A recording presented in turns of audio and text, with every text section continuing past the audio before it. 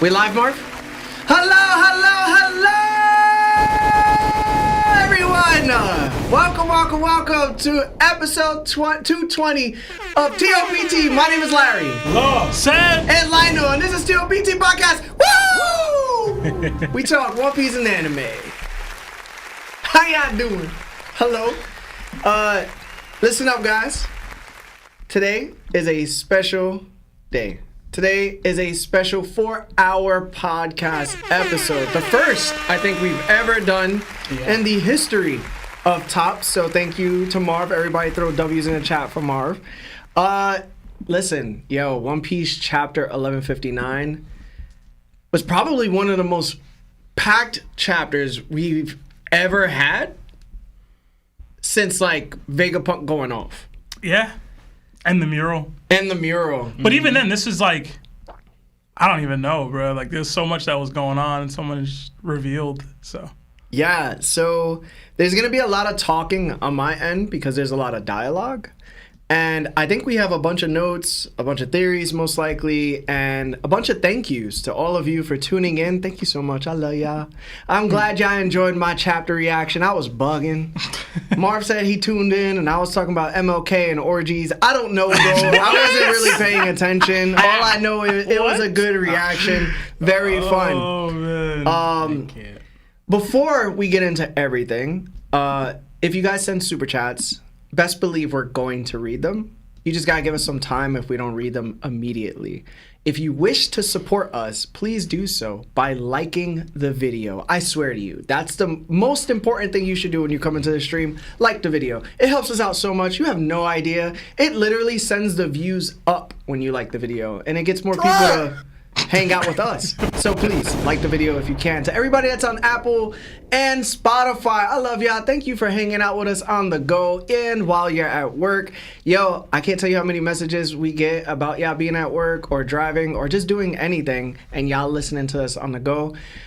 We're so favored. Thank you so much. And last but not least, this Wednesday, me and Sebastian are going to be heading out to LA. We're going to be collabing with RTTV, and it's going to be like a really cool, I think maybe 2 to 3 hour show. We're going to show up at their studio, and it's going to be a good time. So I hope you guys are ready for that. It's going to be very, very nice. I can't wait to meet those gentlemen, and I can't wait to just kill it with Seb, like we always do. So yeah, man, should be dope. It's going to be really, really fun. And we're only going to be there like a day, though. That's really it. I was actually asking Shmeem where they were located because I wanted to like see collab with them too? Since they're in the area. Hey, man. And they were like, "Oh, we're in San Diego. It's like 2 hours away." So I was like, "Oh." I mean, Seb is already like, "Yo, let's just go anyway." Bruh, my schedule's crazy right now, bruh. I can't even think about it. I'm with whatever though. Yeah, nah, that's how you've always been. Pause. Yeah, I mean. Don't be laughing, Law. You said pause for like no reason. You gotta experience stuff, man. You gotta experience stuff. But anyway, Seb and the pod has received some gifts from a fan. Yeah. Happens to be a brother of ours, basically. So, Lawrence has the responsibility. There you go, Lawrence. Pass me the knife. They didn't trust me with the blade, apparently. But we're gonna open some P.O. box gifts that was given to Seb. Yeah, I gotta read this letter. Yeah, you wanna read it? I'll read that first. Oh my god. There's no way you ripped it, bro. It's alright. Don't worry about it. I took a picture of it. It's alright. It's okay. I took a picture of the letter, What's bro. wrong with you? Why would you grab it like that? Listen, it was already cooked, bro. It was already cooked. Don't worry about it. Lawrence, give me the Aaron, my fault. cutter, bro. Give my fault. Jesus. Listen, wrong with you? the letter was cooked, bro. Wait, you got it? Yeah, I got a Alright. picture of it. Yeah, just in case, bro. See, I'll be prepared. I'll be prepared, bro. You're terrible. Do you want to read the letter? Or you want me to read it? No, you could read it. All right. Do you want the letter? It's not that badly ripped. All Maybe right. it's easier for you to see. Yeah, it'll be easier for me to see like All this. right. All right. Terrible. So sorry. Oh, man.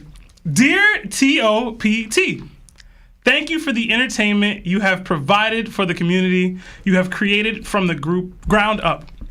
We can't thank you guys enough. I've had a pretty rough couple of years, plus dreaded the days I had to go to work at a warehouse. Once my boy Terrence, or TC, put me onto your content, I could not believe I found myself looking forward to Mondays of all days. This artwork is to show my appreciation and my support for all the work Larry, Sebastian, Lawrence, Lionel, and Marv put into this pod. I hope you like it. Marv, sorry I didn't get a chance to make you one, but if you'd like a portrait on the house, let me know. I also want to thank Oda for making One Piece so that we can enjoy this creative journey and meet each other along the way to find out what the One Piece is together. As Nakama. Jana, hashtag road to 1 million, signed, that ain't A/Aaron creates. All right, so thank you so much, Aaron. Thank you so much. I linked up with Aaron. I got mine already. I opened it. I saw it. It was so fire. I was mad hyped about it. What? Why did you open it? He Why told can't- me he wanted me to. Oh, he Yeah, wanted like I okay. filmed content for him in that way. All right. You should have did that first. All right. What you mean? But y'all open y'all's. Well, not that one. That's Lionel's.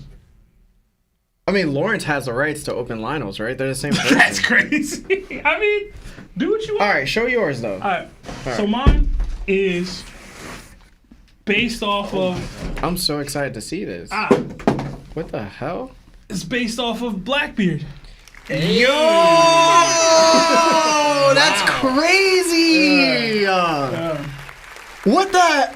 Yeah, bro. Yo! That looks incredible, bro. Let me see. Yeah, it's pretty dope, right? I was shocked. I was like, what? Oh. Yeah, Okay. I see the glare. Hold on. Let me. It's strong. Yo! Yeah. Yo, turn this way, Seb. Turn like this way. Yo! That's great. You look like Blackbeard's kid. Yeah. Yo, this is amazing. Yeah, man. If y'all want What work the done, hell? if y'all want work done like this, styled characters like this, portrait styles with y'all and your favorite characters of One Piece or whatever anime, I know he does a lot more. Yo. Is it's Aaron Creates or That Ain't A. He's super fire. He's already putting out content on Instagram, YouTube. He says that we're one of his inspirations. Shonen Showdown, Life with Anime are some of his inspirations. Oh so my god, it was we gotta super show dope, Shonen man. this, Yeah, bro. and the boys. Yeah, bro. Yo, I want to see Lawrence's. Yeah, man. Why not yours? Put on. Lawrence, come on, bro. We know you want to see yours. I know. Of course, I want to see mine. I want to see everybody's. Here. All right, so I yeah, like how he did the name. You see how he did the name Wait, they he ain't gonna put- see all that. Oh, he put law. with the That's way he do it. amazing. It's almost like graffiti. But Yo, open yours, They bro. say he made my hairline too crisp. Yo, that's crazy. They called you Davy D. Sebi. Yeah, bro. That's a good I name. saw Beans Beard. Bean beard? Bean Beard. I love it. Oh man. Yeah, That's I do believe crazy. he is on Twitter. I don't have his like handles for real. I should probably text. Lawrence, you could probably just open it through the top. You just cut the top open and flip the lid and just push it Oh out. yeah, you're right. Nah, it's like taped to the middle. No, it's not. Yeah, it is, bro. Nah, you right. No, I think I can do that. Hey, he opened it through the middle. Yo! Yo! That's fire! What the hell? No, hold on. Bring it towards Seb. Yeah, Seb, bro. can you hold I it? got you. Without the glare? Yeah, bro. Yo, It's so tough, bro. I It's love this, so bro. tough. This is absolutely amazing. That's crazy. Yeah, there we go. I hope that's in the camera. Yo, I am so impressed. This is insane. Yeah, bro. He said that his favorite one was Lawrence's. Yeah? Yeah, he said that. That's tough. I like how they put they laugh. Yeah, they You know what I'm laughed, saying? bro. We laugh, you know. Yo, you guys gotta hang this up. Always. I already put mine up. Yo, like, can we bro. see Lionel's? Yo, That's something. I mean, we should open how Lionel's, do you bro. think Lionel would feel Yo, away? he made my beard better than it looks like in real life. Yo, my I mean, he cleaned my hairline This up is too, bro. crazy. Hold on. This is actually nuts. Yeah. Are you on FaceTime, Lionel? Yeah. Yo, honestly, I'm gonna he said ask he wasn't. him. He said he couldn't came. I wasn't feeling bad. Should you tell him to come through? No, he said he was sickly. But he said I heard his way. He didn't sound that bad. It's too late for that now, bro. I ain't gonna lie to you. You know he ain't gonna pick up. He not. It's just this twin behavior, bro. I feel like he wouldn't mind if we opened it. I don't think though. he's mine. Nah, he was not gonna care. No, he wouldn't care, right? All right. So Lionel's character was Luffy, and I don't know. Luffy has a lot of iconic poses, so I don't know which one he's going If with. you go with Nika, Luke, Yo! let's go. It's so tough, man. Yo, this is tough. I love it. Yeah. He's got. He's doing even- the funny. His behind Lionel. That's Yo, Yo, good. this good, is to bro. a T, bro. He's got the gap Yo. and everything, bro. like Yeah, even and the facial hair. And Lionel's jaw, like because Yeah. it looks like that. That's Yo, you gotta crazy. show Pops and Madre this, bro. Yeah. So dope, bro. This is so cool. Yo, thank you. So this is absolutely amazing, bro. Yo, this is nuts. He said Lionel, or however it's spelled. This is amazing. Yo, you gotta show Lionel, Law. You Yo, gotta show Lionel. This is insane. Sebs, this is your box. Yo, technically, since he's my shadow clone, they're both mine. Okay. Low key, right? Yeah. Lawrence, let me get the box cutter. Just slide it. Yo, this is insane. I'm so impressed.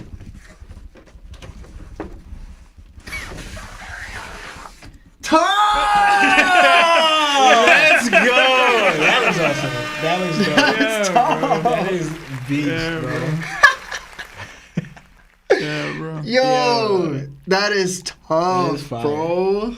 And look at you got my watch. It says top Mondays at 6 p.m. Eastern time. That's tough. Hey, That's tough. That's I like that. Damn. He made my beard connect. Yo. Listen, man. You making wonders happen out here. Yo, bro. this is crazy. I'm definitely showing my lady this, bro. She's gonna bug out. She's gonna be like, what the hell? This is amazing. Yo, wow. Yeah, this is actually fire. Yeah, I Alright. put mine above my bookshelf. That's so Yeah, this is great. All right, so what do we gotta say thank you to this guy. Yeah, man. So his message was he made us something. This was his thing. Hard years. He said hard years. Yeah. I mean, I won't get into all that. We kind of talked a little bit when we met Okay. up. Some stuff going on, family Uh-huh. stuff. So it was. Lawrence, Mm.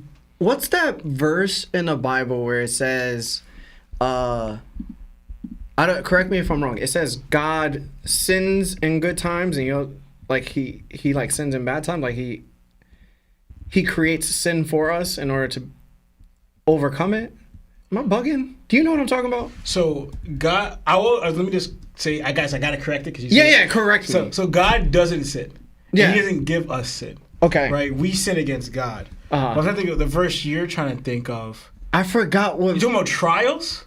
trials. It's something around trials. So you're thinking of trials, and I'm pretty sure that's in It's like I know it's not what happened. It's like in James. But so do you want me to read it or no? I mean, just to give it to him. Well, so it talks about like how one God doesn't try anyone. Right? God doesn't try anyone. That's what the scriptures say, right? And he cannot be tried, right? But it talks about like I guess you're trying to find encouragement, but it talks about how each person is drawn out, enticed by their own desire, right? And it's just like so we kind of which could lead to sin, but he gives us a way out of it. You know, God gives us a way out of those trials. That's what I was trying to say. Okay. Yeah, that's what I was trying to say. Yeah. So there, even though you may feel as if things aren't going right for a long time, through your own way of being and just pushing for things to be better, they eventually will be better. Okay? It's never, the storm doesn't always last forever. And I think, you know, even with the talent that you have, right? Like, there's a reason why you're in this position to even contact Seb and deliver us these amazing things that you just gave us. Like, without a doubt, that has to mean something.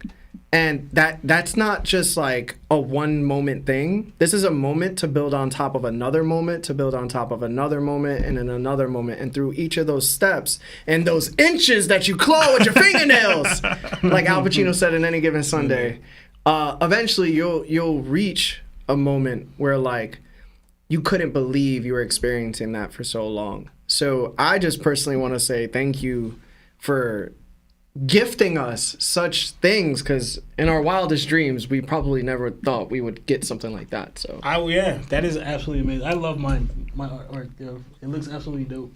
Yeah, I love this, bro. Yeah, it was pretty dope. But yeah, again, guys, it's Aaron Creates, and that ain't A is his like content creator name, but when he's creating his artwork, it's Aaron Creates. So look for him. I know he's on Instagram. I know he's on Twitter. I think he's in our Discord as well. I think he was on a jump in a call, like when we doing the call streams a little bit ago. Yeah.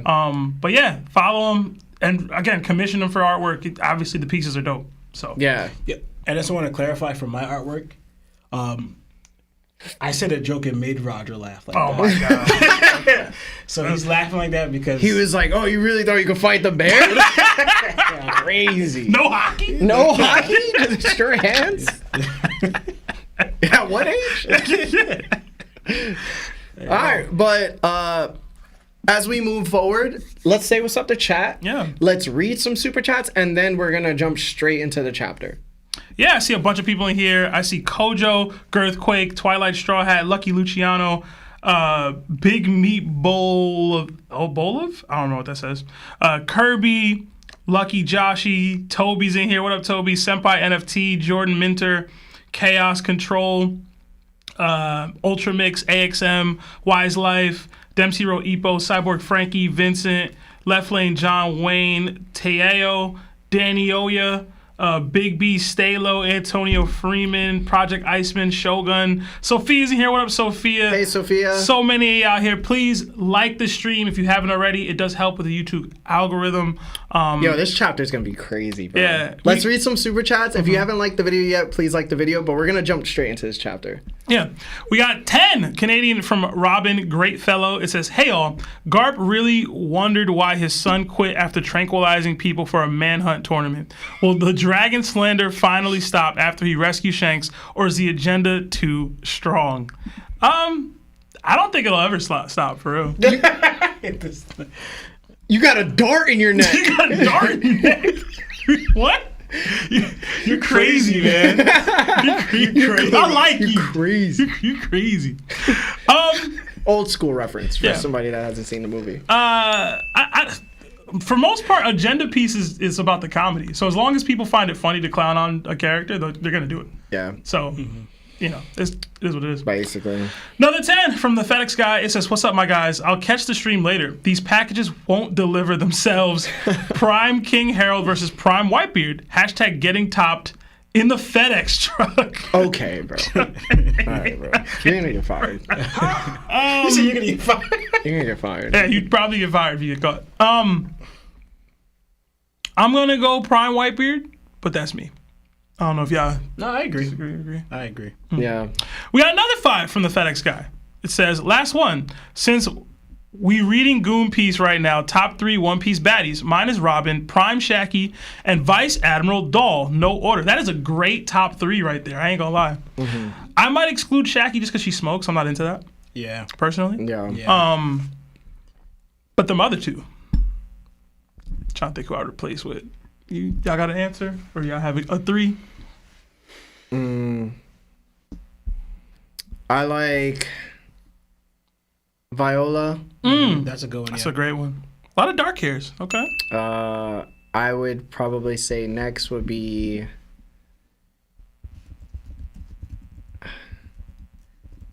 Scarlet. You remember? Yeah, Rebecca's mom. Rebecca's right? mom. Yeah. Okay. And then I would go with Boa Hancock. Okay. I need somebody overly obsessed with me to the point where like it's creepy. Okay. Honorable mention to Baccarat from One Piece Film Gold. She was fire. She was super fire. Okay. I know Lawrence probably isn't gonna. I give Jackass takes. Yeah. We got another. Nakama joined the ship, and Mr. Weibo enjoy all the emojis that come with being a Nakama. Same with actual Juicer. We got another 10 from Franco Cervantes. I know it's early, but as you discuss this chapter, please answer 3 questions to the community. 1, is that Shanks' dying mother at the end? 2, Yes. is Teach the only Davy? 3, No. is this why he can't sleep? Probably. Trauma's one hell of a thing. But. Yeah, I'll say that. I agree with Larry on the first 2 answers as well. I'm not sure about the not sleeping one. I didn't think of that. But I definitely think that was Shanks and Shamrock's mom. Yeah, there's 2 different places. Yeah, and then within it. we can get more into the specifics as the chapter goes on. Yeah, we're gonna get into as that. far as the number of Davies on this island. But yeah, we'll get into that. And so yeah, I agree with those answers too. Yeah. And another 5 from Wise Life. It says Larry crashing out on Shakky was hilarious. More likely for Dragon to have a moment like Marineford Luffy or Marineford Kobe at God Valley. Hashtag mukbang law. Hashtag I will not admit defeat. More like Kobe at Marineford. Just during that moment. If Oda can find a way to do both, that would be great. Yeah. That would do a lot for Dragon's character. The thing is, right now, even if he is a conqueror, there's what's on this island right now is absolutely nuts. There's almost like I could probably say like 15 conquerors. Almost. I'm gonna say this. We're gonna get to Dragon stuff. Anything that happens for Dragon, I will view as a positive, even if he doesn't look great. Because, because bro, it's a lot happening. It's a lot, bro. Someone said, "Is this?" Because someone said, "Right." It's in a way, obviously, it's not the same situation, but it's worse than Luffy and Marineford War. It's shoot. You know what I'm saying? Yeah, No, it's way worse. Yeah, bro. Yeah. Bro. Like you're so out of depth at this time. I wouldn't be surprised if admirals pull up. I'm gonna be honest. I really don't. Bro. I wouldn't be surprised. I'm an African. What they gonna do? Garp is. Yeah, he would be the admiral equivalent. We'll talk about it. We'll talk about it. Let's hit like 5 more super chats, and then we'll go straight into the chat. All right. We got another 2 Nakama joined the ship in Tiao and Nico's. I can't read your last name. It's probably Greek though, based off what I'm seeing here. But welcome. Enjoy all the emojis. It says another $2 from Nico87. Top 3 characters. Marv 2. Mine's Whitebeard, Rocks, and Zoro. I'll just do the cheesy answer. Luffy, Zoro, Sanji. Doflamingo in there somewhere. I'll probably drop Zoro for that. Marv? I'll say Frankie, Brook, Sanji. Is it Straw Hats only, or you guys are just doing Straw Hats? I just thought of. Oh, okay. Law? I got Roger, Shanks, and I can't decide on my third. Okay. Rocks, Ace, and L.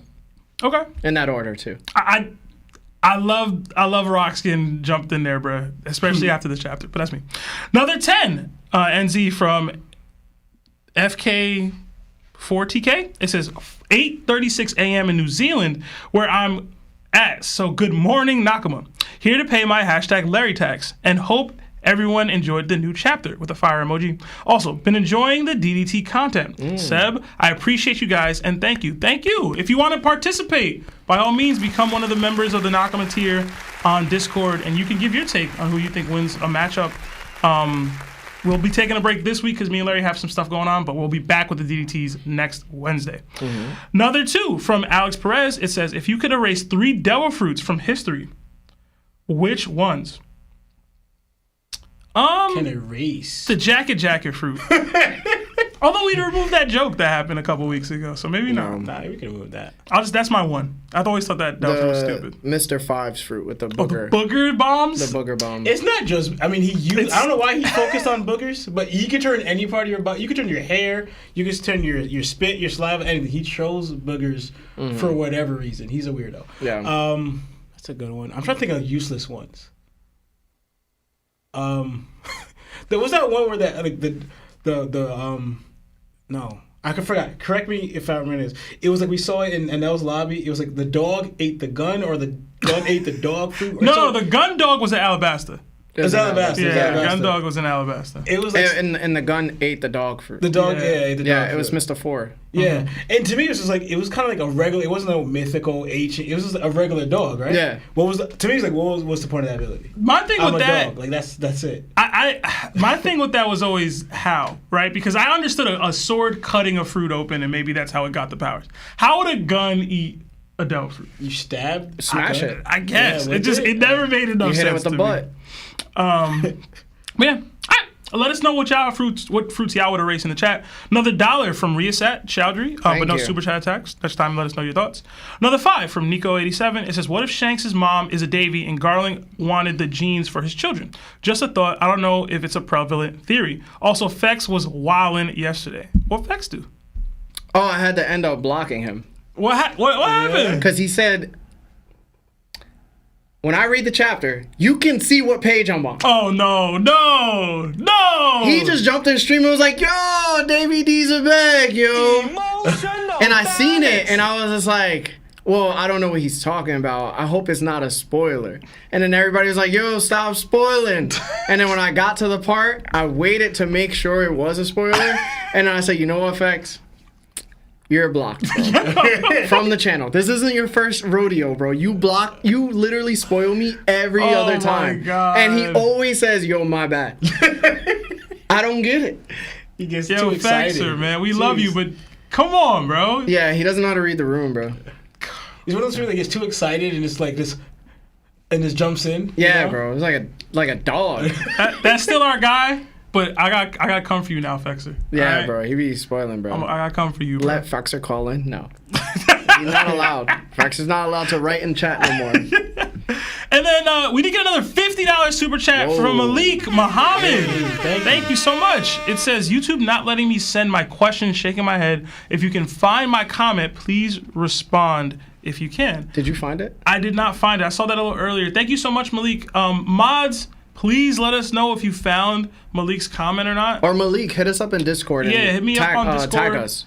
Tag us, or just however you guys can find it, please. You don't have to super chat again. Yeah, that's to crazy. say the comment. But thank you so much for the huge 50 dono. That's crazy. Yeah. Guys, Thank leave you. Fexer alone. I know you be messing up. Don't shade Fexer in the chat. Yeah. Yeah. Love Fex. Yeah. All right. Guys, are you ready to get into this chapter? Yes, sir. Let's get it. Okay. Beware, everybody. There's mad dialogue. So if I'm talking for a little bit, I am so sorry. If you haven't already, please like the video. It helps us out so much.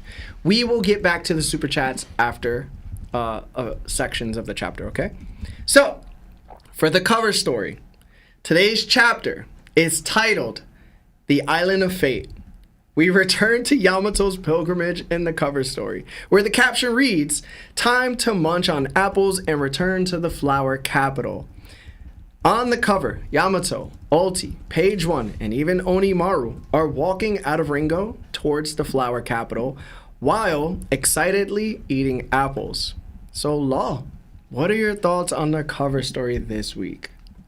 I literally have like nothing. The only thing I just mentioned is that it is crazy how seeing Page 1 and Ulti just so, I don't know how to put it. Innocent, because I guess I said this a while back where a lot of times the captain sets the tone or shaped how the crew kind of their temperament are, or their attitudes or their mindset towards things, because they look so much more menacing and like battle hungry, like and evil on Kaido's crew, right? Yeah. Now you see them here with Yamato, and it's like they look not like peace loving, but it's like innocent, docile. They're chewing on apples. She's acting all girly and everything, and they're just chilling there. Kind of should be like now, since they're like, in a way following someone new who has a different attitude than Kaido, their attitude completely changed, showing that a lot of times, if you're following your whatever the captain's showing in the One Piece world, the crew mimics with how the captain's runs his ship or whatever. But that's mostly what I had there. I had nothing. All right, Sab. skip. It was good while it lasted. Yeah, that's all I'm gonna say. It was good while I have nothing to say. It was good while it lasted. Shout out to the last two cover stories that were just really good, I guess. Shout out to Yamato, yo. She a baddie. All right, let's go. Yeah. All right, 5 super chats, and then we'll go right back into the next one. I ain't have nothing, bro. Why did he put that in the cover story again? Why not do something else? The one thing I guess is if she gets back to that place, that's the end. Like that signifies that it's over. I guess. I don't know. That's the only thing I don't know, bro. But we got another 15 months at Nakama status from Just Call Me Scott. It says, shout out to Fexer in the Shadow Realm. Hashtag law for Papa Gu. Oh man. Another 5 from Dopey. It says, can I get a shirt that says Lord Larry's in the front and in the back says, because I got nothing better to do. Hashtag Lord Larry. Hashtag Larry tags. Lord Larry's crazy. Terrible. Another 5 from Colgate Max Fresh Ultra Freeze. I'm glad God Valley isn't just about Shakky. And Oda gave Rocks a worthy cause to lose his life for. Hashtag we talking about the meat itself. Hashtag Lionel crazy for that. What? What? He said something like that, I think like 2 episodes ago. I don't remember that. Another 5 from Andrew C. Whose hairline y'all think is worse, Vegeta's or Stephen A. Smith's? Stephen A.'s. Vegeta's. Nah, Are you insane? Yo. Vegeta's Widow Peak is beyond the Widow Peak. But it's legendary, though. And his head is mad big.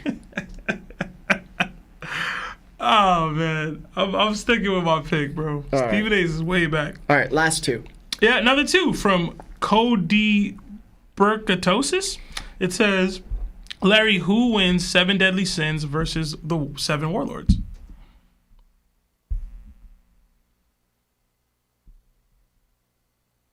Seven Deadly Sins. Because they got Meliodas. And where I am currently right now in the anime, if Meliodas taps into like his true form when he was the leader of the 10 Commandments, there's nothing they could really do to him. Okay. Which is crazy to say, but it's true. I don't know enough about the series to comment. Yeah. We get another 5 from Alan Wells. It says, we're witnessing the bad timeline where Xebec lost. In the good timeline, Harold and Roger sided with him and happily ever after, basically, with a crying emoji. That's a different thought process. Yeah. I'll say that. Maybe for Xebec. You said Harold and who sided with Roger. him? Roger sided with All him. right. Yeah. Guys, ready to actually get into the chapter. Yeah. If you guys haven't liked the video yet, please like it. All right. The chapter opens up 39 years ago on Pirate Island, in the middle of a raging storm. Chaos erupts across the island as someone shouts, asking if every corner has been searched. We then get a close-up reveal. Rock's pirate Don Marlon has been taken out. He was part of the previous night's security team, and the entire unit was wiped out. Pirates mutter in disbelief that even Don Marlon couldn't protect her. No one can fathom who could have pulled this off. When Rocks and Whitebeard discover that the woman left unprotected was none other than Shakky, their fury ignites. Shakky has been kidnapped from Pirate Island.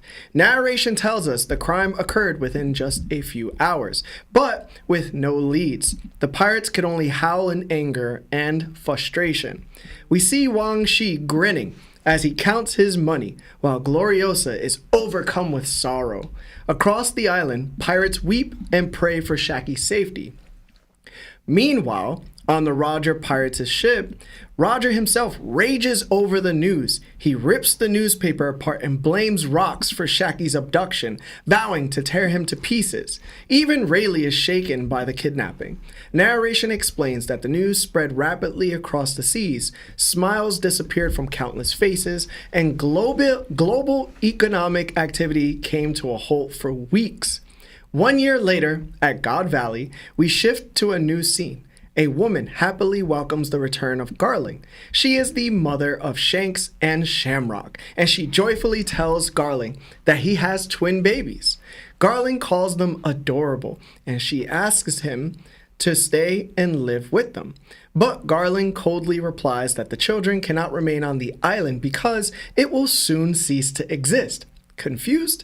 She questions him further, only for Garling to reveal he already arranged for a proper wife, one he will claim after winning an upcoming competition.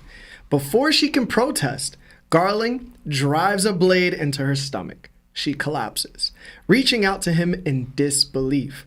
Calmly, Garling contacts the Navy through a Den Mushi, ordering them to begin their preparations. Soon after, the Navy disembarks onto God Valley. The citizens, unsure of what's happening, wonder if a dangerous criminal has infiltrated the island. They retreat indoors to protect their families. Orders are then given. The Navy is to use only tranquilizer rounds on civilians and to apprehend any who dare not resist. So, Seb, talk to us, man. What'd you think about the beginning of this chapter? Oh, man. R.I.P. to a real one, bro. Oh, man. So much went through my mind to start this chapter off. I'll start. Don Marlin's face looked like Don Vito from The Godfather when he got shot up at the fruit stand. I don't know if you guys remember The Godfather, but there's a moment where Don Vito's like falling on the car and he makes a face. That's the face I saw immediately when I saw that. And it's similar because Don Vito was betrayed by Paulie, who called in sick to allow for that hit to happen. Wang Ji also seemingly took money to sell out Shakky while Rox was away. Vito survived. Don Marlin did not. R.I.P. to a legend. I had a whole Don Marlin theory comparing him and Dufel to Lucky Luciano and Meyer Lansky from real-life mob fame, but I guess we never get into that one. Guess we'll never know. Guess we'll never know. I guess we do know. It just didn't happen. Yeah. It looks like Wang Ji is a traitor. Yeah. I wonder if it was just for money or part of a bigger plot to later become the ruler of Pirate Island. Either way, celebrating with the money like that is wild. Yeah, bro. It's like, I hope he's not out in the open just counting the cash. Like, what are you doing? I'm running things. So this is an issue I brought up a while ago about the crew dynamics. Like Rox has set up, like there just isn't enough true loyalty to him and enough respect for him as captain to prevent betrayals like this from happening in general, right? Like members have said before that the crew is a ticking time bomb.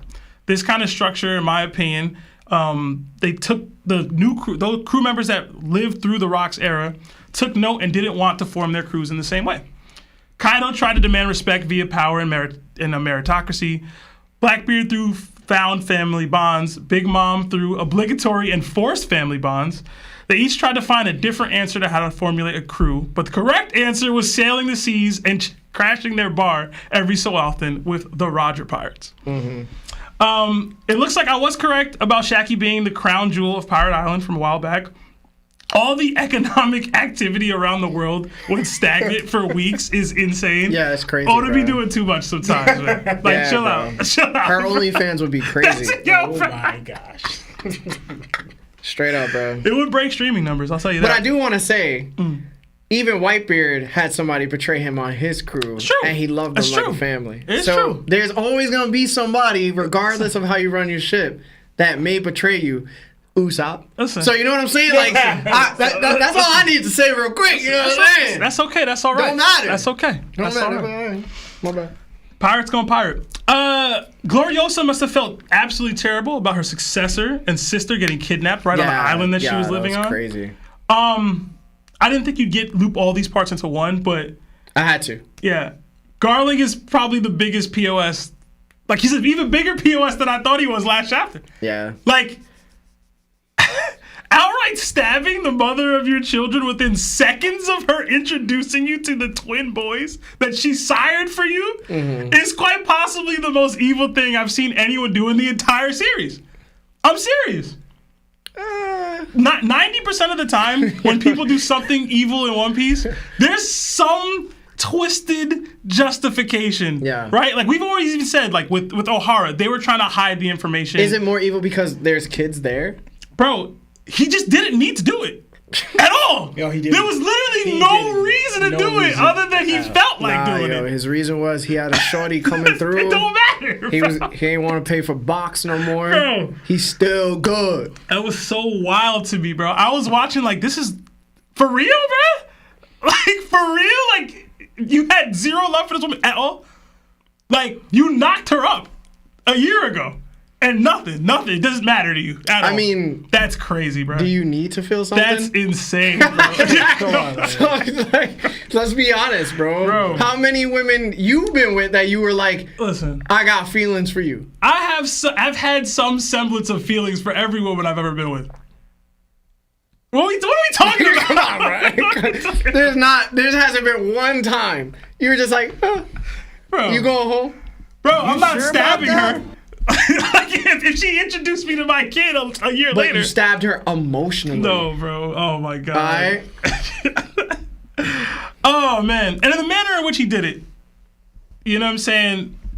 Telling her he's found a more befitting wife for him. Game is game. She clearly loves this man.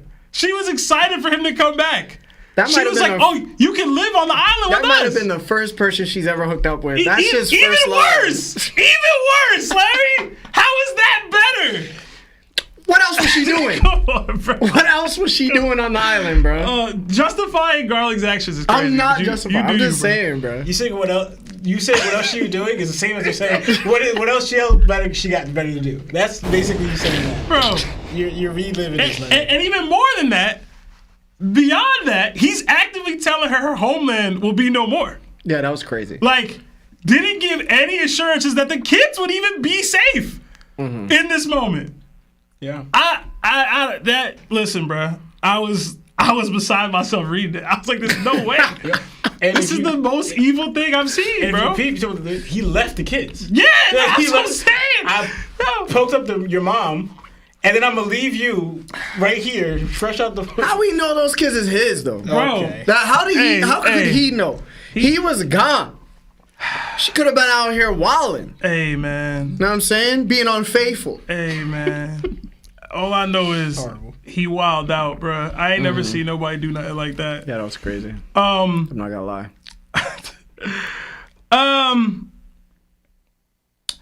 And then he gives the orders to begin the preparations.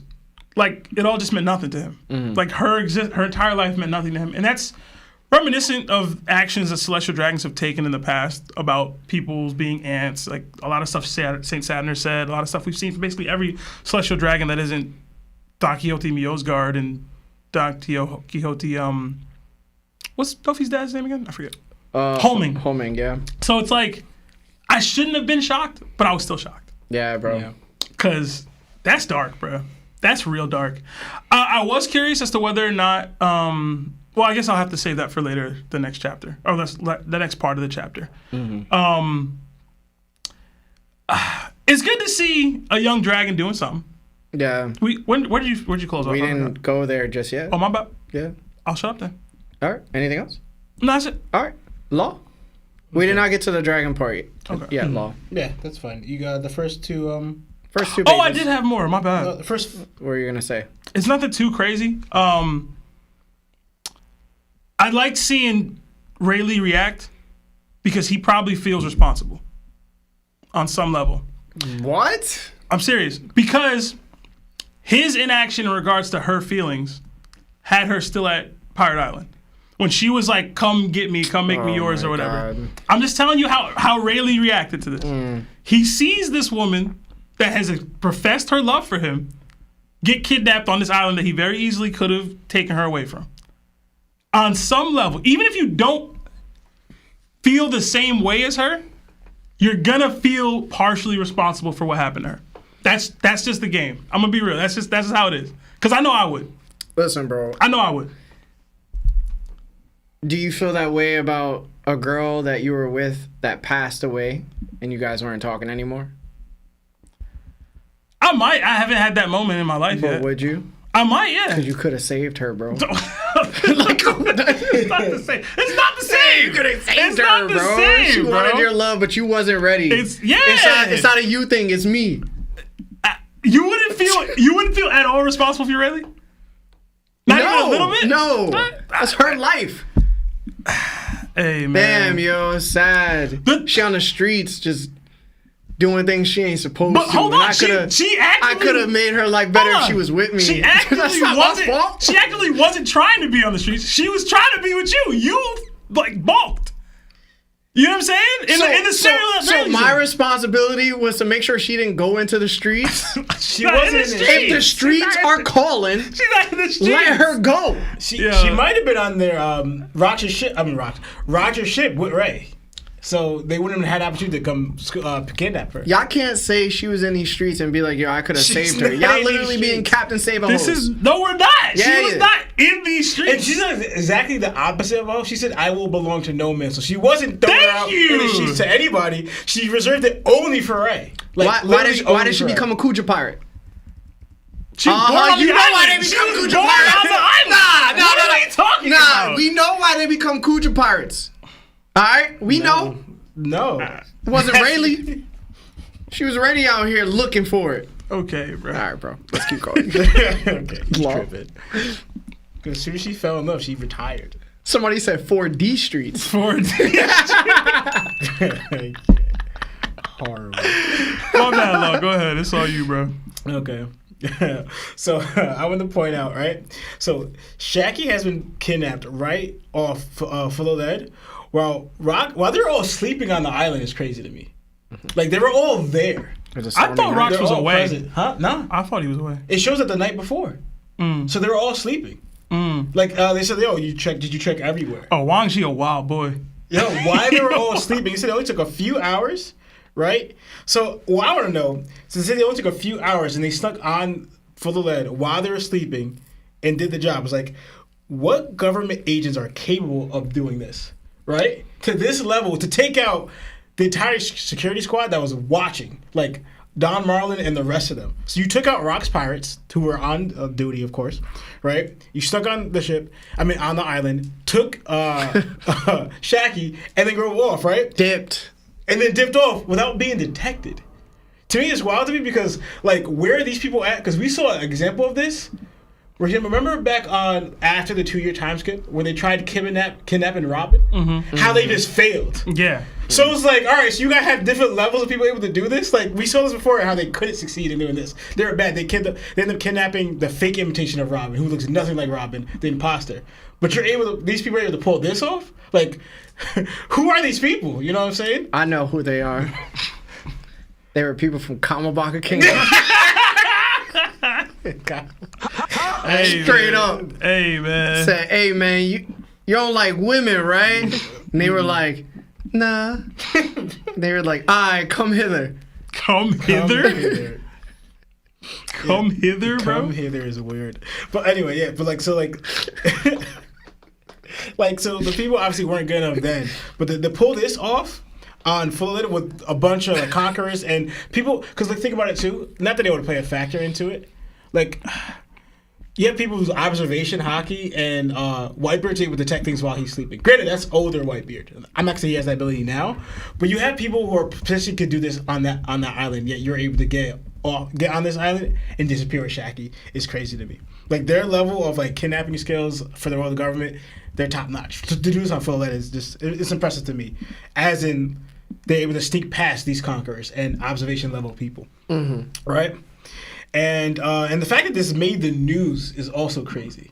Like, so it's just like, yo, though, you know, the world's most beautiful woman got kidnapped on Full Lead, and they spread that like wildfire, like all over the world. They spread that news to the fact that like so much that economic business shut down. Yeah, bro. You know, so it's like she's that much impactful to the world that the entire economic world could shut down, and that her getting kidnapped by who knows what makes the news that everyone sees it is crazy to me. Like Oda hyping Shakky up to like this whole new level of like the most beautiful woman in the world is crazy to me, right? And I'll get to that other part later. But yeah, so then also Roger reading it on the newspaper, like I was talking about, and holding Rox accountable for it is funny as heck to me. It made me think, was this part of the cause of why they battled in God Valley? It's like, it's your fault she's here. Like, you know what I'm saying? Because like it led to like, because we all know, yeah. I mean, we could assume so, right? Yeah. Because he still wasn't trying for her. Yeah. Wait. No. So this is different. That situation is different because, again, anyway, we don't have to get into that with the whole Ray and everything, right? Because also, too, mentioning what you're mentioning here, I don't fully believe that Ray believed himself as accountable. I think it's more like, you know, you kind of have feelings for someone, then you realize you could lose them in, like, them passing. Like, yo, they'll be gone forever. That's what I felt when Ray was looking at Shakky. Because, like, it's just like, yo, she just got kidnapped by who knows what or who, right? And it's like that theory, yo, I'm never going to see her again. She's gone. She just confessed her love for me, and she's gone now. Like, I don't know where. So I'm thinking, like, yo, I just lost her forever. You know? So I think that was what he was feeling. It could be part of it. He felt responsible. I think also part of it was like, I just lost this woman forever. So it was like kind of, that could draw us a different type of emotion where like, you want to see her. You want to save her if you could. Right? And so I gotta admit, okay, so I was wrong about Garling maybe not being Shanks and Shamrock's father. I said in the last episode. Yeah, that was wildin', bro. Yeah. I was so confused. So the only reason I said it is because the way the wording wise, I kind of also read it as their father not being around through like passing. Yeah. You know, like it also mean like not on the island, which Shamrock wasn't. I mean, Garling wasn't, which I understood too. But I thought the possibility. I wonder if it meant like because the way he said we're gonna be here because he's no longer around. Kind of it gave the evidence where they didn't expect Garling or whoever the father was to ever come back. That's what I thought. You know? I don't think so, bro. No. I'm just explaining. That's my thought. No, like, what do you mean? I don't think so, bro. That's what I thought. The way they worded it is like, all right, your thought. Because even too, when she sees Garling, she says, "Oh, like kind of shocked. You're back. I'm so happy you're back." They kind of really didn't believe that he was gonna come back. You know? So I thought, all right, it could have been that, and why I didn't believe that, right? So, and I should have expected it like Sebastian, but I didn't. It caught me off guard when Garling just cut her down just like that. It's so crazy because you look at him, he even says, oh, when he sees the twins, finds out he has twins, oh, they're adorable, right? And then the way she responds to Garling, too, it shows that he was showing, like, this fake side of him, so to speak. This attempt, because Don't all of us guys do that? No. I'm joking. I can't with you. We all play the part. He showed this side of her because like she wanted to live with him. He said, "Oh, they're adorable and all this like this kind of this charismatic, this charming, this friendly, this lovable guy." That's what he showed, right, to her, right. And then soon as it's kind of like, and it showed the kind of thing what the Sister Dragons kind of do is how they view people in general, not just women. They view people as like their playthings, right? So what are you looking at me like that for? Let me ask you a question. You ever laughed at a girl's joke a little too hard? Come on, bro. I laugh hard in general. No. I Like, laugh hard in general. She said a bad joke and you were like, yeah, that was mad funny. That's not the same, bro. I don't know, bro. That is not That's the same. manipulative, These bro. analogies are terrible. These are bad. Even if I did do that, that's It's not bad, the same. bro. That's not the same You're as being fake, pretending. bro. He legit pretended that he cared about her. He legit pretended that, oh yeah, I'm a loving father or I'm a loving husband. Come live. What if he never did any of that? What if he literally just got a drink, hit, and was like, all right, yo, I gotta go somewhere, and didn't come back? No, the proof right there. He could have been a really good guy. No. During that portion of Pretending he was. Because if he was, he wouldn't have really. Well, we don't know this down. woman. We don't know what she's into. Yeah, man. But Okay, what? Really? no, She could we be don't. into mistreatment. We don't know none of that. Trauma's one hell I'm of a not thing, bro. agreeing with what Larry's saying. I'm just saying It's I don't know this possible, woman. though. I It don't know sounds what like she's you are. into. It sounds like No. Yo, sounds like listen, you are. bro. Listen, bro. All Stop. I'm saying is, yo, sometimes women like to be treated not correctly, Okay, right? okay. And maybe that was what she saw in Garling, and you know, then she was like, oh, he's really like this. This was a mistake, and then bam.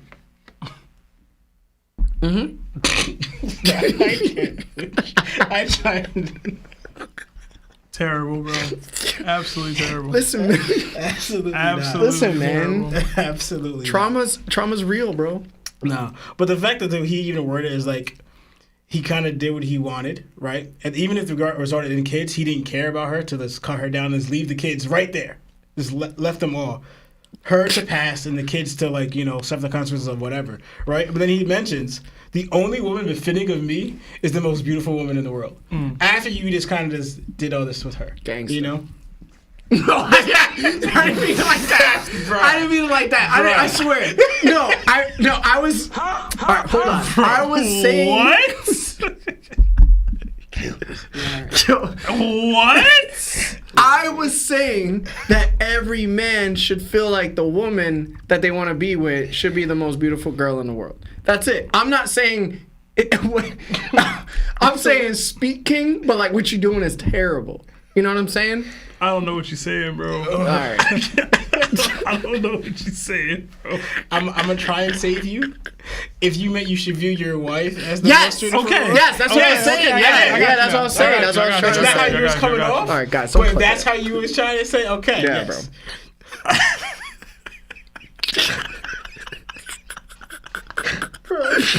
I can't. Yo, just go, bro. All right. Just go, bro. Okay. So I reached as far as I wanted to say here. I can't with you, Larry. Oh my gosh. It's terrible. I'm done. I'm tearing. Are you done for real though? Yeah, I'm done for All right. My turn. All right. The time has come, gentlemen. Within just a few pages of this chapter, I literally threw my pillow from the couch against the wall during my reaction. Why? Because the reason we were given for Rox and his crew going to God Valley was exactly what many predicted. Shakky being kidnapped from Pirate Island. And I hated it. I hated it so much because I've been very vocal about how ridiculous this reasoning would be that Rox would risk everything for one person who doesn't truly matter to him. I was on the fence even with the explanation that Rox was invaded. That alone wasn't enough for me either. Even if you argued that it didn't matter what specifically happened to Rox, the point was that he was taken advantage of, and that should have been enough reason to justify his downfall was preposterous to me. But no, instead Rox apparently didn't care about the invasion or the crew member who was taken out. His focus is entirely focused on Shakky and saving her, and everyone is expected to follow him. The regret I felt knowing I'd have to come onto this podcast and hear Sebastian chew me out while Lawrence sits back in his best Doflamingo pose, laughing at my agonizing descent, ruined my entire experience of this podcast episode before it even started. I swear to you. Oh man, what a terrible feeling. What a terrible beginning to the chapter. So congrats to these guys for winning the battle, but not the war. I'll get into what that means a little later. Next, I want to touch on Don Marlon and Wang Shi. If Capone Beige's father really is Don Marlon, that would mean Beige lost his dad at just the age of 3. Now, I don't think Marlon was one of the powerhouse names among the Rox Pirates, but I also can't imagine him being any weaker than like Snack on Big Mom's crew. So, at the very least, whoever took him down had to be recognizable or a competent figure, in my opinion. But here's where it gets interesting. How can we really even be sure what really happened when the traitor within the Rox Pirates has finally been revealed as Wang Shi? Sebastian thought it could have been anyone. Big Mom, Silver Axe, Don Marlon, Stussy, and of course, the big one was, he said, Captain John. And while Captain John would have been the most intriguing pick, I'm actually glad that theory didn't pan out. I love the idea of Captain John serving as Rox's right-hand man. Where am I? Oh, serving as Rox's right-hand man. It just makes sense for Rox. So when it was confirmed that Wang Shi was the traitor, I found it extremely satisfying. I mean, this is the same guy who earlier tried to take out Kaido and Whitebeard during the raid on the treasury with Shakky. To me, it's classic Oda, conditioning us to look into the deepest twists when sometimes it's like right in our face. And you know, I've got to give some credit to Blackbeard, right? Think about it. This man probably knows the truth about what happened with Rox and who betrayed the crew. It's not a stretch to imagine Blackbeard targeting Wang Shi specifically. Taking back the island Wang Shi had stolen and absolutely wrecking him. If that's the case, this is honestly the first time I looked at Blackbeard in such a positive light. I'd respect the hell out of him for that, to be honest. I mean, how cool would it be if that's been one of his intentions all along? Personality-wise, that would be a major Blackbeard upgrade, in my opinion. Now on to the Roger conversation. Last episode, I was completely gaslit. I was told that Roger, despite Rayleigh openly saying he didn't want to be tied down, but still had temptations for Shakky, even though she wanted only Rayleigh, was somehow trying to set Rayleigh up to succeed with her. Apparently, my emotional comprehension was at an L level, and I just didn't get what Roger was really doing with that comment about wishing Rayleigh wasn't on the ship at Shakky's bar. Well, now time has passed and the truth is clear. Roger is the most distraught person on the crew about Shakky being kidnapped, and he's ready to tear rocks to pieces over it. Which, once again, proves I was right. Roger was never stepping aside to give Rayleigh a chance with Shakky. He never stopped going after her himself. He literally called himself her lover boy, and the only reason he wanted Rayleigh around at Shakky's bar was because he didn't want to drink alone.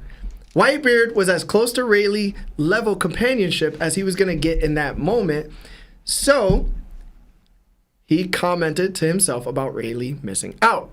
Roger's emotional outburst makes it obvious he still loves Shakky, which means he's also still the worst wingman of all time. For anyone that knows what Breaking Guy Code looks like, well, there it is, clear as day. Prayers up for Rayleigh. He deserved a way better best friend. What? Absolutely. Oh my! We're here again, bro. Absolutely. We're doing this again. Absolutely. Bro, Roger being upset that a woman that he cares about, that he knows personally, was kidnapped is not proof positive that he's an L wingman, bro. L wingman, bro. Come on. no, So I he's agree, supposed Sebastian. to not care? He's supposed to be like, damn, that sucks, bro. Damn, yo. Sucks to suck, Shakky. I guess you didn't love. You didn't have Let's feelings go for me. rescue the love of my life, yo. No, you didn't have feelings for me, so now I have to not care that you got kidnapped. Let's go and are rescue the love of possibly my being life, yo. Toyed with by some random. Come on, bro. Let's Larry. go rescue the love of my life, yo. No, even if she doesn't feel that way, that doesn't make him L. It's because he wants to save a woman that doesn't feel love for him that way, in that romantic way. Because Yeah. she still says, "I love you, Roger," but just not in a romantic way. She legit said that. I love you too, Roger, but just not in a way that she loves Ray. Bro. So Roger feeling this way to go save her is not an L on him. Bro. I can't even believe you said this. Yeah, bro. Like, in what world? Big L for Roger. In dog. what world, Big bro? L still, bro. If Roger would have not cared that Shakky got kidnapped, that would have been Big Yeah. L Roger. That Yeah. would have been him, but lying to himself. Yo, Rayleigh, Also, it you would've want to go been- rescue your girl? But also, it would have showed the type of character he was. It's like, I'm only gonna help you because you have feelings for me. Right. Forget, like that's mad selfish. Like, and they show that like Luffy and Roger are not that way. Just because someone doesn't feel this way, or I'm not gonna benefit from it, doesn't mean that they're not gonna help them out. Like, it would make his character worse if he didn't feel this way and go after her, go save her. I guess, yo. Sometimes you just gotta chase after your man's girl. You yo. gotta be baiting me, bro. You gotta be. He gotta be. There's right. no way. There's no way you think this. Now let's talk about Garling. Okay. I cannot believe how savage this man is. Like, goodness gracious, bro. That's the mother of your children. Having a baby mama is one thing. Child support is another. But straight up murking her while she's still in love with you and doing it right in front of your kids is beyond cruel. And the wildest part, he didn't even see her as useful enough to be a slave. Box must have been trash, huh? Oh my god. Larry. That level of cold-bloodedness shows exactly why he was so close with the Gorosei. He's every bit as sadistic and twisted as they are. Dude even said he special ordered a wife, like women were Cyber Monday Amazon pre-order, like pre-orders. Bruh. Unreal. And I'm honestly mad Oda didn't even give us a face card for her to reveal what she looks like. I wanted to know if she was a baddie. I'm gonna keep it a buck. I actually think we're gonna get it. It's gonna reveal when Dragon is helping her. I think we're gonna get it then. Yeah. So like maybe a few chapters. What really hit me, though, was the Navy's treatment of the God Valley civilians. The trauma they inflicted is devastating if you stop and think about it. Imagine, you're just an average father. The Navy suddenly storms into your city with no warning. You assume there must be a good reason, right? Maybe a dangerous pirate is hiding nearby. So you do what any dad would do. Rush your family inside, lock the doors, tell everyone to stay quiet. Then the Marines come knocking. You expect an explanation, but instead, they try to arrest you. You resist out of confusion, and suddenly they're grabbing your wife and kids too. You shout for them to stop, then feel a tranquilizer dart hit you. As your vision blurs, you watch a Marine gun butt your 5-year-old son in the face while your unconscious wife is crying out for you as she's dragged away. You fight to stay awake but eventually hit the floor. Things turn black as you see your son bleeding and reaching for your help. When you come to, you're in a cage. Your wife's chained beside you. Your son's crying in another cage. And then your little boy turns around, a bullseye painted on his back. You realize you're prisoners. You're prey. You're about to be hunted for sport by the celestial dragons, who's laughing over your demise to win prizes at your family's demise. My God. They really are the worst people in the One Piece world. Yo, that was very graphic and like detailed. Like, Yeah. I don't want to say fanfic because it's really happening, but like you created a scenario that like elaborated what we saw here. Yeah. I like that. Do that more.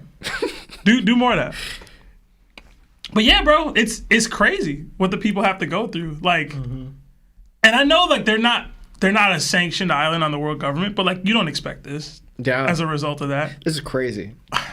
It's wild, bro. Like, I can't even picture myself. I would freak out, bro. I'd crash out, bro. And it was bro. But you can't because your wife and kid are with you. You know what I'm saying? Like, you got to be strong for them. You got to protect them. Because if you go, then what happens? Yeah. So, Now, actually, just a side note, but still on the same topic about Garling and everything. Have you noticed that the twins, babies, their eyes are a little different? Yeah. They are a little different. Are they? I ain't peep. One's darker than the other. Yeah. Which one's which? So I believe the one with the darker eyes is Shanks. Because not that it matters, but if you look at the one with the lighter eyes, it looks like Garling's eyes are like more like the lighter one. And he's happy to see Garling. He has the rosy cheeks on him. So I'm thinking that's Shamrock. He's happy to see his father. Where the dark eye one is Shanks. Yeah. That's what I think. But Maybe. All right. So let's get back into some super chats, and then we're going to go right back into the chapter. So let's read about 7 super chats, and then we'll jump back in. Guys, if you haven't liked the video yet, please like the video for us. It helps us out a lot. And I hope you guys are having fun. All right, so we did get the $50 super chat from Malik Muhammad sent to us. It says, my super chat was, what do you guys think that Oda is planting the seeds for a Shanks versus Luffy confrontation? He's taken out Kid and Barto. We're learning that he's half Celestial Dragon and he's going to claim the One Piece. If so, when? This is Malik, by the way. So thank you again, Malik. Hope you're still tuned in. I think Oda's always realized that like if he's ever gonna have Luffy and Shanks meet, it does need to be over something real. Like it can't just be like, oh hey, I see you and I return the hat. There should be some drama. There should be some tension potentially there, and I think he's woven it well enough where it's like they're gonna be fighting potentially, and about the lesson that like Shanks taught Luffy that no matter what. If somebody hurts your friends, you have to fight them. You have to avenge your friends or whatever. Do it for your friends. And like Shanks being the one that hit Barto in that light, it's like now I have to fight Shanks because Shanks hit one of my friends. So I like that storytelling. I like that element of it. I've always been of the belief that they should never meet. This is how I would like them to meet, though. If they're going to meet, I want it to be antagonistic. Not too antagonistic where Shanks is evil or anything like that, but I'd like for them to fight. So I think that's how we get it. I think even if all of that stuff wasn't included, just you're going to give me that hat back is the seed. Mm-hmm. Yeah. I agree. One, I would just want to mention Shanks being Celestial Dragon's like lineage or whatever, that's not going to matter to Luffy. It kind of showed that someone's past or lineage never really mattered to Luffy in the first place. True. So Luffy's not going to use that to like hold that against Shanks or judge him. Kid Shanks not the kid. Luffy's not gonna care. They're I don't pirates. think he'll care about that. He's not gonna care. They're pirates. Barcelona is a more thing, but I feel like it's also they're pirates too. Yeah, it's different, but like Barcelona was in the wrong. I believe they're gonna cross, not blades, because obviously Luffy doesn't have one, but they're gonna come to that confrontation regardless. How we get there, I guess Sebastian's pointing more towards that, but I think we're gonna get it regardless. If they do meet up, they're going to clash. Yeah. All right, let's continue on. Oh, all right.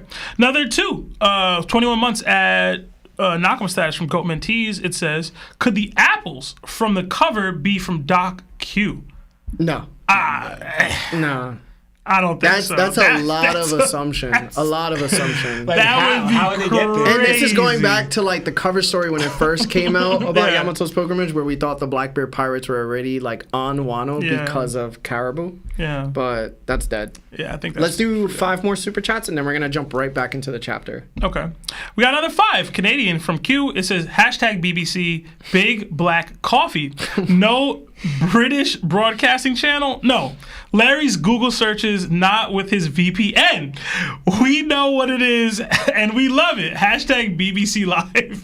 What's wrong with you? We love it. Hey, All right, 4 man. more.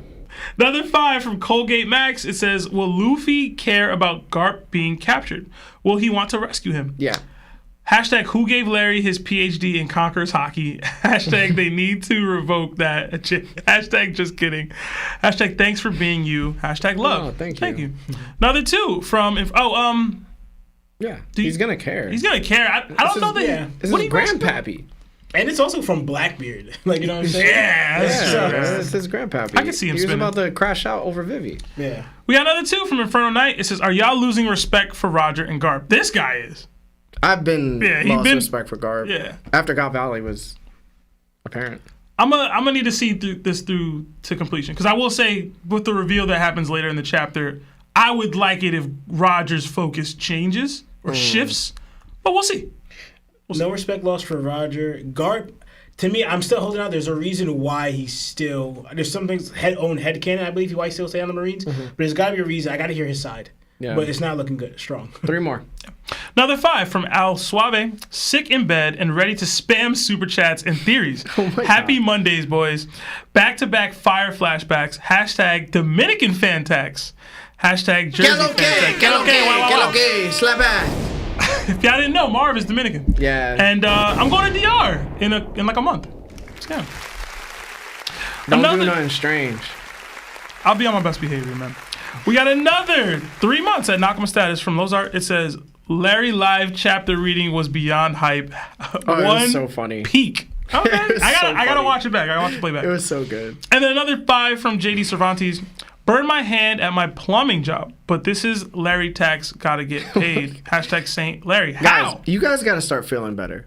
I can't be having y'all sick in bed and burning y'all hands. Y'all got to be better. Use hockey. All right, you ready to jump back into the chapter? Yep. All right, guys, we will read the rest of your super chats. Please be patient. Also, thank you for the super chats. Also, thank you for liking the video. Also, thank you for being here. All right, let's get it. For the next part of the chapter, we're introduced to the back of a new Marine we've never seen before. He calls out to his lieutenant commander, asking about the purpose of their operation. The lieutenant snaps at him, saying this is training, and as a rookie, he's in no position to ask questions. When the rookie presses again, the lieutenant turns on the platoon leader, shouting at him for letting a rookie get out of line. The platoon leader apologizes, saying he'll deal with him right away before he's interrupted. Some nearby citizens approach the Marines and ask what's happening. Suddenly, they're shot down. A woman and her 2 children scream in terror, but the Marines order them not to resist and to stay put. That's when we finally see the rookie's face. He protests, shouting that these are ordinary civilians. Another Marine barks back at him, telling him to stop thinking individually. Personal thoughts only distract from the will of the group. His only focus should be completing the mission. The rookie raises his weapon, sweat pouring down his face. He convinces himself he's fine, since they're only using tranquilizer rounds and the civilians won't actually be harmed. But when the terrified citizens rush him, begging to be released, he fires. Afterward, As he lowers his weapon, his identity is revealed. The rookie Marine is none other than Monkey D. Dragon, the man who will become the leader of the Revolutionary Army. With his adrenaline surging, an explosion rocks the distance. Orders crackle over the Dendenmushi. All Marines are to put on their masks. We're releasing tear gas. Dragon stares upward in disbelief, worried at what's unfolding around him. The scene shifts to a Navy prison ship carrying slaves. Inside, we hear a rhythmic beeping, Morse code. In the communications room, someone sneaks through as a guard patrols. Below deck, we see the prisoners, including Ginny and Ivankov. Ginny whispers that everything has gone according to plan, and the intel agent will come for them soon. But the other slaves panic, telling her to shut up before they all get punished. Ivankov roars at them, calling them fools, saying they're going to pass away no matter what, so refusing to fight for survival is madness. Ginny desperately begs him to stop, but the Marines above notice the commotion. One of them comments on the slaves being unexpectedly feisty, while Kuma silently watches in surprise. We then cut to the Cypherpole intelligence agency, where chaos breaks out after discovering some shocking intel. Suddenly, a young Morgans barges in, calling them out for playing dumb. He knows they've got some scoop, he does, and demands payment if they want him to sit on it. The CP agents glare at him, wondering how a kid with nothing but a local paper and a flashy name could possibly uncover information like this. They threaten him, warning him to be careful or they'll silence him. Morgans laughs it off, daring them to try. He declares that, one way or another, he's leaking the story to Pirate Island. And with that, it's revealed. Morgans is the young president of the World Economic Journal. So, Law, what did you think about this part of the chapter? Yeah. Dragon being on God's Valley at this time with everyone and seeing the true nature of the world, the government ruled by the CDs, makes sense as to why he would become what he is today. Like, because you think about it, because we only know he was in the Marines, but we thought he was I kind of thought he was like a little higher in the Marines, maybe. I should have guessed the timeline of how young he probably was serving at the Marines, but he seems like he could just a cadet, like very, very fresh, very new rookie. And what's also sticks out to me is if you look at his armband, even though he's in the Marines, he kind of doesn't fully look like a Marine. I understand he's a rookie. It's not an armband. It's a tat. It's a tattoo. Yeah. So it's the same one he gets on his face later on. Basically, yeah. Yeah, so I wonder what this means. Like, because later on you have on your arm and you're in the Marines, but later on you get it tattooed on your face. And you kind of he resembles more to me of a revolutionary fighter, right, than a Marine at the way he looks, right? And also this innocence also kind of reminds me a little bit of Kobe, right?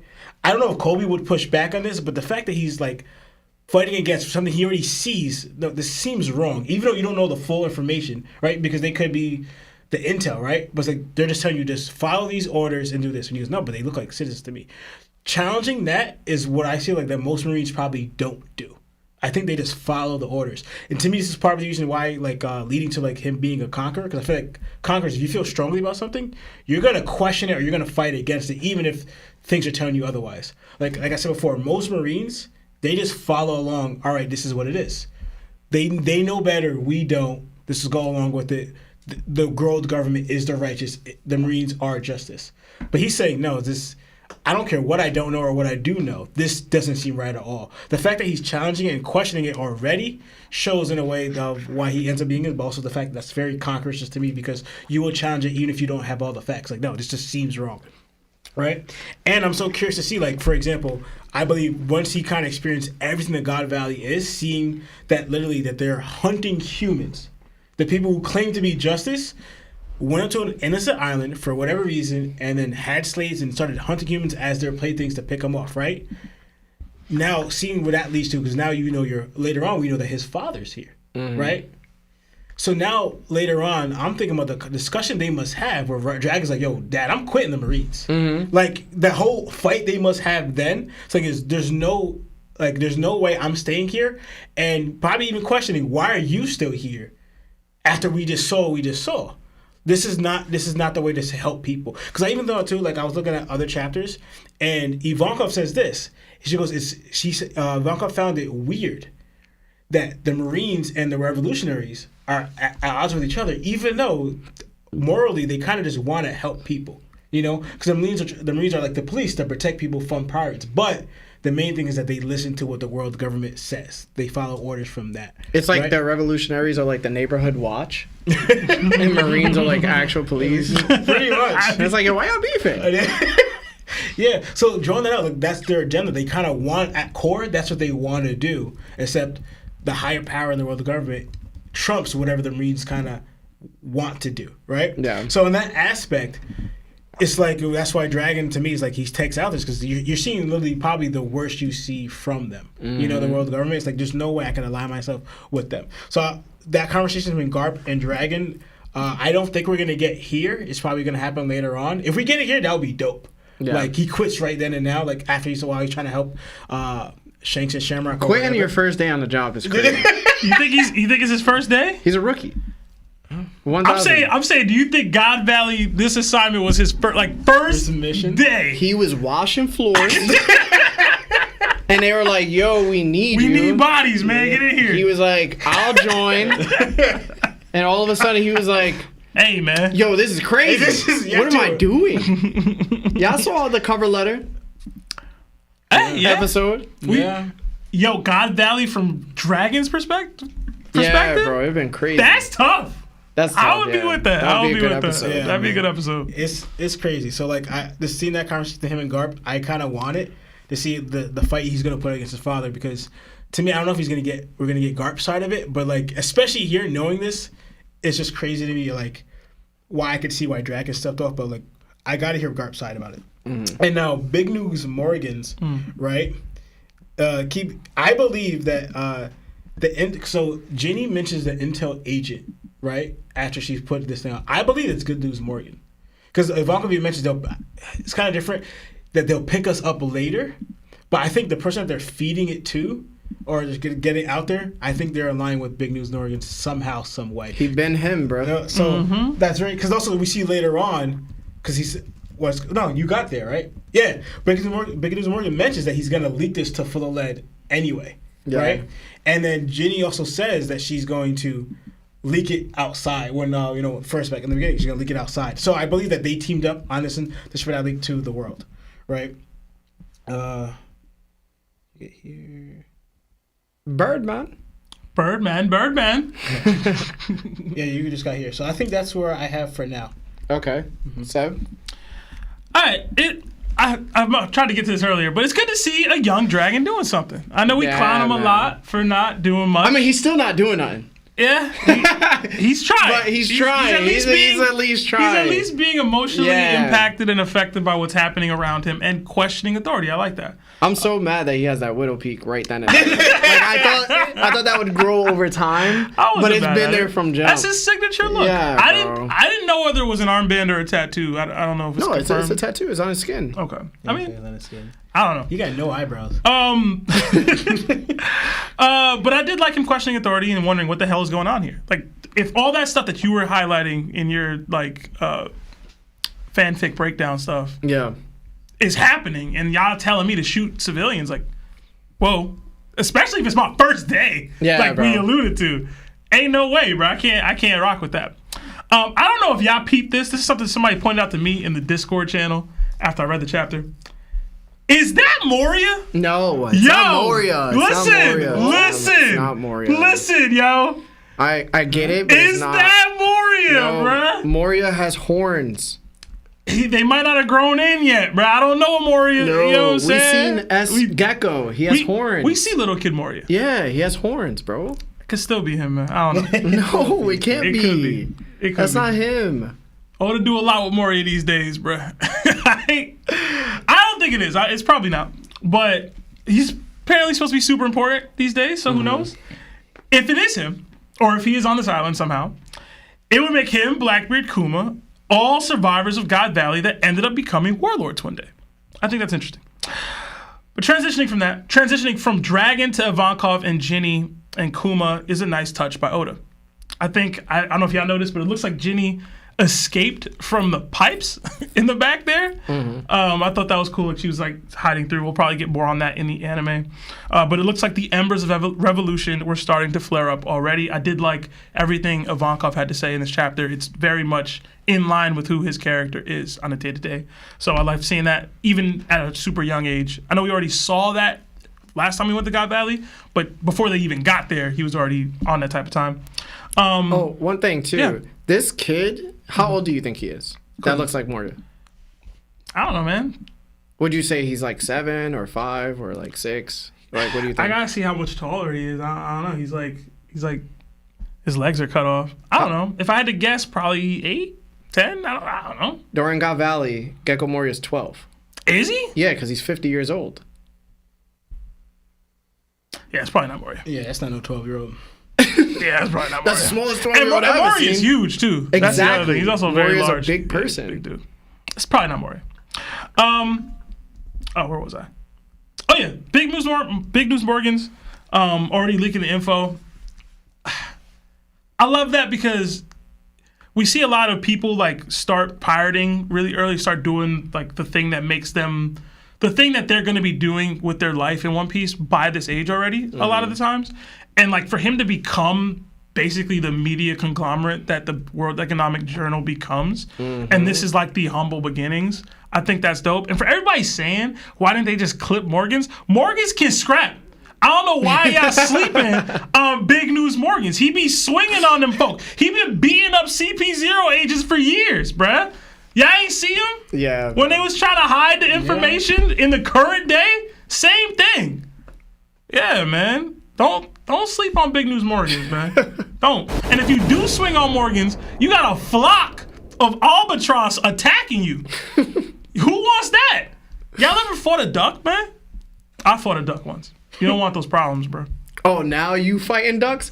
What's wrong with y'all fighting animals? I was a kid though. What's wrong with y'all, bro? I was a Stop child. fighting animals unless they attacking you. They was attacking me. Granted, we started it, but I'll admit that I started it. But it's not a problem I want. At least you ain't ducked a fade. It's a I wish I did. That duck scared the hell out of me, bro. But that's it for me. Oh, that's it? Yeah, that's it. That's all I got. All right. Both of you went, right? Yeah. All right. A while back, I suggested that when it was revealed Dragon had once been a Marine, the reason he left was likely because he witnessed God Valley firsthand. And now, to finally see rookie Marine Dragon in this moment being told not to think for himself, forced to watch the evils of this lapdog organization, it's exactly what his character needed from me. This feels like his true turning point.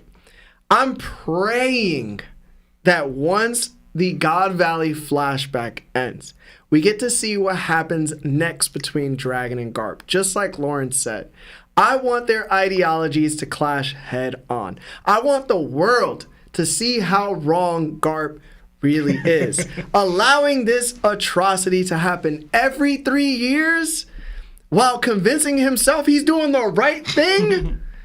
I want Dragon to stand against him and say, no, what happens every 3 years is not right. Think for yourself instead of serving as a lapdog for an organization you know is rotten and you dislike. I want them to come so close to breaking that Dragon calls Garp a coward, straight to his noggin. And when Garp answers with something you know it's going to be hollow, something illogical, I want Dragon to walk away, choosing to take action where his father refuses to. That would be the true foundation of Dragon's backstory. And we need it. The One Piece community needs it. We need to feel Dragon's commitment to freedom and justice. Enough of the shadowy movements and quiet schemes. It's time for a man who will stare the world government in the face and declare the Celestial Dragons will no longer act without consequence. If they dare run another hunting competition, let it be at the risk of their own lives. Dragons should embody the boogeyman of the world government, not riding in the shadows, but standing in plain sight, reminding them that he is the consequence of their sins. If you commit evils upon the world, then I will commit evils upon you. For the world. I am Monkey D. Dragon. Be ready because my face will be the last thing you see. If he said that, I'd be the hypest dude ever, bro. You might as well induct me into the Revs. Hope Garp gets that treatment. Love me some dragon talk, man. You think they scrap? No. He body dragon right now. Yeah, I know. He Right? body dragon right That's now. not the point, though. No, but I can see. You know what I'm I can saying? see Dragon get some shots off in Garp letting him. Yeah, Dragon hooking off on Garp can mean the same, not to the same degree that Luffy did, because there was a lot more going on there, but symbolically. Maybe. I don't think so, though. Yeah. I just don't think Garp would do it because he didn't want to do it to Luffy, and he let Luffy hook off on him. And also, too, I don't think Dragon would either, because Dragon also, even in his situation, he said he hates violence. So. Yeah. I got myself too hyped. I will I was say, ready to fight. I will say one thing. I know you're probably still going, right? A little bit, yeah. I will say one thing. The one thing about Dragon in this chapter, he ain't come off as a top tier. And I know that's not fair. Yeah, he didn't. That's not fair to him Yo, yet. people got breaking points. hold on. I know, and I'm with that. But a lot of the top tiers we see these days started off with some like, yo, this dude was mad strong. I actually like that Dragon doesn't seem to be that strong. Like that he's more emulating young Luffy and young Same. Kobe. I'm saying, Yeah, I feel the same way. Luffy But was. everybody talking about Dragon top 1. No, this is crazy. To say he's top one, he's not doing anything. Nah, he's not top Yeah. one. You know what it is? It's because he moved. He They're actually like, shot somebody. yeah, they were like, yo, he shot civilians, yo, top one, yo. I just mean the people that have been saying it for Top one, years. yo. The Dragon's top 1. that He he's the- moving, yo, the even though it's a strongest flashback. He moving, yo. Forward. So Dragon's arm tattoo shows that whatever marking he later puts on his face isn't about some new oath or secret pact. I think it's actually something deeper, Law. This tattoo feels like it's tied to his heritage, much like how certain cultures and tribes pass down tattoos as symbols of like identity. This tattoo, it's the closest connection fans have made to Dragon's markings is Shandoria. That's been like a long time theory, right? Many believe Dragon's mother may have been a Shandorian, which would explain why his tattoos resemble theirs. Or it might even be Garp's. Who knows? It could be either or. But the bigger clue might lie with the monkey family itself. Why? On the golden bell of Skypiea, there are engravings of golden monkeys wearing straw hats. This detail could imply that the monkey clan has roots in Shandoria, and that there is a prophecy foretold about a monkey with a straw hat who would save the world. If that's true, then Dragon embracing these tattoos as he grows older isn't just personal, it's cultural. It shows his connection to his lineage and his role in this greater story. He may have even realized long ago that Luffy was destined to be that monkey boy the world would be waiting for. I gotta go back and look at the golden the statues you're You can referring search it to. up. Search it up right now. It's pretty easy. It's at the top. What'd you search? Just Golden Bell Skypiea, and it'll come up. I think you'll actually find this interesting, Law. The last thing I'll point out is that Dragon was 17 years old as a Marine rookie during God Valley. When Luffy left the Goa Kingdom to become a pirate, he was also 17. I really enjoyed that parallel. It's such a great touch by Oda. Chef's kiss, bro. Yeah. Also, believe it or not, Morgan's is 15 years old as being the president of the World Economic Journal. He's been in his hybrid form since this age. Hey, man. He might be the most mastered Zoan we've ever seen in our Did they life. say he was Zoan? Yeah, I think they said it in a Vivri card. He has a Zoan Oh, I'm about to ability. say, he's either a mink or a Zoan at this point, because he just chilling in his. Yeah, bro, he just chills. Yeah, so okay. Did you see the picture? Yeah. Yeah, Wait, where is it? there's like Looks monkey. like Goku. It's monkey. Some people say it's like a person with wings, but there's a tail Yeah, there's on definitely a it, tail so on it. it's definitely a monkey. But yeah, we'll see. Actually, I'm gonna touch up on this later, but it could be something that I noticed later on. But we'll see. I'm gonna tie it to it, but it's something small. But Yeah, it's about to get really crazy very, very soon in this chapter. So let's read 7 super chats, and then after that, we're gonna go back into the chapter. Guys, thank you so much for waiting. I hope you're having a good time. I'm having a good time. If you haven't liked the video yet, please like the video. It helps us out with views and stuff like that. So we appreciate y'all. Yeah, we got another 4 months at Knock'em status from Uwu. It says, if you're here already, well, like the stream then. Yeah, like the stream. Another 2 from Pastor C. It says, who you got, Prime Gabon or Prime Big Mom? I got Prime Big Mom. Prime who? Gabon. Oh, I don't know. Okay. I really don't know. Who you got, Law? That's some major Sanji upscale from you, bro. I ain't gonna lie. No, it's not. Yes, it is. it's not at this point. yes, Right? it is. Not yet. Yes, it You is. can't say that yet. Yes, it is. Whether y'all acknowledge it or not, it was. Oh my God. Whether y'all acknowledge it or not, it Just was. pop it out. Hey, Just pop it out. I wasn't expecting y'all to say that. I really don't know. Yeah, no, that's it. It's that's also because Are you 50-50 too? Yeah, I'm 50-50. Yeah, I'm 50-50. I can't decide. It to me is where we rank Ray and Gabon. Yeah. Because even what was it Garb himself compared Ray to the legend of like Whitebeard, like Whitebeard status. Like he said that.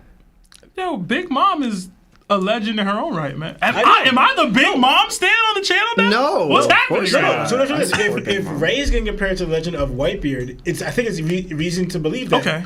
that the legend of a Big Mom, Gabon, can compare to that Okay, too. that's fair. That's fair. I wanted to say Gabon. I went Big Mom out of respect because I've seen her do more. She's the Yonko. She's even Roger was like, all right, let me get in and out of here without boxing with her. I'm not too sure. You know what I'm saying? Because to me right now, they might end up fighting on God Valley. But I'm going to save that for the last part. Okay. I just want to add the reason why is like one, we know Gabon is not gonna be scared of her or her ability at all, Okay. right? And he's more of a hockey master than she is, so to speak. Yeah. Like he uses hockey more. She relies on her ability. Her ability is crazy, though. But again, it's not gonna. If a lot of it's done with fear, he's not gonna be scared of her. Yeah, we're going to see. I I have no idea, though. I put the poll up. I'm going 50-50. I feel like Gabon gonna win that, but Oh, of we'll course. see. It's recency. You're Another- putting yes and no and not a big mom. That's my bad, bro. Yes will be Big Mom, no will be Gabon.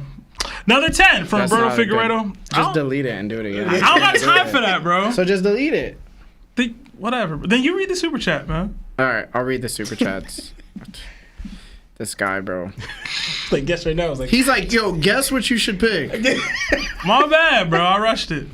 Was that 1 super chat or 2? All right, we'll just do it. Roberto with the 10. Thank you, bro. Always supporting. He says, this episode is going to be sick. 4 hours, Larry. I also have a question. Do you watch the 7 Deadly Sins in dub or sub? The dub is great. Also, I'm glad I don't work tomorrow. Well, thank you for supporting. Also, I watch it in dub, and I just been enjoying it. I saw a comment on the video of my reaction. They were saying, it's crazy to see Larry watching 7 Deadly Sins because it's like watching your boy get with a girl, you know it's not going to end well. And I was like, what? I don't know what that means. What does but that mean? Damn. Buzzgrove with the 5 says, I listened to the first call-in stream and all I learned is that I could run up on Larry and take $5 from him. Love you boys. Cheers for 4 hours. What does that mean? I don't get that either. Is it an inside joke? Remember Young Bull Trent's, we were arguing about Rock spinning and whether he should or shouldn't. And I was saying the principle about people running up to your place and taking stuff. And you were like, I don't care about the $5, bro. Oh, okay. All right. Ethan with the 5 says, if I get y'all the One Piece Dr. Squatch, so can we get a bathtub stream? Hashtag me and Larry both white. Hashtag white fan tax. Bro, what? If you get it for us, we'll do it in milk and you can watch Lawrence on stream. Bathtub stream, bro? That's crazy. Is that what you want to see? We could do a hot tub stream probably. Lucky Roo with the 2 says, that's a Somali substitute teacher. That ain't said. Xavier O'Daly with the 5 says, sup guys? Who do you think is Gonko's mystery family member? Does it look like his/her hat has writing on it? Also, is Rox now the best dad in OP? Those are a lot of questions. No, he's not the best dad in One Piece. They said that she's from the Man-Mayer family. It was like released in the she's the Man-Mayer family. edits for the thing. I don't know who that specifically is. It's just a member of the Man-Mayer family. That was the same person that was in the flashback before. Yeah. Yeah. All right, 2 more, guys. Shandy Wandy with the 8 says, yo, whoever made these painting, big ups, very talented. Also, love ya boys, hashtag Buggy Gang. Yeah, thank you, man. And then T.O. with the 2 says, what part do y'all think Brooke will play with Gunko? I have no idea at this point. Yeah. I haven't thought about that in a long time. I ain't gonna lie. Yeah. It's been a lot of heat coming in, bruh. Yeah.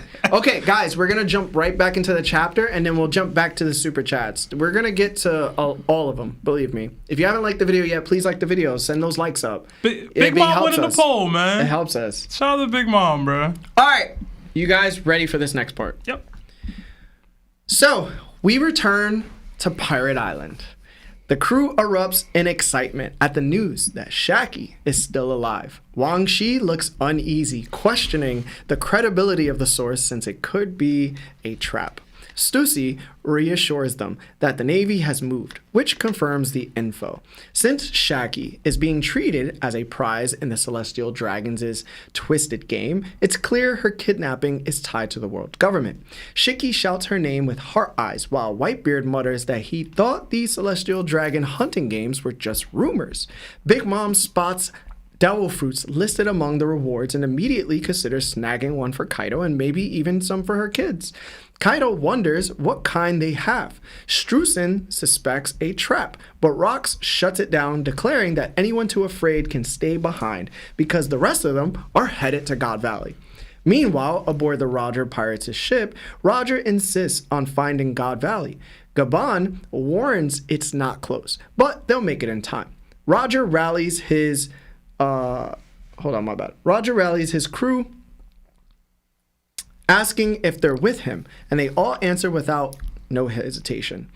He knows Rox made the first move, and he refuses to let him get the upper hand. At the same time, Garp catches wind of Roger's movements and sets sail as well. The narration drives it home. Just a sliver of classified intel was enough to send the fiercest warriors of the seas hurtling toward God Valley. As the Rox pirates head out, a massive giant ship intercepts them. Someone suggests sinking it immediately, but Rox tells them to hold. On board is King Harold of Elbaf. Harold declares he was tasked with stopping a pirate crew obsessed with a woman, and that with his strength, sinking them would be child's play. Then he gestures to the distance, pointing out government surveillance ships trailing them. Rox folds his arms and mocks Harold, asking if he's really trying to earn points with the world government. He calls him the King of Oafs and warns him not to underestimate what they're capable of, with Big Mom, Kaido, and Whitebeard looming at his back. Rox presses further. Does it truly please Harold to serve the Celestial Dragons, perched comfortably above, while others tear each other apart? Maybe it does, since Harold is the madman determined to remake Elbaf at any cost. Still, Rox asks for a private word. Harold agrees. Over drinks, Rox admits he'll only share this next part with Harold. Not even his own crew can know. The others on board grow restless. With Shakky furious, they're toasting while Shakky waits to be rescued. Rox then reveals his true name, Davy D. Xebec. Harold is stunned. Why not Rox? Xebec explains that the world government tried to erase the Davy name. He is the descendant of the legendary pirate Davy D. Jones. The Davy clan took root in the underworld long ago and still survives in secret. Xebec goes further, confessing that 2 years ago, he had a child. To keep his family safe, he sent his wife and kid to his homeland, entrusting them to the Davy clan. Harold pieces it together, so Xebec's homeland is God Valley. The world government must have deliberately lured him away, but Xebec shakes his head. No. The Celestial Dragons are converging there, and they don't want him anywhere near the island. Their plan backfired. To him, fate itself is pulling the strings, weaving together Shakky, the Celestial Dragons, his family, and this war. Even so, he says, as long as his wife and child escape safely, the rest don't matter. Fortune may not be on my side, Harold, so lend me yours. Harold once again refuses him. He raises his hand to sink the ship then and there. Denied once again, Xebec smirks, accepts Harold for who he is, and fires a blast that tears down Harold's sails. So, Seb, what did you think about this part of the chapter? All right, this was a lot. Yeah, And it was so much. And I absolutely loved every single bit of it. Yeah. So Wang Ji's reaction to Shakky being alive was hilarious to me. I legit was cracking up. Like, he's like, we sure the source is credible? Like, come on, bro. Can't just trust random. Can't trust random with things like that. I thought that was really funny. I really like seeing Big Mom and Kaido game planning about the Devil Fruits. Big Mom targeting Devil Fruits for her kids is cool. I was wondering if one of them ends up being Katakuri's special paramecia or something like that. That'd be pretty dope. Harold was absolutely tweaking, thinking his squad could have beat the Rocks Pirates right there.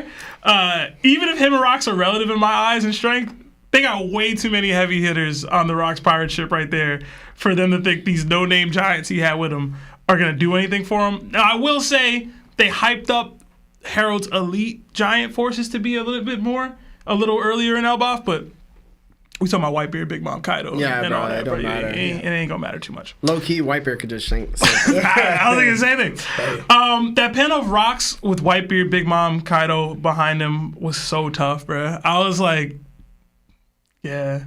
Look at me.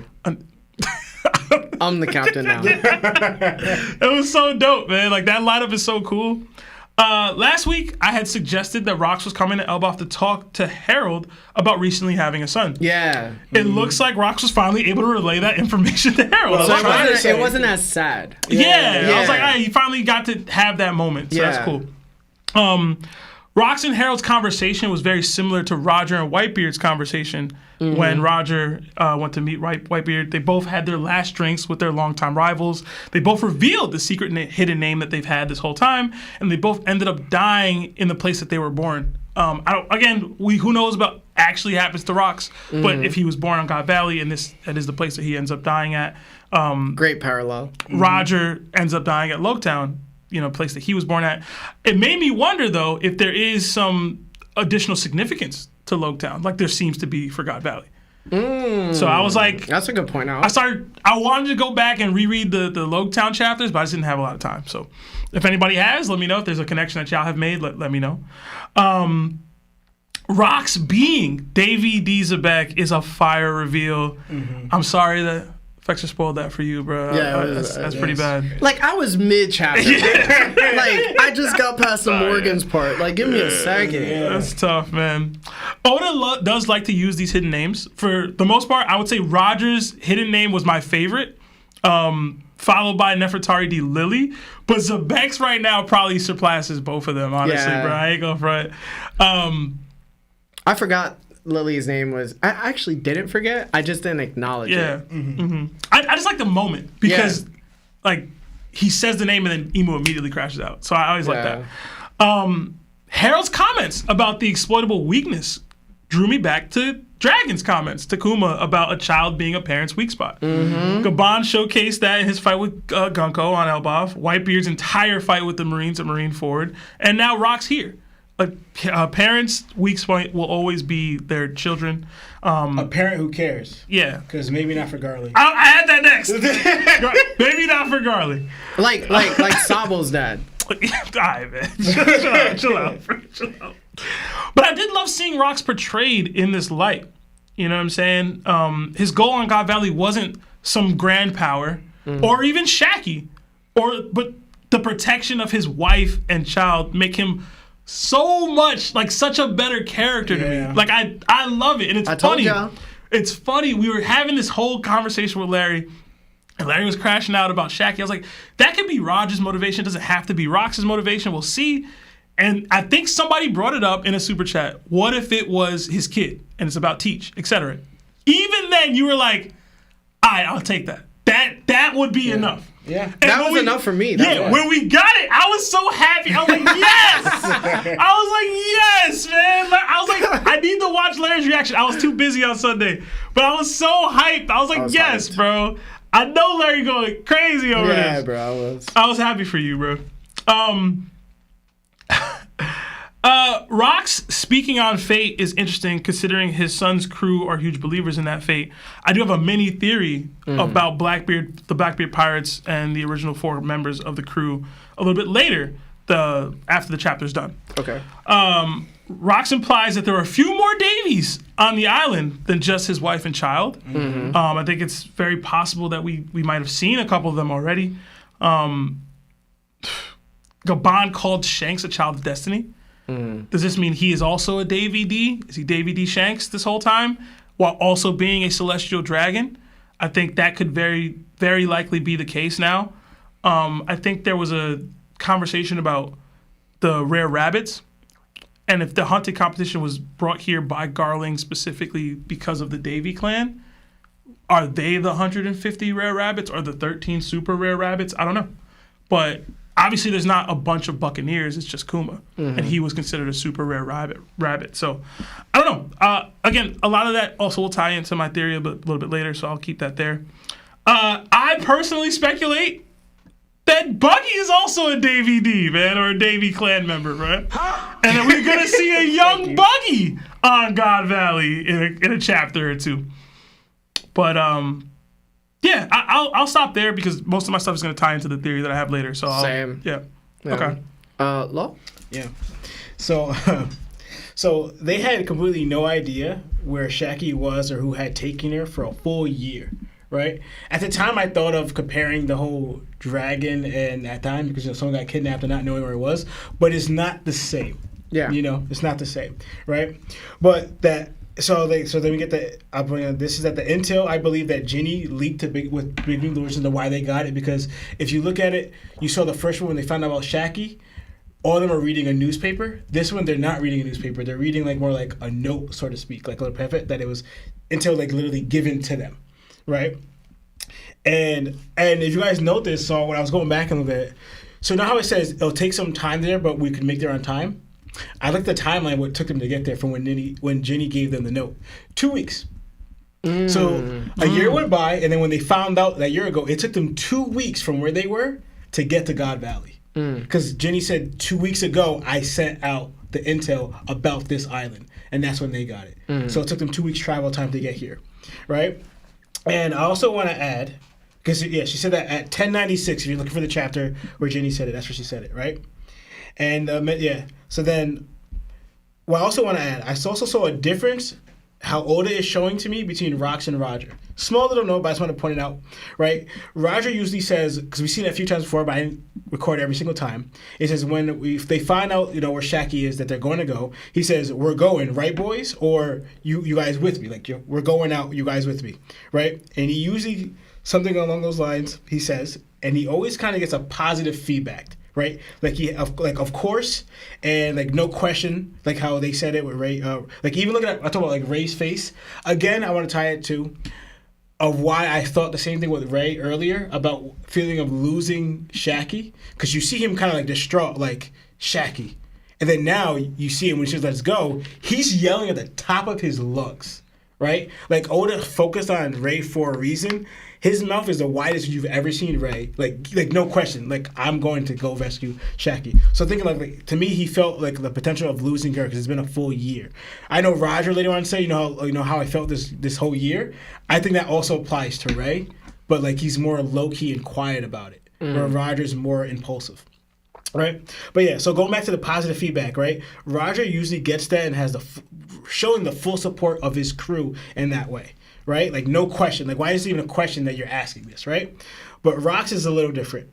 Rox usually mentions, if you are not down, then stay here. But if you are down, come with me, right? So to speak.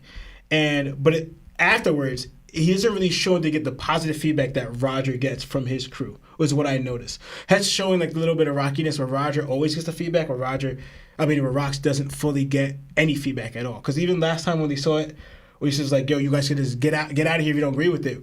You pointed out Whitebeard's face when he said that, right? So it's more he doesn't get any feedback, or you just see them just whatever, Rox, right? And next I'm going to say is Rox telling Herod that he's going to tell him something that he won't even tell his own crew makes me think that Rox kind of doesn't really trust his crew either. So it's kind of both sides. It's just I can trust you with this, but not necessarily, especially too, he got wind of maybe even Whitebeard saying it, a potential traitor. So it's yeah, we ride with me, but these are not fully guys I would lay down. I would put the life of my child and myself and my wife in their hands. I mean, how could you, bro? Look what just happened with Shakky. Yeah, exactly. So I think Rock's kind of sensitive with them either, but they all have a common goal in like gaining like money or like whatever their mission, right? And Rock saying that he has a hidden name reminds me of Law saying in chapter 763, talking to Baby 5 and Buffalo during his flashback, that the D in his name is an alias and that water is his secret name. And for generations, his family, and then he was cut off by Baby 5, right? And now thinking about and knowing what took place in Law's hometown and God Valley, right, makes me think that the world government may have used that situation to wipe out the D Water clan in Law's hometown, similar to what took place in God Valley, right? So, because like, and this goes into when I added to like what Larry brought up about the whole monkey thing. So now, like, if we find out, Rox is from God Valley, and that's where the Davy D clan is from, or that they're there, right? And then they see they're using this opportunity to wipe them out. And now we hear of the D Water clan. At the very least, it's Law's family back. I forgot what town it was, so I'm just gonna say Law's hometown, right? Was wiped out there because the main thing was like they're selling that the lead poisoning and everything. But the main point I was bringing out is that the world government knew the entire time what would happen to them, that it was that dangerous, it was the disease and all that stuff. But they offered no help. But at the time, used as an excuse to like, no, we gotta like genocide everyone because they're contagious, even though it wasn't really contagious, right? It was just more like a result of what they were doing because they mined it for so long, even though they benefited from profit-wise for years of what Lost family were doing with that island, or Lost family with the people who were processing that thing. But they used it to earn profit and then wipe them all out. So if the D Water clan was also on that island and they got, I think they used the opportunity the same way at God Valley to wipe them out. So that's my thought process on that, right? And that tying it to what you said about the whole Shandorians, if the Monkey D clan were also from Shandoria, we all know that later on the world government kind of wiped out Shandoria or like, targeted them like other ones. I wonder, it's like, yes, we're seeing a common thing with the D, but like there's different clans of the D family or however you word it. Oda still has to flesh it out for us, but I hope he does because we're getting more little lores about these things that I think would make his writing and add to the show if he fleshes out and gives us more details about this lineage and the lore about it. But I just wanted to note that I thought that was very interesting. Yeah. Right. And I also don't think that Davy Jones and Joy are the same person. I think they're two different people. That's just my thought on that. Okay. Yeah. And surprisingly enough, we get Shanks and Rox are from the same place. They're from God Valley. Right? I believe that Rox is saying that he's from hometown God Valley, so he was born and raised at God Valley. We're just saying that Shanks is from God Valley, same with Shamrock, right? So, actually, I'm going to save what I want to say, point it out, because you kind of alluded to it, but I'm going to save it for later. Anyway, but yeah, so I'll bring that up again later on. But just pointing out that they're from God Valley. And I thought Blackbeard too, but he says he sent them back to God Valley. I mean, to God Valley, not back to God Valley. So I still don't know if Rox's wife and Blackbeard, his child, are from there and they sent him back, or he had him for someplace else and just sent him there for protection. It's more that Rox is from God Valley and his woman was on Pirate Island. Right. Yeah, so that's what I thought too. If not, that means he would have had to go back to God Valley to pick up Shorty, bring her to Pirate Island. I just feel like he probably wouldn't do something that risky. Yeah, that's what I think too. But I was kind of hoping I thought it'd be cool if Blackbeard and Shanks were from God Valley. I think that'd be interesting, but that's probably not the case. The way Rox phrased it is that I told them to seek like the Davy clan for help. As in, like, there's a decent chunk of them there that could protect on God Valley. On God Valley, yeah. But that means he would have had to go get her from there, and there's no point in telling her that if she already knows it. Right. Yeah. Okay. So she's just like a random chick. Yeah. Okay, and I think... Oh, yeah. And Harold, despite saying he would sink Rox here, actually aided him in letting him go, right? Because to me, I thought out two things. That Harold, one, points out that they're being watched by a government surveillance thing. Why tell Rox?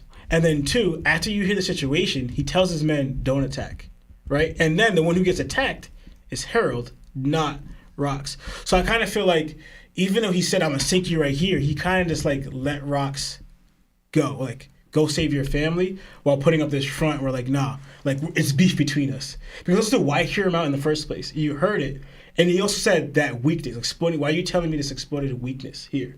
So I think in a way he was acting, because I saw Rocks get a little annoyed at Harold, like, yo, you're still gonna try to fight me, you're not gonna join me, whatever. But he's just like, kind of like in my position, what I want to do, I'm gonna try and do both. I'm gonna try and help you out by aiding you in this one, but also I still got, if they see me align with you, this kills my whole thing with my country and my men and what I'm trying to do. So I think Harold in a way aids Rocks, and by just letting himself be attacked and not fighting Rocks here and letting them go, because that would have slowed them down. Right? Because 2 weeks took them, and they arrived either before Roger or around the same time as them, right? Because they had 2 weeks to get there, because they both were around the same time. So if it took Roger 2 weeks, it probably took them around the same time, because they got there around similar times as them. So I think Harold kind of let him go.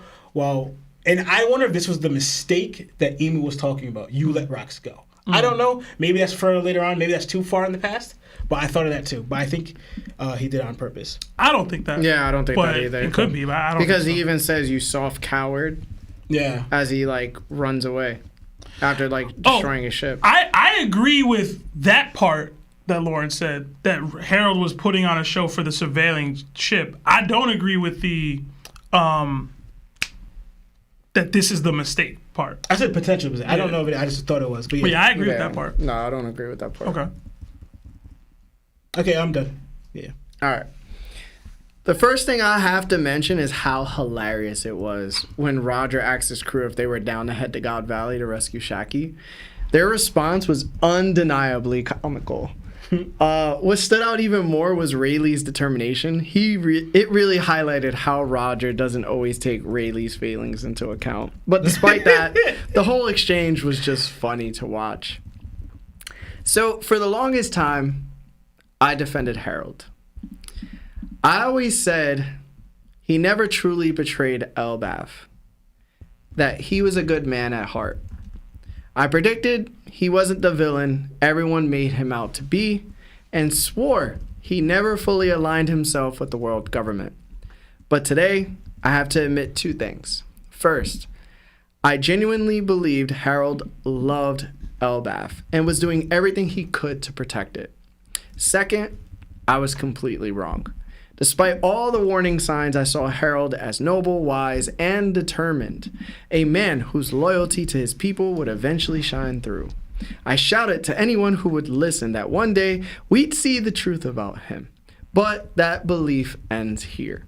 Harold has fallen so far that he's now willing to follow the world government's orders, even when those orders demand he murder his closest friend. He's allowed himself to be watched and manipulated like a pawn, clinging to a false alliance. And even when Rox revealed the location of his wife and child, entrusting him with the truth while heading out to protect them, Harold ignored it all. He still chose to sink Rox's ship.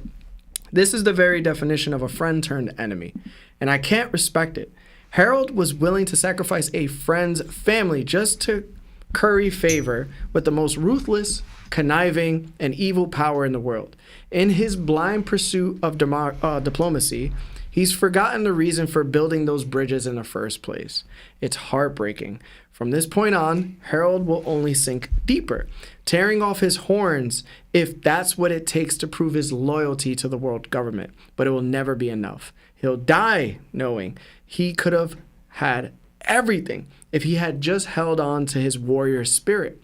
Instead, he'll always fall short because when it mattered most, he chose the world government over Rox.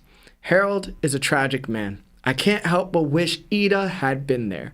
His wife, his true wife, the one who first planted the seed of diplomacy in him. Maybe if she had a voice in this moment, Harold would have remembered his honor, his pride, and his identity as the king of the giants. Instead, he's become king of the oafs. Rox was right. And what's even more striking is that even though Rox knew it and knew Harold was long gone, he still showed a vulnerable side to him. In that moment, you could see the Luffy in Rox, the fearless honesty, the willingness to bear himself in front of those he cares for. F Harold, bro. So I can't. I genuinely think you're reading it wrong. I'm not playing.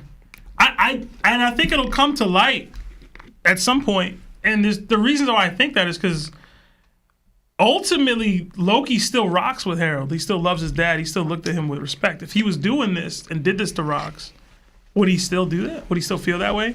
And even beyond that, like he said it in the chapter. He said you're the reason why they took out Rox. He said you're the reason why he's gone. Yeah, he still feels that way about him.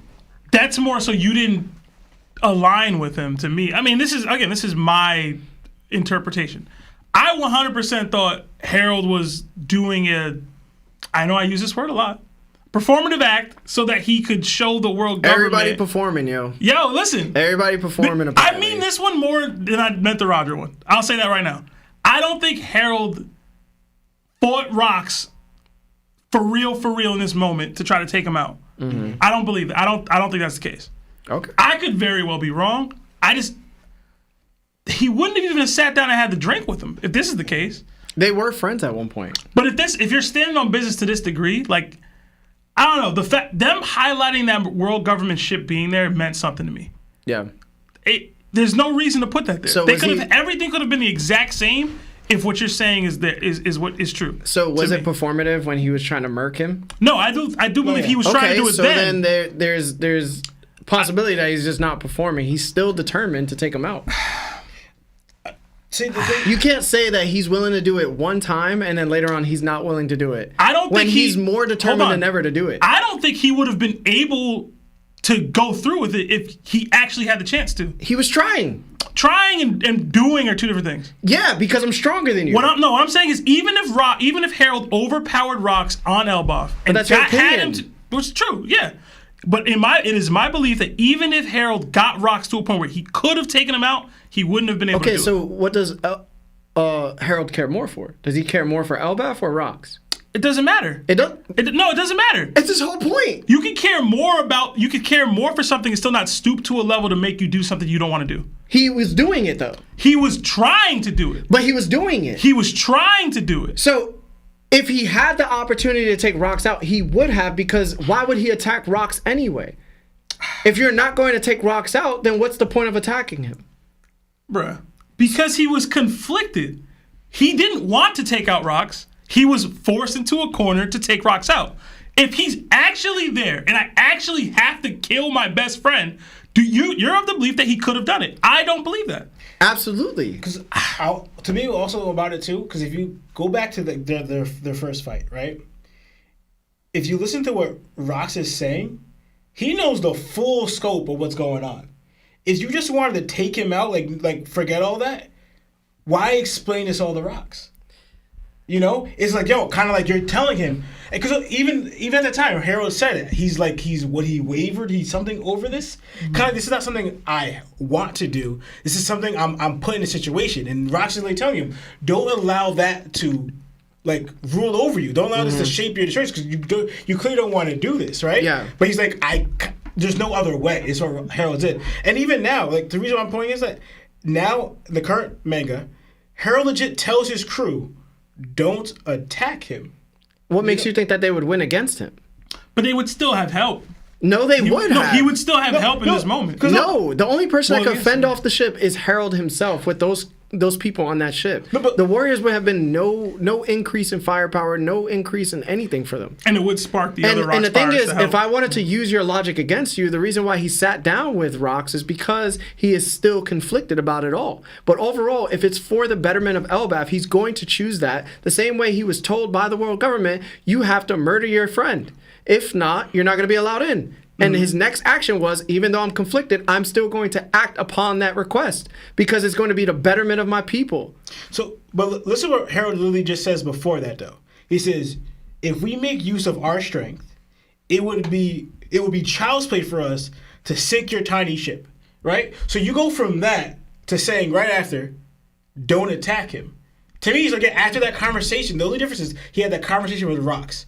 He says that beforehand. No. Then after the conversation with Rox, he says, don't attack him. To me, he's kind of and then also, too, we just see only Rox ship attacking. So it's like, right there, it's like, you're kind of letting them go. No. What he's saying is, before I was ordered to murder you, right?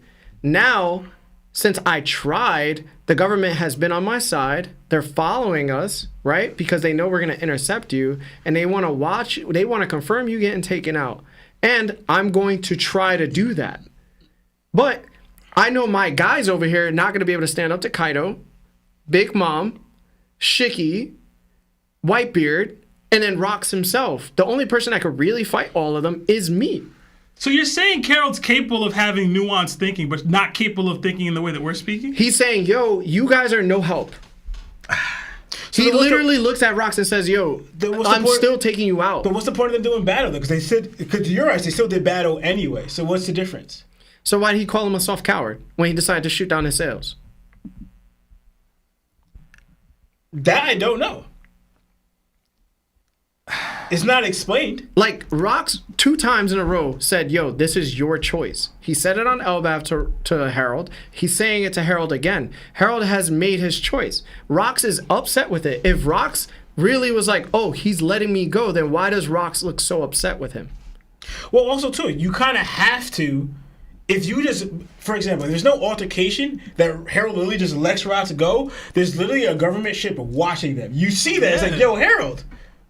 What happened? Yeah, you let Rocks you didn't even fight. You didn't even put up a fight. He just sailed right by you. We didn't see if they fought after that, but we know that now Harold has nothing he could do except depend on his role. No, best what I'm saying is, if you look like, all right, Rocks just attacked you, you could kind of use that excuse. I got caught. They got me. They got the better of me. Whatever. They attacked. We got our ship. Our sails are busted. We can't do anything now. Okay. Sorry, we can't chase after. But then also too, you could usually have them attack, but just not aim to land. You know, yeah, but that's your speculation. I acknowledge it was speculation, though. Yeah, that's just to fit your narrative of what you think happened. When it's clearly saying, "Yo, I refuse. I'd rather sink your ship right now." But you're saying it's not even plausible. I guess is my issue. Well, he tried to kill him like a chapter ago, 2 chapters ago. Hey, man. The dude literally tried to murk him. But he was conflicted. We talked about his confliction. But he still acted upon that confliction. Did put it this way, right? Kizaru didn't want to murk Vegapunk. What did he end up doing? Fake murking Vegapunk. But even then, we spoke on Kizaru's mental nerve all the time on this panel. Of course. It's mental nerve. Harold can be mentally nerfed, but that doesn't mean he's not going to take Rocks out. The same way Kizaru took out Vegapunk, even though he didn't want to take him out. The difference is Kizaru's a Marine and Harold is a king. And that's why there's credence to what you're saying. And I'm not saying there isn't.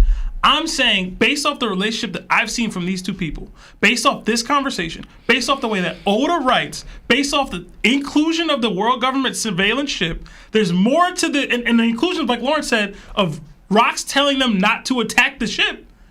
There's more here than just, oh, I'm attacking Harold to kill him. Yeah. I don't think we got all that in that moment to land on that conclusion. Yeah. That's not how Oda writes to me. He could totally, it's just not. He can try to take out the ship, but he knew he wouldn't be able to anyway. Put it this way, if that was pointless for his men to do anything. If that was the case, and this is supposed to be the pivotal moment of these 2 characters in this flashback, this moment would have been way more dramatized than this.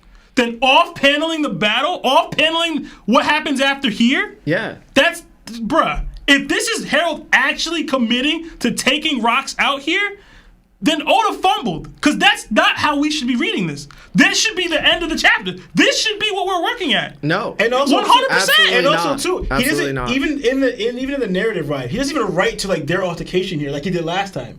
He kind of goes already to the God Valley incident of what the Celestial Dragon are doing. Yeah, because this isn't the important part. We already know the important part was that Harold is just another lapdog at this point, trying to win favor with his master.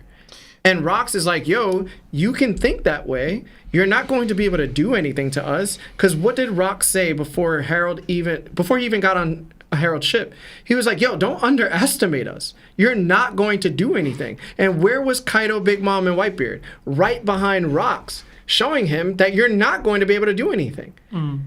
Harold, at case in point, Harold was playing the act of trying to do something in front of the world government. Yeah. But he just saw it as, I'm going to threaten you because that's what I am. I'm a conqueror. I think I'm going to be able to take you out, but I know that I'm not going to be able to. And to tell you the truth, if they clashed, he would have lost. Very probably. Very probably. Whitebeard's there. Big Mom is there. Kaido's there. Rox is there. Shicky's there. It's a lot of Should doubt the for list you. go It's a- on? it's a But lot the thing of is, doubt. right, what I'm going is that, but you're saying that they clashed anyway, though. No. I'm saying that Rox ended up breaking his sails, and if I wanted to speculate like you guys are speculating, I can say Harold tried to do something afterwards, but then found out he couldn't anyway. And I'm saying that's fair. You can think that way. I'm saying I'm not gonna think that way until it's proven to me. But also, I'm taking it like, to me, the whole narrative-wise, we're like saying don't attack, and then showing the picture of like only Rox attacking, them doing nothing. And after you just spoke that in their relationship too, and after their conversation they had. Any of those giants, what can they do to those people on Rox's ship? Any of those giants besides Harold, who else can bang out with them? I wonder how many Ikoku sovereignties can happen. I don't know what level any of these dudes are at, but like if Dorian and Brian, you're the benchmark. And then I could just do this. I could They do can this. do it to I could just do sovereignty this. back. I've been told Whitebeard's Devil Fruit can bang out with Ikaku sovereignty from 2 Gyakos. Okay. So what are those sovereignties gonna do? So we gonna have to see. Oh, okay. So like again, like but they, that's they beside, don't but amount. that's beside the point. They don't amount to anything. So you're saying that They're useless. No, they're literally Dynasty Warrior, like regular dudes who you just wipe through, and then you verse the actual person you're supposed to fight. So you're saying that Harold believes that?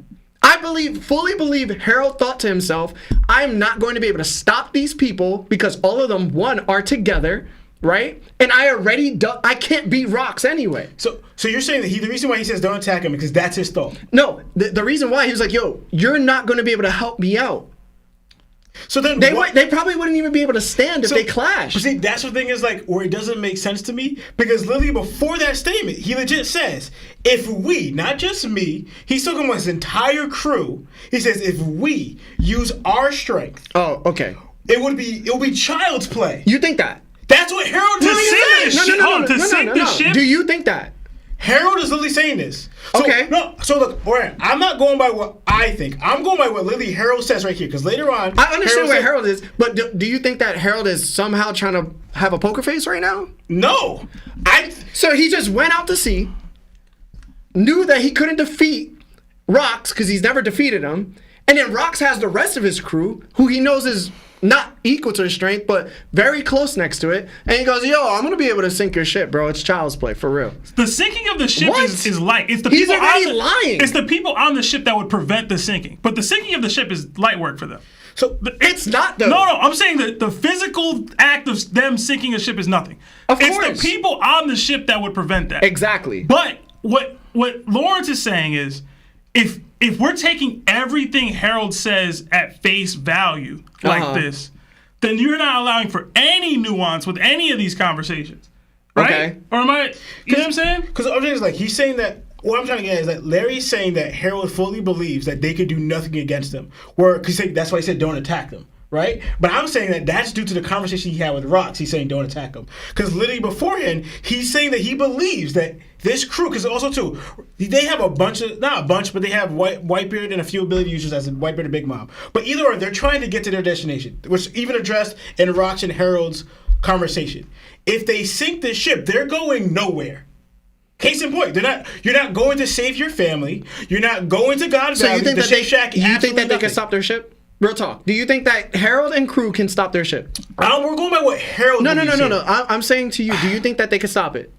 If they're potentially sinking the ship, yes, they have an opportunity to sink Potentially, that ship. what? But like- I see Whitebeard Larry, could turn the oceans upside Larry, down. But his point is, if it is okay, we're eliminating Rox here. I'm dedicated to this moment. Why tell them not to try it? Yes. Why tell them not to try? Yeah. Exactly. Because he has to play the part because he's being watched Wait, you can't. by the world government. But that's what we're saying. No. I'm saying overall that the reason why Harold is playing this up front is because, one, he's conflicted, right? Two, he's following orders from the world government in order to intercept them, but he ultimately knows that he cannot defeat them. So he's putting on a poker face in order to do something about trying to stop them, even though he can't. So this is what it is. So we believe that he's not doing it because out of friendship and what Rox told him about saving Yes. your family. Yes. But Larry believes that Harold just believes he's just not strong enough. Me and what I got isn't strong enough to deal with what's over Exactly. there. So he's just lying. Man. So that's where we differ. Like, Yeah, we just have to agree to disagree on that the one, power man. scaling is right there. I don't think Harold's power scaling in this moment. yeah. I don't think He's valuing his friendship with Harold. At least that's to me. valuing his That's friendship with a Harold better written moment. Because to also me. too, both times we see them clash, in their minds, they both fought to like a draw. You know what I'm saying? They probably believe that they're around the same exact strength. Harold and Rox. yes. But we can see also in another chapter, he literally tries to murk his best friend because he was ordered to with an ultimatum. One favor because he tried, and now he's trying to also try to get in a good favor with the world government by intercepting him, even though he won't defeat him. He knows he can't stop him. And then what happens? What does Rox do again? After Rox accepted that Harold would not accept his invitation in order to be under his wing, right? He asks Harold again to refuse their help. Come with me. Let's change the world. Harold once again says no. But we know why he says no. He says no because he thinks that's the better option. The same reason why he wanted to murk Rox. So again, so like it has to do with that, but it's mainly for because like he knows if he lines up with Rox, he's not furthering what he wants to do with his country. But by Harold letting Rox go, but maybe taking the blunt of that, you're doing both. You're letting Rox move away to the God Valley, and you're saving face with them because it's like, all right, I couldn't get the better of them. Yeah. You know? But it's not because of, I don't believe I went all this way just to decide now that I see Rox in the moment, man, he got the whole crew with him. Damn, I can't beat them. No, That's he knew already that he was gonna run into Rox and his entire crew because he set out to sail to intercept Rox. Then why set out at all? He set out because the world government was telling him to go do so. They said, yo, you need to go take care of this because we think you're strong enough. And then it turns out Harold was like, that's dumb because I know I can't beat Rox by himself. What makes you think I'm going to be able to beat the rest of him and his crew all at once? And they were like, it's okay. We'll just follow you and see what happens. And he was like, all right, I got to put up this front. I'm going to put up the front even further. I'm going to double down on not joining you. And you're just going to get away because honestly, I can't do anything anyway. So that's why he told his crew, yo, don't do anything. So We'll see, man. To me, the whole conversation, to me, with him and Rox played the big role of why Harold flipped what he did. To me, it's not about, I went this way just to waste my time, the world government's time. He wasn't wasting time, though. He was once again proving that he was trying to be in the favor of the world government. Whatever the world government wants from Harold, he's willing to give. He's shown that multiple times already. But do you believe that Harold's a conqueror? Yes.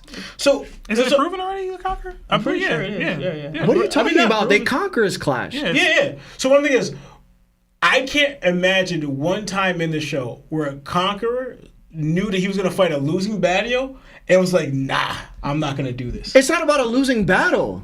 It's about self-sacrificing your wants for some a bigger dream. We've seen Zoro do that for Luffy.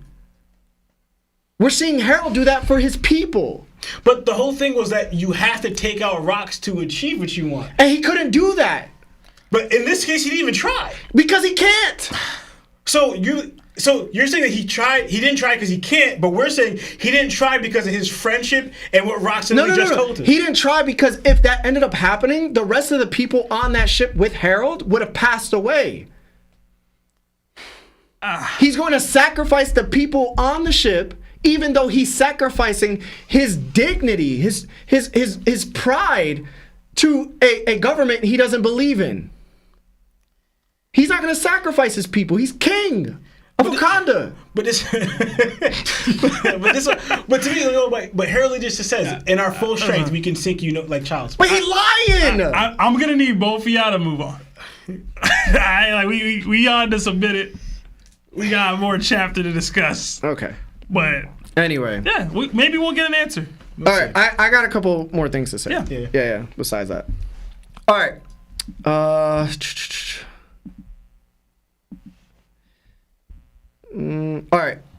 All right. So And then we get Rox's real name, Davy D. Xebec. That reveal genuinely shocked me. I had the same thought process as Lawrence.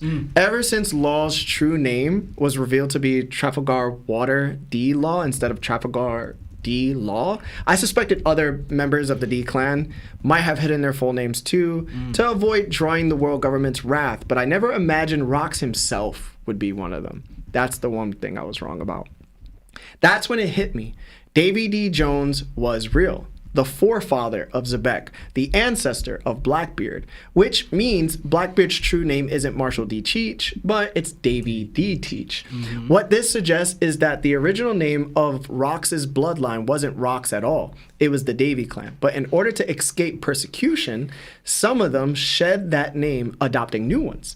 They buried the truth behind aliases.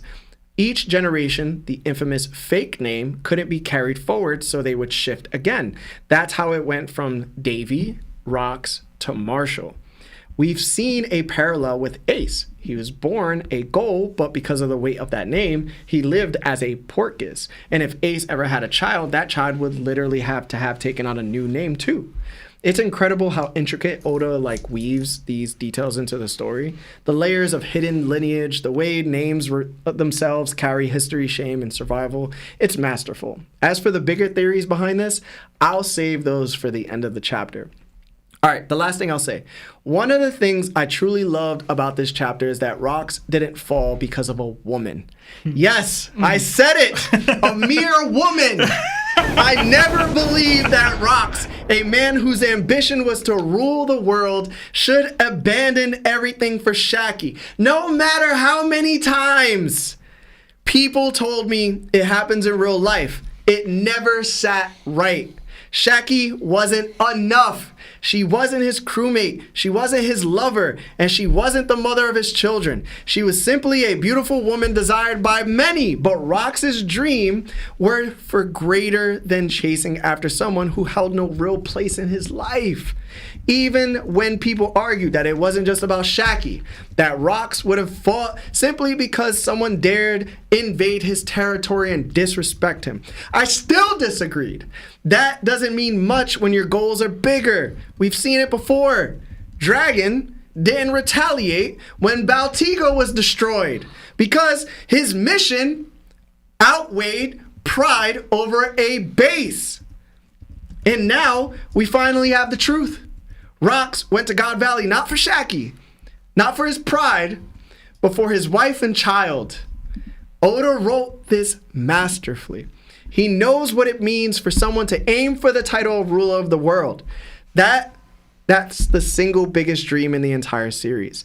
There was no way he was going to let Rox throw it all away over Shakky. There had to be more. For years, I believed God Valley had some hidden truth. An ancient weapon, perhaps something tied to Rox's ambitions, but Oda had something even bigger. And what's greater than ruling the world? A man's family. You never threaten a man's family. Without them, the world itself means nothing. And that's the beauty of it. When Whitebeard steps into God Valley and sees what Rox was truly fighting to protect, he'll understand. He'll respect it. Because that's the same reason Whitebeard's dream became what it was. To have a family. It mirrors Kuma's too. When he discovered Dragon had a child, it changed everything, just like Sebastian said earlier. So yes, Oda proved me right. And he proved everyone who called me illogical wrong. It was never about Shakky. It was always about something greater. Because when your dreams are that high, nothing smaller should ever be your downfall. I was gonna drop don't it. drop your Yeah, phone. So y'all can eat one. And I'm gonna glaze Rox now. Glazes to the roof. Whew, I feel good. Listen, I'm so happy for you, bro. Thank you, bro. I deserve it. I'm so happy for you, bro. Yeah, bro. Mostly because it made Rox a better character. Yeah. It 1000%. absolutely did. He's exactly what I always thought he was, bro. And he was just way better now. Yeah. It's just crazy though. It's how he's sensing through his wording that this may be his last battle. Yeah. Like, he's like, yo, it's as long as like this fate is not on my side, and as long as at the end of the day, as long as my kid and my wife are safe, I'm fine with the rest. It's so wild that we get two different kinds of parents in this chapter. Yeah. We start off with the Garlings of the world, Oh my gosh, yeah. and then we end up with the Roxes. Mm-hmm. I love that they both live. They're both just beings in this space, converging in the same island for basically the opposite reasons. Yeah. So Rox had me up and down these. yo, past bro, couple you've been chapters, playing bro. with your emotions, bro. Yeah, bro. You've been playing with your I emotions. be feeling like I'm here, like I'm here, and then he's like, "Nah, bro, chill. I got you. Don't worry about it, bro. I'm not really like that." Listen, I still think he would have spun for Shakky anyway. Same. But I think he should have. After I'm glad after I the said it. final part of the chapter, definitely not. Definitely not. He already says it. Definitely not. But anyway, I gotta go to the bathroom. You want to do the super chats? yeah, I can do some super Yeah, chats. guys, if you haven't liked the video yet, please like the stream. I hope you're having fun. I hope I'm annoying you. We're gonna get into some super chats, and then we're gonna go right back into the final part of the chapter. So stick around. All right. Yeah. All right, we got another 5 from Ultramix. It says, #chat votes don't matter, #Seb the dictator, #justice for Sabo. Listen, man, the Sabo contingent didn't come through for their boy, man. No Lawrence, no Chris, no Shonen. Y'all ain't stand up for your mans, bro. That's on y'all, man. The Marco crew was too strong, man. Y'all needed more.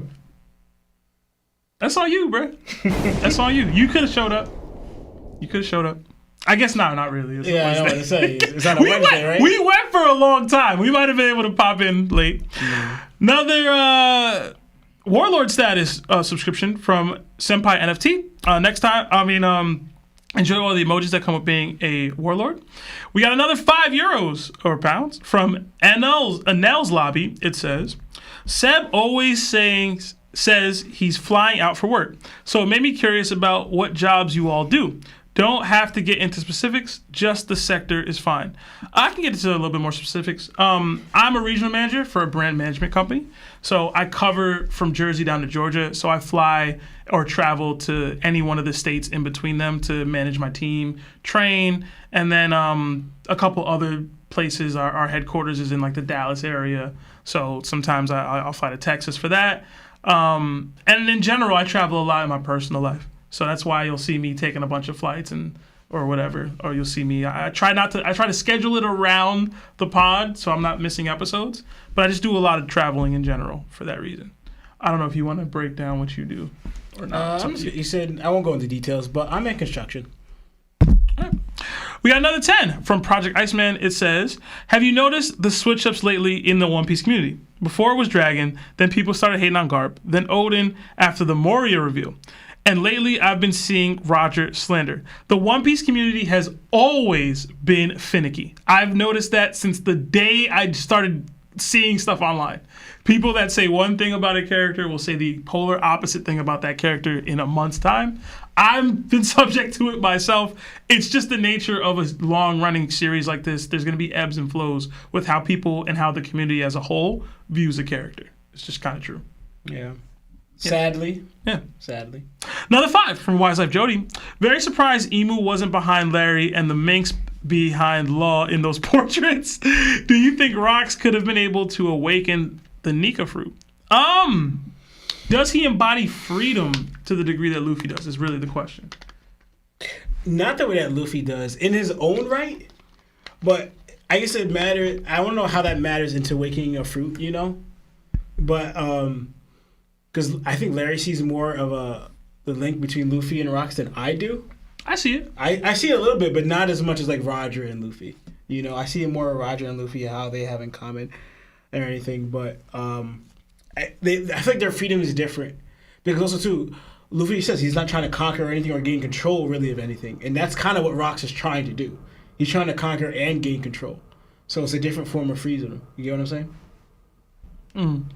All right.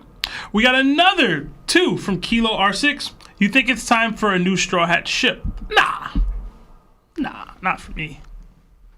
I always wanted their ship to be bigger, but... It might need to be bigger. We bringing Loki along. You think it's time for a new Straw Hat ship, Larry? Bro, I had to go to the bathroom so bad. I'm gonna be next up, bro.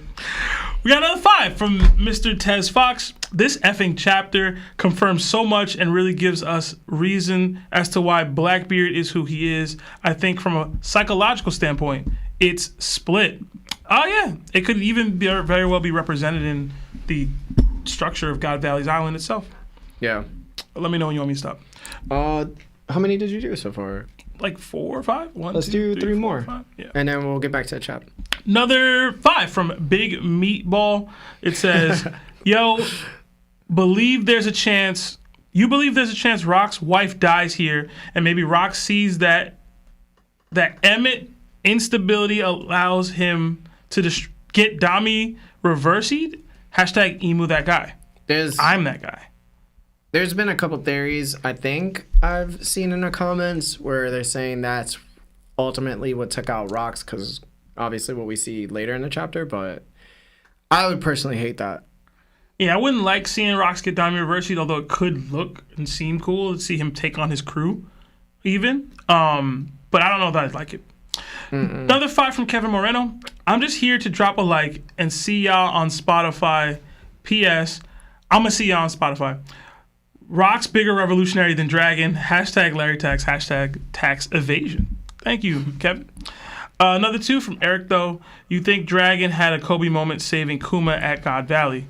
Maybe. It didn't seem like Kuma had any familiarity with Dragon before they ended up meeting later. Yeah, that's so I don't true. know that he had any direct tie-ins. It could be a situation where Ivankov sees Dragon, but even then, I think Ivankov, Ginny, and Kuma kind of all went to wherever to Sorbet Kingdom together, and then Ivankov left. So I don't know if they have any actual interaction with Dragon here. No, because I was reading that chapter, and when Dragon shows up with Ivankov to save Kuma and Ginny from the prison, Ivankov's telling Dragon about Kuma, and Dragon says, this person you're telling about seems like a wild or crazy one. Yeah. You know, because he went after the kingdom because of all that stuff. So it kind of seemed like I don't know nothing about this guy. Yeah. Instead of like I met him in person. So. Yeah. And then finally, we got another $2 New Zealand from Te'io, and it says Te'io for future reference. Appreciate it. LOL. All right, I'm going to try to remember that. I'm not great with names. I'm going to forget it. One more, another 2 from Al Suave. It says Seb wanted more deaths, so Oda introduced more moms. Oh my god. Oh man. All right, so let's do the final part of the chapter. All right, guys, if you haven't liked the video yet, please do hit that like button. It helps us out a lot. Seriously, it does. All right, we will read your super chats. Just give us a second after the chapter is done. For the final part of the chapter, we arrive back at God Valley. The Celestial Dragons are buzzing with excitement as this year's hunting competition begins. The announcer declares that, in addition to rare and exotic devil fruits, the grand prize will be none other than Shakky. She hails from Amazon Lily and is hailed as the most beautiful woman in the world. Whoever wins may take her as a wife or as a slave. Shakky is presented before the crowd, hands bound behind her back. The audience erupts in frenzy. She's stunning. I want her. They kept her in pristine condition, a true elite prize, perfect for the Shepherd family. St. Somers steps forward, boldly proclaiming that if he wins, Shakky will become his slave. Garling scoffs, declaring that she is his wife, telling Somers to stop dreaming. Meanwhile, a member of the Man-Mayor family nudges Gunko, saying that with Shakky here, their family might finally win a trophy this year. Elsewhere on the island, we cut to a young dragon. Dirty, bloodied, and struggling, he comes upon an injured woman who has crawled into a room bleeding badly. She pleads with him, please, help get my children off this island. Don't let him have them. The scene shifts again. In another part of God Valley, a little boy is chained. A voice calls to him gently, Teach, come here. It's all right. You have to live through this. Both the boy and the speaker wear shackles. The chapter closes with a wide shot of God Valley, the narration echoing ominously. Every world noble is aware. In addition to the rare Buccaneer boy serving as this year's Super Rabbit, another target has finally been found after 800 years, the Davy clan. So, with that being said, Law, tell us your thoughts on the final part of the chapter, brother. Okay. So I just wanted to mention that I noticed how, I know you guys talked about mostly Gunko, but I noticed that Summers and Garling aged since God Valley, but Gunko didn't, right? But her hair resembles, seems longer at God Valley than it did when we see her seems longer at God Valley, like when Emu took over her body, and how also is the woman in her memory. Because Gunko currently has shorter hair or short hair, but back then, if that's the same woman, longer hair, and then when Eve took over, her hair goes back to being longer, like the woman in her memory. So I'm kind of curious what's going on there. Why, that's just weird. Also, too, the fact that she didn't age, if that is her, and why Summers and Garling aged. So I'm curious how Oda's gonna, I guess, draw that out. And Dragon looks like he might be the one who saves Shanks or takes Shanks or kind of splits up Shamrock and Shanks, because we know where Shanks ends up on Roger's crew. How Roger gets Shanks from Dragon, I don't know. And then Shanks stays with the CD family. So it's just interesting developments here, how they both end up in the future revolutionaries' hands, but one goes to pirates and one stays with the CDs. So I'm kind of curious what Dragon does with the situation here, because I believe that's Shanks' mom, who got stabbed by Garling, right? And so I want to clarify too. So I was right? Last episode I said that Garling had found a lineage that Emu would be pleased to know about, right? So I said this out, and we were nah. Yeah. So I want to bring it out, not mostly for your sake, because I was getting a lot of pushback from our audience, and they're saying never let Law cook and stuff like that. They were ripping me hard. They were ripping me hard, and I was just like, damn. No, you know what I think it was? I think it was because you were saying that Garling wasn't the father, so they were riding off of that. Maybe. And I think that's why they thought that. Because I remember, I think I was with you where I was saying it's like the Uzumaki clan with the red hair. So they might have been a special clan. Yeah. And I think that's the reason why they were... Okay. You know how they be, bro. Once they see something, they're like, yo, everything you say after that is trash. So, again, that's what I'm bringing up. It wasn't necessarily, I didn't believe he was. As the wording was, I kind of read it could be either or, that the father's... Because if it was I knew you would come back, is what Shamrock and Shanks' mother said. So it's kind of she believed that they wouldn't be there. So I took it as either he just never going to come back or the father passed away. Right? The main thing was that was just something I thought. But then I thought about the lineage, right? So by a moment, I was also wrong that I did think that maybe Shanks and Shamrock were that lineage. But it turns out it's Rox and Teach who are from that lineage. They can still be from that lineage. To me, I kind of feel like I took the L already on that one. I don't think Sebastian alluded to it more, saying that they could be part of the clan too. They could. That would be crazy if they were. And I was like, because we don't really get that with the whole CD blood family with the D clan. Maybe the Lataris. That's not true. I was going to say, yeah. I was going to say, if it is the case, and I'm not justifying Garling's actions, it could be why, or in part why, he was willing to just clip her. I thought of that too. But then raise the kids as your own, as pure-blooded CDs. I thought of that too. Doesn't justify it, but that's, the Sister Dragons are sick in that way. And, So, so I don't think that they are, but they could be. But either or, I thought it was crazy. Was not expecting the Davy clan to be here. So, yeah. And it's also crazy too that we see that Shakky, who was the empress of the Kuja Pirates and Amazon Lily, is captured by them, and but wasn't forced to a slave, but kept in pristine. They didn't really mess her up or abuse her or defile her in any way until now. But it's crazy how they had Bo Hancock when she was a kid, the future empress. Obviously not around this time because it's probably a few years later, but shortly after this because Bo Hancock's 20? She's around Robin's age or a little older? I think. Because Bo Hancock was a slave, right? Mm-hmm. At 12. Yeah, at 12.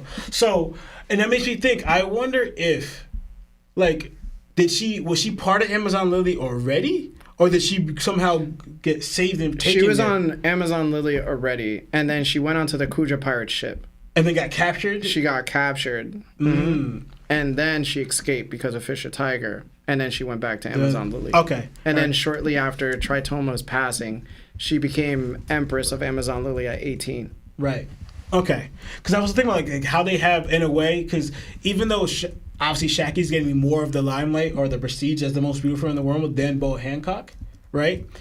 But like in a way, they kind of had, obviously Bo Hancock, she was way too young. She was 12 before she became a full-grown woman, where Shakky's a full-grown woman. But in a way, they had both of these women captured in their, you know, it's crazy. I just thought that was crazy how Oda did that, right?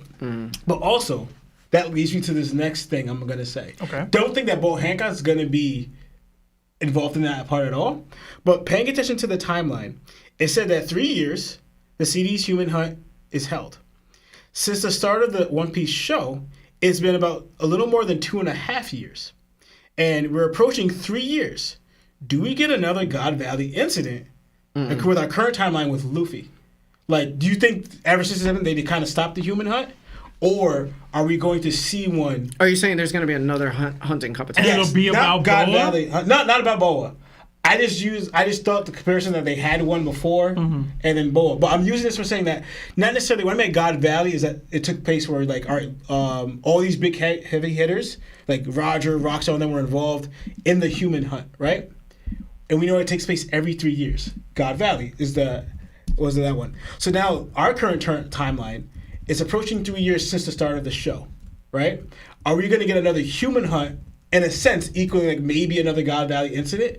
Not so to speak, but I'm just talking about with a lot of hitters, a lot of players are there, but with Luffy in our current timeline because we're approaching 3 years from the beginning of the show.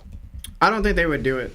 You think they stopped after God Valley? Yeah, I think the government probably learns. Like, they've always been bad at learning their mistakes. But I don't think they'll ever execute another ace the way they did, because then another Whitebeard situation can happen, right?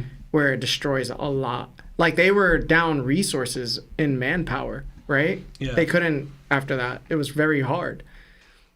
And I don't think they would do the same thing with like another God Valley, because they know what happened was it changed the world forever. And I think they're not going to start doing that again. Maybe after like a couple 100 years, yeah. But right now, I don't think so. It's still too early, in my opinion. I think this was the last hunting competition. Yeah, I was for a going to while. say, so you're in the belief that this is the last time they did it. Yeah. They might bring it back just for this year. But, I mean, you just got a couple new Yonkos. I think the Yonko system, too, has prevented it because a lot of the Yonkos own a lot of unaffiliated territories. Yeah. So they would have to be... They're already not trying to go to war with them. They would have to get the okay from the Gorosei. I think the bigger pushback is what you highlighted earlier. Is Dragon allowing that for real? And I know... I mean, hopefully not. I mean, maybe he is, but like in general, like he's trying to do something to stop it if he could.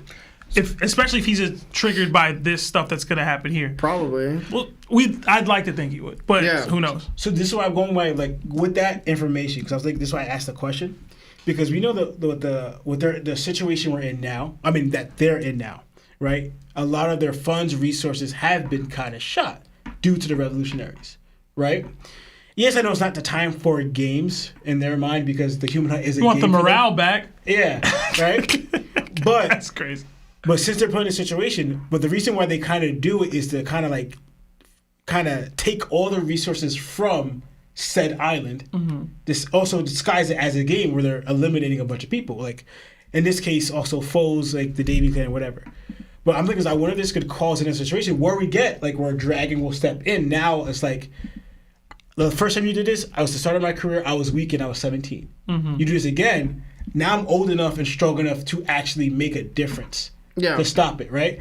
So like you call it, cause like now they're low on resources and funds. They find another island that's rich in resources. So they think, yo, let's just do a similar thing what we've done in the past. Take the island of all the resources because we're hurting right now back at Mary Joa. Right? But this time Dragon gets wind of it. He goes, no, I'm stopping this. And then Luffy, whatever reason, how Oda writes it, gets involved there too. And you have other players meet. We have another incident like it. Like, could there be an avenue for that? I kind of like it. I just don't know. Because I think what they risk is also their naval power. I feel like it was very... It's like when Garp arrived, it created such a distrust amongst the Marines that they needed to lie and say Garp was the actual hero amongst what was happening. And I feel like if they needed to do that, then obviously there must have been some distrust from the Marines themselves because they were having that individual thinking. They were like, yo, if I'm supposed to protect people, why am I like having you hunt them down for sport? And I think that's when it runs into the issue where it's like the Navy could probably turn on us. So I don't know if like they're willing to risk it, because even then it's like during Marine-Forward War, even then like Marines were against all the bodies that were falling against the floor. Like Kobe stood up. That was the individual thinking of the Marine side. So there's probably going to always be one person that's not going to follow orders because of the tragedies that are occurring. Yeah. Is it worth it? I think as a world government, do you think it's worth having another hunting competition then? Right? Not at this point. With the Yonkos included now, Dragon on the hunt. You have sword. You have not sword, loyal Marines. Yeah, you have all these other things going on. Would a Kainu be cool with it? Maybe. I don't know. I don't think he would care, in all honesty. It would depend if he even knows. To me, O'Hara said what I need to know about a Kainu. He's not gonna care. No, that's true. Maybe. Yeah, I know me. I'm the Kainu guy. Oh, it's interesting though. That's interesting. I didn't even think of a modern day hunting competition, but Oda does like to reutilize storylines. Buster Call came back. Yeah. People theorize Dami Reverse. He's gonna come back. It's you know what I'm saying. Yeah. So we'll see. We'll see. Anything else, Law? No, that was it. I'm done. All right. So for me, here's where all the juice gets squeezed. Oh, did you go? No. Oh, I thought you went. Go ahead, bro. No, Go ahead. go. I thought you went. Maybe it was because we were all talking together. Yeah, we were. Yeah. So ask the question. Yeah. I actually do have a decent chunk for here, but it shouldn't take too long. St. Somers and Garling, both targeting Shakky as their bride and or slave, I guess, was wild. This has to be where Gabon and Somers met before. They mentioned Somers seemed shocked to see Gabon again. I wonder if that's who his matchup is, or that's the matchup for them, each other on this island in this skirmish. I know I'm expecting Garling versus Whitebeard, but I wouldn't be mad at Garling versus Rayleigh over Shakky. That would be pretty cool. There seems to be more treasure chests than before. There was. Possibly a couple more. It's a little retcon from there was six at first. Yeah, there was 6. Now there's 9. Maybe a little retcon from Oda. Maybe we see Dragon eat his Devil Fruit before the end of God Valley. Probably. In order for him to get strong enough to protect the people that he's trying to protect here. He doesn't seem very strong to start this flashback, but maybe this could be what happens here. Yeah. Oh, snap. I didn't think of that. Gunko is here. Maybe we get some Emu Dami Reversey stuff going on. Yeah. Gabon did recognize Emu's presence or Haki earlier in Elbaf via Emu possessing Gunko's body. Maybe we get another one of those. People in the community, I think we got a couple super chats already, have theorized that Rocks will be Dami Reversies. I prefer to think that his Haki would be too strong for that. Yeah, I was going to say, I think the same. But we'll see. No, I agree. Dragon being tasked with the rescue of Shanks and Shamrock is interesting. Did he fail, or was he only able to rescue one of them? What does that even look like? Does he deem the rescue of Shamrock giving him back to the Celestial Dragons, or is his mind the rescue of Shanks, removing him from the Celestial Dragon's care? I think that will be an interesting storyline to get to. Garling could see this dude running off of both his kids. We might see Garling versus Dragon. What y'all doing with my kids? We might. Blackbeard's already been enslaved, it seems. That's heartbreaking. Yeah, he's crying too. People had mentioned, I think earlier super chats, this could be why that he doesn't sleep. Maybe he just has nightmares. I don't know. God Valley. I think it's more captured than enslaved. I mean, he's got the cuffs on him. Yeah, but they're about to be hunted, so I think it's more captured. What's your name? Yeah. Oh my gosh, Teach, man.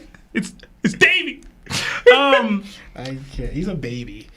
Blackbeard and Shanks low key from the same hood, yo. Yeah. It's kind of crazy. They beefing though. I wonder if we see either of their mothers at some point in full in this flashback. So. It would be kind of nice. Sucks that we didn't. I think we're gonna get it. Yeah. And then now I do have my mini theory. I hope it's not too long for you, Larry. Regarding Blackbeard. So,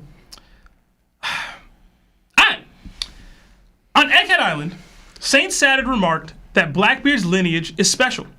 At the time, this seemed cryptic, but in the light of chapter 1159, it makes sense.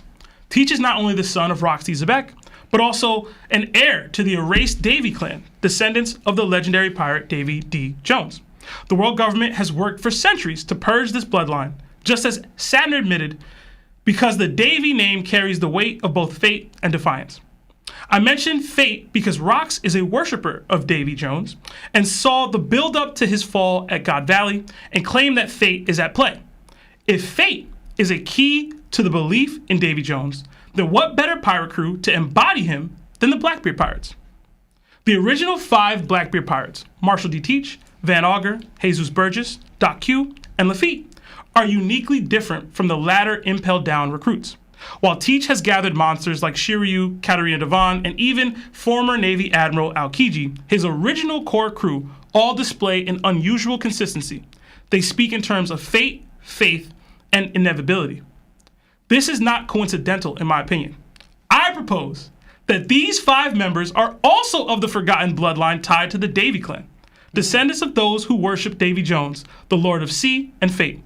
Their devotion to Teach is not only personal loyalty, but a spiritual calling. In chapter 1159, Rox alludes to the world government's attempt to erase the Davy name for generations. Rox himself is said to be a worshiper of Davy Jones when he confronted Emu in the flower room. Later, when Rox is speaking to Harold, before his demise, he mentions fate, believing that the God Valley incident was no mere battle, but destiny itself at work.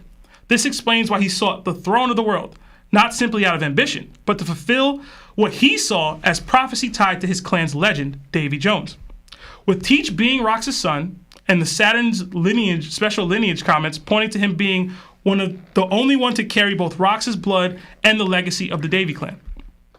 God Valley was not just the stage for the Rox Pirates' downfall. It was the hidden home of the Davy clan for over 800 years. The Celestial Dragons, at Garling's request, turned the island into a hunting ground, using the Davy clan survivors as prey. The announcer claimed that there were 150 rare rabbits and 13 super rare rabbits, meaning there were either a dozen Davy clan members left or well over 100. Before all this chaos, Teach and his mother were brought here to be hidden, protected by the clan, until this incident forced his escape. While Lafitte is the only core crew member old enough to be present at God Valley, his origin is listed as being from West Blue, coincidentally. This could explain how Teach crossed paths with figures like Van Augur, Burgess, Doc Q, before gathering them as crew members, either descendants or survivors, or children of the clan survivors of the scattered purge.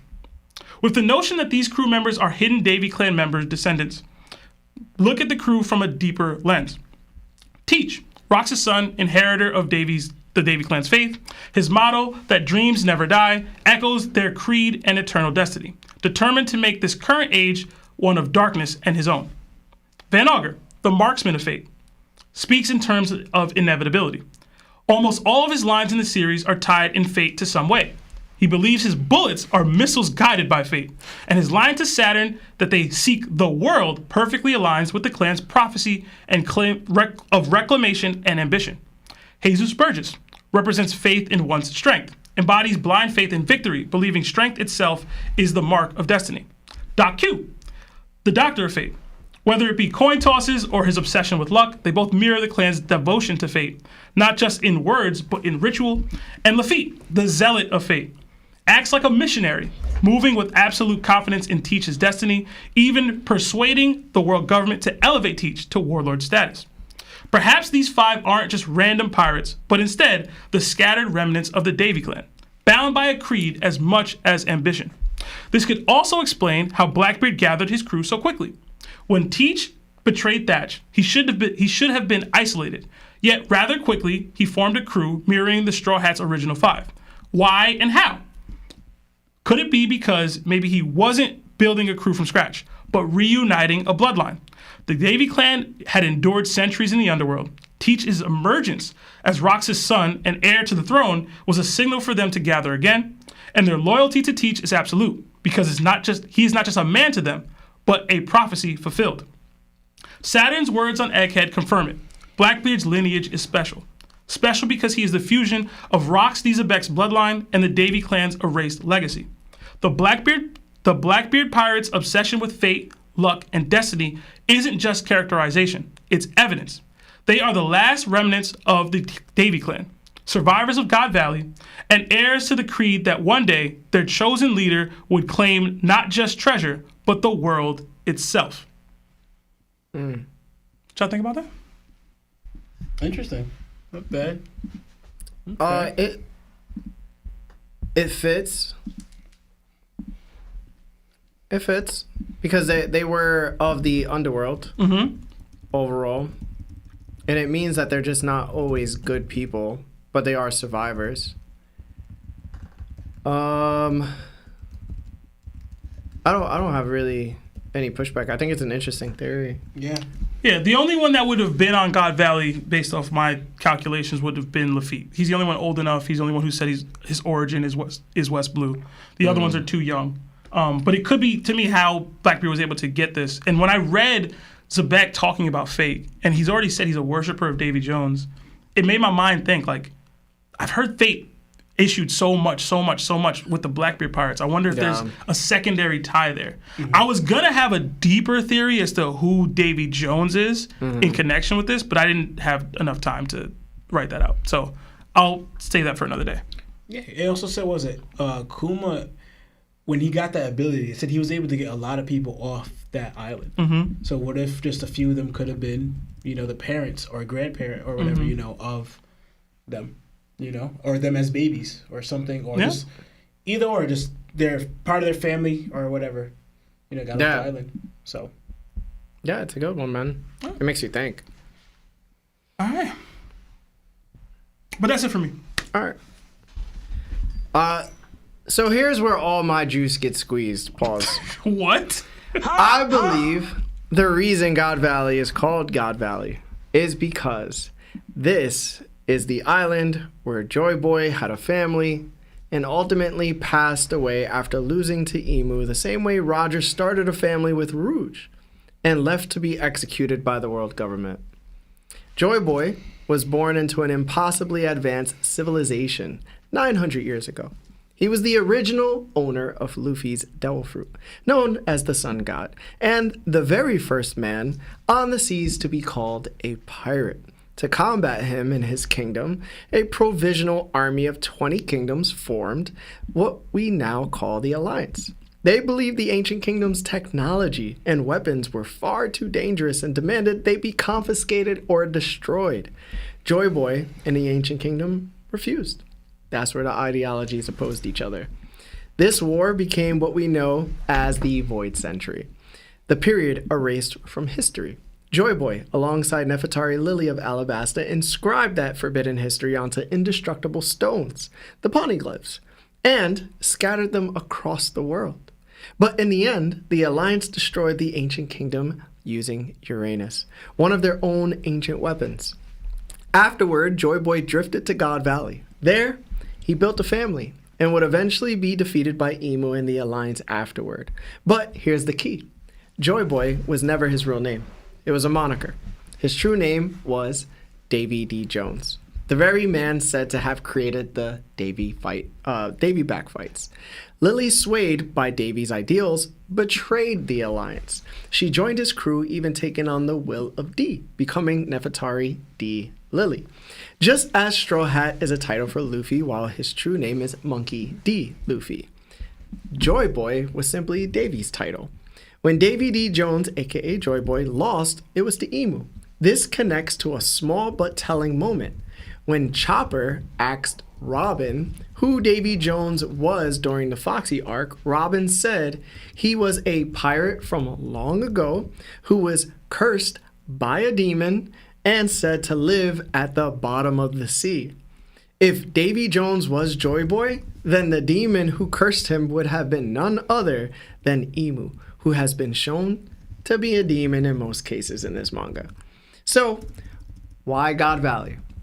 If Joy Boy truly lived and passed away here, the people, all struck by his Nika fruit powers, would have believed him to be a god. Oda could even be pulling inspiration from Psalm 23:4. even though I walk through the valley of the shadow of death, I will fear no evil, for you are with me. The valley then represents the passing of Davy D. Jones, and that's why the Davy clan has remained tied to this island for over 800 years because of the shadow that is Emu. If Davy's descendants are still on God Valley, that would mean Blackbeard and Rocks are essentially his descendants. And if Garling had children here with a woman, then Shanks and Shamrock could also be Joy Boy's descendants. That would make Blackbeard and Shanks possible cousins. It even raises the question, what if Rocks had a sister who was Shanks' mother? The family connections could run even deeper than we realize if it ain't direct. Garling possibly stumbling upon God Valley by accident would explain why the island stayed hidden for 800 years. As for the idea Joy Boy was a giant, it makes sense why he'd live here. God Valley is renowned for its rich resources, enough to sustain even a giant. And if people ask, well, why aren't there any giants on the island? The answer is simple. 8 centuries of interbreeding with humans would dilute the giant bloodline, but key traits would remain, the same way buccaneers like Kuma carry diluted giant heritage. That's why Blackbeard's unusual body now makes sense. It's part of that lineage. And let's not forget, the Gorosei already knew Blackbeard was Rox' son back at God Valley. Saturn even referenced it to Katarina Devon on Egghead, like, you guys said. All of this points back to one thing. God Valley is called God Valley because it is the place where Joy Boy Davy D. Jones himself lived, had a family, and then he went to fight Emu one last time before he was thrown into the sea, only to sink into his locker. I kind of like it. How y'all messing with that? I kind of like it. Y'all messing with it? I've been of the thought process that Davy Jones and Joy Boy are 2 separate people. Same. But I can't refute anything. Like, you know what I'm saying? Like, I feel like it's definitely still a possibility. I'm like, I don't say I'm 50-50, but I think it's a 50-50 shot that he's either, that's just, Joy Boy's his moniker and Davy D. Jones' his actual name. And it's 2 sides of the same person. I think we've talked about it a few times on the panel, on the pod, where it's like, yo, this is the same guy, but this is the 2 paths that you can go down when you believe in him, kind of thing. So I like that element of it. God Valley being the location of the final fight between them, I've never thought of that one. That's a new one. And it reminded me of, I don't remember if you said it or not, Hashirama and Madara's final fight. At Final Valley? Where they're Final Valley? I don't remember what I think it's it's called the exactly. Final Valley. I don't remember. But you know how they have the 2 statues of them there? God Valley low-key got that. Like, it got that right there. So, like, if you look at it, like, it's split like that. Yeah, so, what if it was one solid mountain, but, like, something split it in half? I don't know. I like it, though. I kind of like it. It's pretty cool. Yeah. All right, I also want to point out a small detail that I believe to be true. We've seen multiple, it's actually what Lawrence said, multiple Holy Knights who clearly aged since the events of God Valley. Both Garling and Somers are noticeably older than they were back then. However, I think Gunko and Saturn, because of their direct connection to Emu, have not aged in the same way. Yes, Somers appears much younger than Garling right now, but I believe that's because Somers chose to accept whatever power Emu grants to them earlier than Garling did. I think Garling just accepted the power. I don't think he ever wanted it, though. Which makes you think why he wouldn't. Why would he get older? Maybe he thinks he's perfect. I don't know. And with Gunko being present here, it all but guarantees Emu will also make an appearance. Like Sebastian said, there's a reason why Rayleigh thought, like, yo, I felt this before. Gabon. Oh, Gabon, sorry. Here's a take I think some of Sebastian's fans might not like. He actually mentioned it, but since Garling wants to make Shakky his wife, I believe he'll place special focus on her during the God Valley incident. That obsession will force Rayleigh to step in and confront Garling to protect Shakky. In doing so, Rayleigh's true feelings for her will finally be revealed, and Shakky will overcome her love sickness for him. This is where her famous "come and get me" line will come true, not on Pirate Island, but at God Valley. This could also explain why Whitebeard didn't receive a scar from Garling during God Valley, though it's possible he may have gotten it later after Roger's passing. Here's another crazy one. All right, whatever this thing is, I need it to die, bro. It's distracting the hell out of me, and I don't want it to go in my mouth. All right. As for Big Mom and Kaido wanted a devil fruit. You get it? Yeah, I got it. Kaido wanted a devil fruit, and Big Mom wanted devil fruits for her children. So, who can we assume was the three children as far as Big Mom and Kaido? Kaido was after a devil fruit himself, while Big Mom wanted devil fruits for her children, who I believe were the three we saw: Katakuri, Oven, and Daifuku. We're shown 9 treasure chests in total, 6 standard ones, and then 3 black ones. It's safe to assume the black chests contain probably mythical devil fruits. If we assume all the chests held fruits, here's how its lineup goes. Kuma's Pawpaw fruit, Ivankov's Hormone fruit, Katakuri's Mochi Mochi fruit, Oven's Heat fruit, Daifuku's Puff fruit. That gives us 4 regular devil fruits, leaving 2 regular ones unaccounted for, plus the 3 special mythical ones. Well, 2 mythical ones. So Did you count Kaido? Yeah, Kaido's is being mythical. Here's where my theory comes in. When Dragon discovers Shanks and Shamrock's mother, he fulfills her dying wish to save the twins. While searching for a way off the island with them, Dragon finds a chest and is forced to eat a devil fruit, the mythical wind fruit. To protect the twins, he hides them in separate chests. Shanks is in one, Shamrock is in another. Shank eventually ends up on Roger's ship while Shamrock is found by somebody else. Once both boys learn the truth, they face the same choice: remain in Marijoa and live under their father's rule, or return to the Blue Seas. Shanks chooses to leave, but Shamrock stays behind, ultimately becoming a holy knight. You know what's crazy with that? Because honestly, I never thought of it that way, but it fits to me. Like, because Dragon replacing the baby with the fruit, and then him eating and then putting the Shanks in it, because they said they found Shanks in that. So that, I made sense. Like, how I didn't think of that before. That made sense. And shout out to Sophia, because she helped out when my live reaction was happening. She pointed out the devil fruits. She's right here. Hey, Larry, using my theory. Yeah, it was a solid one. Yeah, that makes sense. So it's crazy because you think that they heard or found out. Oh yeah, and Garling's like, yeah, Garling tell him, yeah, I took out your mom. And then was Shamrock just like, hey, she had to go? Like, because remember how he views the lower, like whatever? Did Shamrock just accept that and join his father? And then Shanks is like, you did what? Do you think they know? I kind of feel like they do. Because I don't know. Because what I know about the Cecil Dragons, they view themselves as this way. It's just like, it is what it is. Kind of like, we're the slavery, you guys are that way. Mm-hmm. So it's like, when I see with Garling, I don't think he would lie to be like, no, I loved your mom. Or something. He's like, no, I'm this, she was that, I took her out. I think that's how their mindset kind of goes. So it's just like, and Shamrock's just like, all right, you know? Yeah. But there are 2 other black boxes that we just don't know what's inside of them. Mm-hmm. I've kind of leaned towards like the Yami probably being one of them inside the box. And also I was thinking like,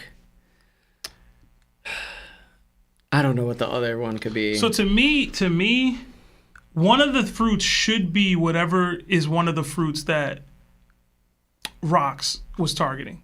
Obviously, there's one on Elbaf. It has to be, or me, even 2 of them. Just I don't want to say narratively, but just the way that you want to build stakes, right? It's like, if this is going to be the end for Rox, all the things should be culminating here. So if I've been targeting these 2 Del fruits, I just ran into the dude that probably either had or is going to eat the one that I'm never going to get at Elbaf. And now I'm here. It could be like one of those boxes could be one of the fruits, the other of the 2 fruits that I wanted. So I don't know if that is already completed with what you've said in regards to the numbers that you've listed. it could be dragon's fruit that he's eating, that you said the mythical one. It could be, I've theorized that it could have been Kaido's fruit that he was targeting at one point. But in general, I do think that one of the boxes, Oda added extra boxes for a reason. Yeah. And I think one of those, well, probably originally, one of the original 6, was always going to be one of the 2 fruits that Rox was going after. Yeah. But what it is, I have no idea. I would like it to be dragons. Just because that would give me extra hype around what Dragon's going to end up doing in the long run. Because we talk about, I'm going to come back and I'm going to be this and that for, like, challenge you. Dragon's kind of, in a way, embodying that spirit, being the revolutionary that he is. So, even though he doesn't know nothing about rocks. I believe Dragon, maybe one of them, but, like, the Yami, though, I'm not sure about the Yami. Because I'm thinking, how did he get away? Because you know how Blackbeard was looking for it for, like, whatever. I can understand the reason why, because maybe Rox was looking for it. But if it was here, then no one ate it. And that's the thing. Nobody ate the pawpaw fruit, right? Like Kuma ended up eating it. Kuma ended up eating it. And then the dragon fruit was out there, too. So it's like these fruits were just like available to anybody who wants to take like it. Now, I'm talking about currently. Because I'm thinking, I'm not saying, what I'm learning is that all the fruits here, after God Valley, potentially get eaten. If the Yami was here and God Valley, all the other fruits get eaten except for that one? It probably just got displaced. Somebody probably kept it in their pocket and was like, yo, I'm probably going to sell this. Yeah, I mean, there's a lot of explanations for why a fruit may or may not get eaten. I wouldn't be surprised if, like, even the OP is here. Yeah. Like, low-key. Just because they were like, yo, this is entertaining. We don't know what it does, though. This be the stuff where I'm like, the world government dumb. Yeah. Like, just eat these fruits. Like, that's it. Like, there's no, we're trolling and slaves and hunting competitions. Well, think about this, too, right? right? Just eat the fruits. Boa Hancock's ability. Just eat the fruits. Boa Hancock's ability is, like, one of the craziest abilities in the show. And they just gave it to her. They just gave it to her. Like, bruh. For entertainment purposes. Yeah, that was dumb. That's what I'm saying. Like, they do dumb things like this. Like, I wouldn't be surprised if, like, the meta is out here. Like, possibly. Yeah. It would be the stupidest thing. Imagine the Gomu Gomu was out here.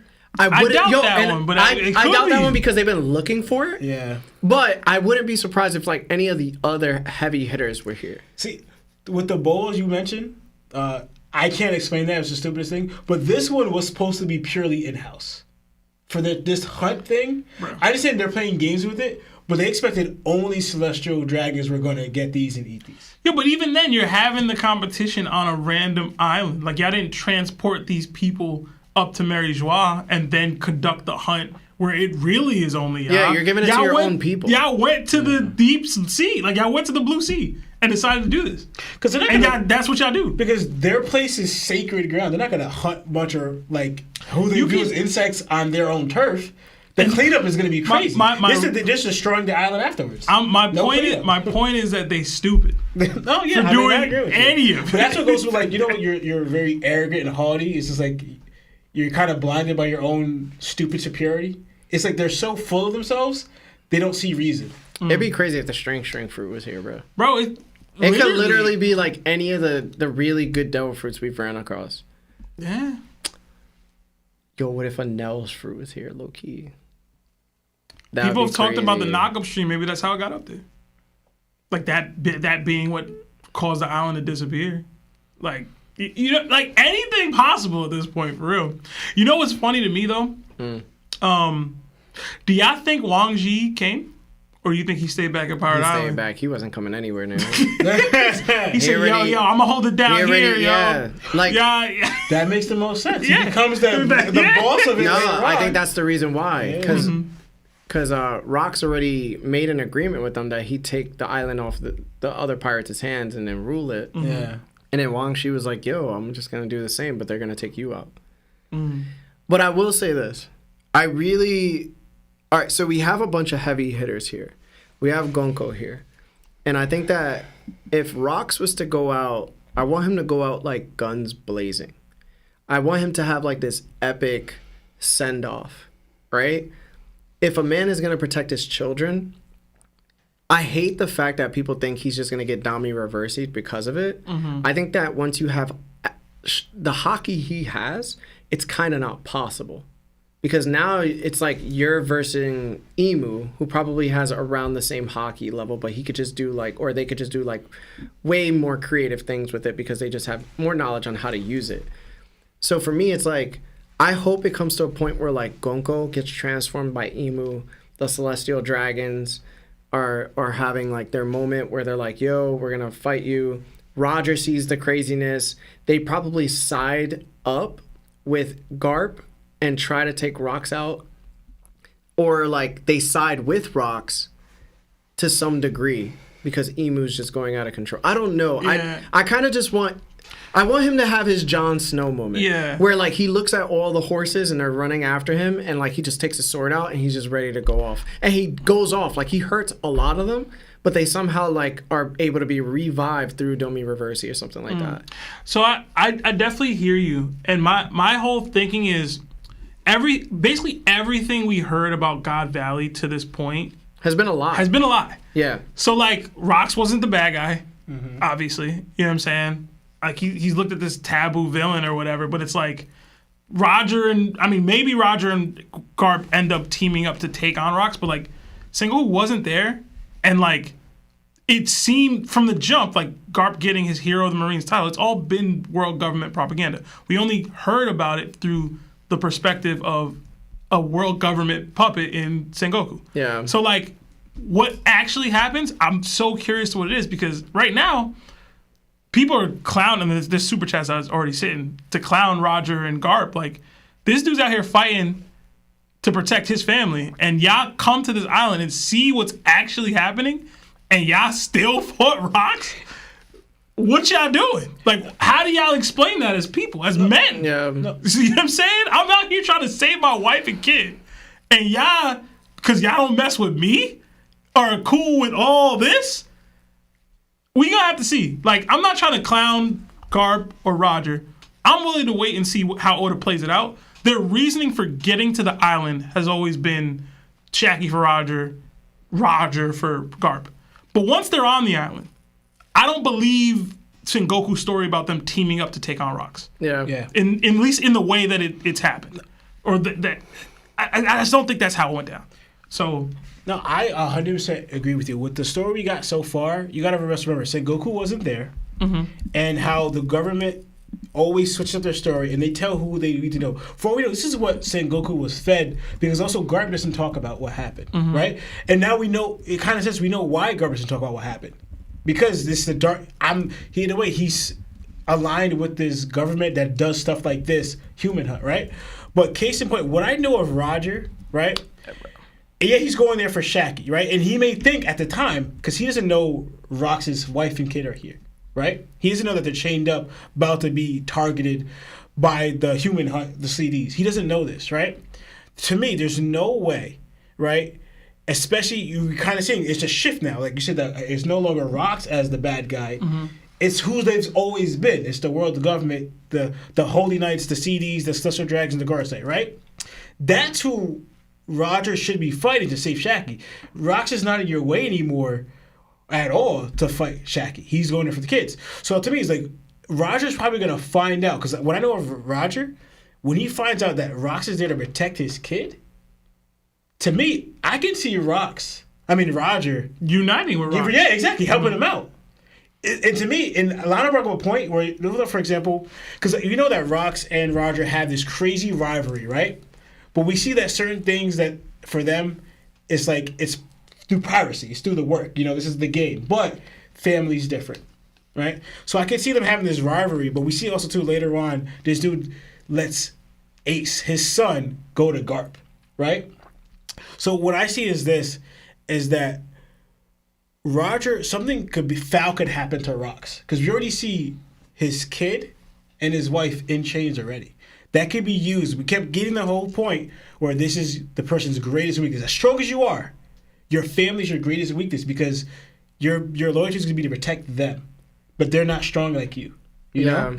So it could be used some foul way to like in a way to affect Rox in a way. And I can see Roger crashing out. My greatest rival. Yeah, we had this beef, whatever, but like when it's not crazy evil where I hate this dude like that, you know? So if you could see something that happened at the right, I could see Roger going crazy to fight for rocks in that way because this dude, his family was used against him to take him out in that way. Especially if Ray's going to save Shakky or whatever, I could see him where that was. So if people who still believe that Roger teamed up with Garp to take on rocks with this information we're getting here, that's not what Oda's been writing. I wouldn't be surprised if they did, based on this one fact. If like Rocks goes there and his crew somehow runs away or betrays him, and then he has to take on like the Celestial Dragons while protecting his family, and then like he's versing essentially everybody. Like he gets into his little skirmish with Roger, but then Garp comes along and then takes Roger away from the battle. Then Roger is just fighting Garp for the time being because Garp won't leave him alone. And then it's like, okay, so I'm versing all these important people, and then Emu finally shows out, and like I'm beat. My crew is not here. The loyalty that we were supposed to have, it's not there because I never had that relationship with them. And they're not going to protect me. They're not going to fight with me, right? And if you're right, I just fought Harold. So it's like, geez, now I have to go in and fight everybody by myself. And I'm sort of winning. I'm pulling them off, right? I'm pushing them off. And then all of a sudden, when Rox is near like the end of his strength, I would say, they try to like Dami reverse-y him, and then they succeed, and then Roger and Garp have to team up in order to fight him, and then if they beat him, Rox comes out of the Dami reverse-y, and then he realizes that they all have to get off the island because Uranus is about to be used. So then he gets his one show of glory to try to combat Uranus through like, you know, the nonsense of being a conqueror. And then he gets conquered himself by the weapon and the island gets destroyed. But Roger or Garp, probably Roger, ends up taking away his wife and kid, helping him in the process. Because they saw him as, you remember when we watched Z, the movie? Yeah. And then Luffy had to watch as Z was fighting all the Marines by himself and he was going out in guns blaze. I would love to have like that Rocks moment where what Sengoku probably said was true, but of a different ilk because he was being controlled. So it's like you still get the dummy reversey, but you also get the Rocks moment and you also get the team up moment too. It's just that there was a lot of honor and dishonor being displayed. Yeah, I will say Dami Reversi is the avenue to get the Roger plus Garp versus Rocks. Yeah, organically. that's how it happens.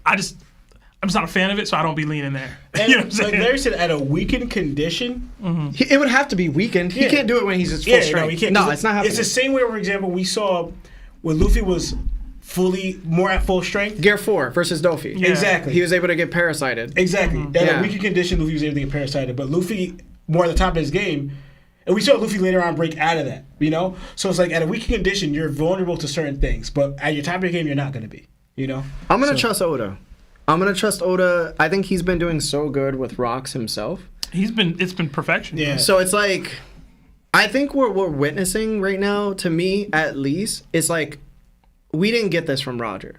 We didn't get this from Whitebeard except at Marineford when he was like going off in his sick age, right? Yeah. Like that was really cool. But I think what we're about to witness is like somebody in their prime versing the heaviest of hitters in the world go after one another, and he's going to like fend. I think we're going to see what the strongest person in the show is capable of. And I think that's going to be on full display. I just hope we don't cut away from it. Yeah. I'd be really mad if we I'm gonna cut tell away you- from it and we just don't see any of the important things that we want to see. I'll say this. It'll suck for us as a pod that does weekly chapter reviews. But if Oda was to bring us into God Valley and then cut away with the full-on intent of doing a canon movie specifically for God Valley, bruh, I'd be pissed. I'd be pissed. But you know how much money you would make with that movie, bruh. Like you know how much money you would make, bruh. I think it would be better if like they fleshed out the story, but they added stuff into the movie that we just didn't get. But you're getting live canon movie without knowledge. Like you're going into the think that would movie happen, bro. without knowledge of what happens. I don't think that would happen. That's so crazy, I would bruh. hate it. Listen, it would be insane, bruh. It would be the most, and everybody going in would have the same experience. Like the anime would have to catch up to God Valley or whatever, just to enough of it, and you drop the movie in like a year. If you want to make bank, you see how these other movies making bank. If Oda wants to dip in that bag for real, he's got the perfect setup for it. But you know what thing I want to mention too is that this might be where the Davy clan no longer exists. If they're all taken out right here and then, it just means Teach is the only one alive. Oh, that's my theory, right? So it's like, damn, yo, like we're really about to see a whole place of people get wiped out. Well, Kuma saved a bunch of people, right? Or a decent chunk of people. I don't know how many of them were Davy members. Yeah, we just don't know. We don't know. We'll see. But it's a lot to intake. This chapter, I hit Marv up and I was hoping like Marv will give me like I asked him for 45 minutes. I say, yo, Marv, you go 40. I know 30 ain't cutting it. You go 45. He was like, yo, just go for the hour. I was like, all right. Thank you, Marv. Yo, appreciate it. Because I just knew that this chapter, if Lionel was coming too, it would have been crazy. We still be on yeah. No, I'm playing. It would have been a minute. But yeah, no, there was a lot here, bro. This chapter, man, I gotta say, this chapter was probably like one of the best chapters I've read in One Piece. And like this flashback is the best flashback of all time. Like I don't think I've read anything I've been more excited about that didn't involve the main characters as much as this. Right. Like these are our main characters at this point. Like I am loving my experience with Roger, Harold, and Rox. Like I wish others got more screen time. But they're not here. I just want more Rox. Bro, I don't think any character has ever lived up to the hype, not just from the strength element, but from character writing that Rox has. Like any character. Yeah. Like there's been, since 957, Rox this, Rox that, Rox this, Rox that, Rox this, Rox that. And we're here, and it's like, it's better than I could have imagined. Yeah. Like it's better. And I think that's the issue of why his name couldn't be brought up. Because the way Roger inspired people, I think Rox would have inspired people too. They just wouldn't have done it in a way that Roger thinks piracy should be about. I think they would have been a lot more like, I think they would have just been attacking the world government. Like pirates right now, under Roger's like inspiration, aren't attacking the world government. They're actually afraid of them. They just attack each other and then, people who are regular civilians. I think Rox would have been the person to inspire, take the world government down. Don't go after the One Piece. The One Piece is just a part of taking the world government down. And that's the danger of Dragon. Dragon is like in the shoes of Rox. He's just not doing what Rox was doing. He's doing it in a peaceful manner, I guess you would say. But like, Rox is the main character before Luffy was. Yeah. Like essentially that's what it is. And then Roger. And the difference is we're so caught up on Rox and what he's doing that Roger went to Laugh-Tale, not Laugh-Tale. A year ago. He went to Lodestar a year ago. So he knows that's not the final island. What's crazy is, so do you, I was going to bring this up earlier, and maybe my timelines are off. Do you think Roger went to Lodestar searching for Shakky? Like, he went to all these islands trying to find her? No. And that's how he got to the final island? He was searching for the history. He was searching for this. Yeah, the whole how he explained it to Whitebeard and Odin kind of shows that. I don't know how he fit all this in. I wonder if Rox knows that Roger went to Lodestar. And that's the thing, too. I really want to, So I accepted it with Blackbeard, knowing a lot of things, because he probably had come from somewhere, which we know now, is how he knows so much. And he's probably been taught through, his mom, if she stays alive, or, anybody, he knows the truth. But how does Rox know the truth? Where did Rox get this massive amount of knowledge from? Is there an Ohara underground for God Valley? And this is the reason why he knows all this history? Because if so, then that's cool as hell. But maybe that's the reason why God Valley also gets taken out. The same to parallel like O'Hara being Bustard called because of what they were experiencing, but also because this is an island that was full of traitors, so they got Lelouchia too, the same way Lelouchia was considered a traitor because they were revolting. Like, it's all possible, bro. are we seeing this much? I hope we see it all. But if we don't, give me that movie. As long as it's canon, but I want it in the manga. I want canon God Valley how he's been movie. flushing everything out. I think Oda's gonna deliver. He has been delivering pretty well with their whole rock story and everything, so he hasn't been leaving us disappointed. So I think he's gonna deliver well on this. The only problem is I wish we got to get more because he's giving us, even though he's giving us a lot, he's still not giving us that much. Yeah, he leaves a lot out. And you know, it's crazy too because like in the Holy Land, they're always saying to their youngest of children that the D brings storms and you should be afraid of the D's. The D's gonna get you. Yeah, the D's are gonna get you. And it's like when Whitebeard was speaking to Blackbeard and he, you know, shocked waved his face, he was like, yo, like, you're not the man that Roger was waiting for. Like, you're not the D clan because he knows he's a D too. So he's like, yo, you're not the person.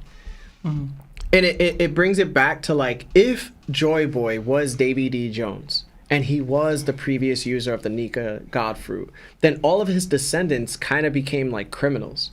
And not like regular criminals. Like, they were underworld criminals. If they're like Teach, you know what I'm saying? They became like offsprings of just darkness compared to the light that he was. So there's like a foul play there too of like, yo, your light brought the dusk.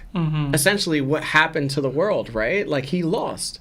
So now it goes to another D clan member who's has to take the mantle, receives that power that Joy Boy once had, or Davy, and now he's trying to become the light.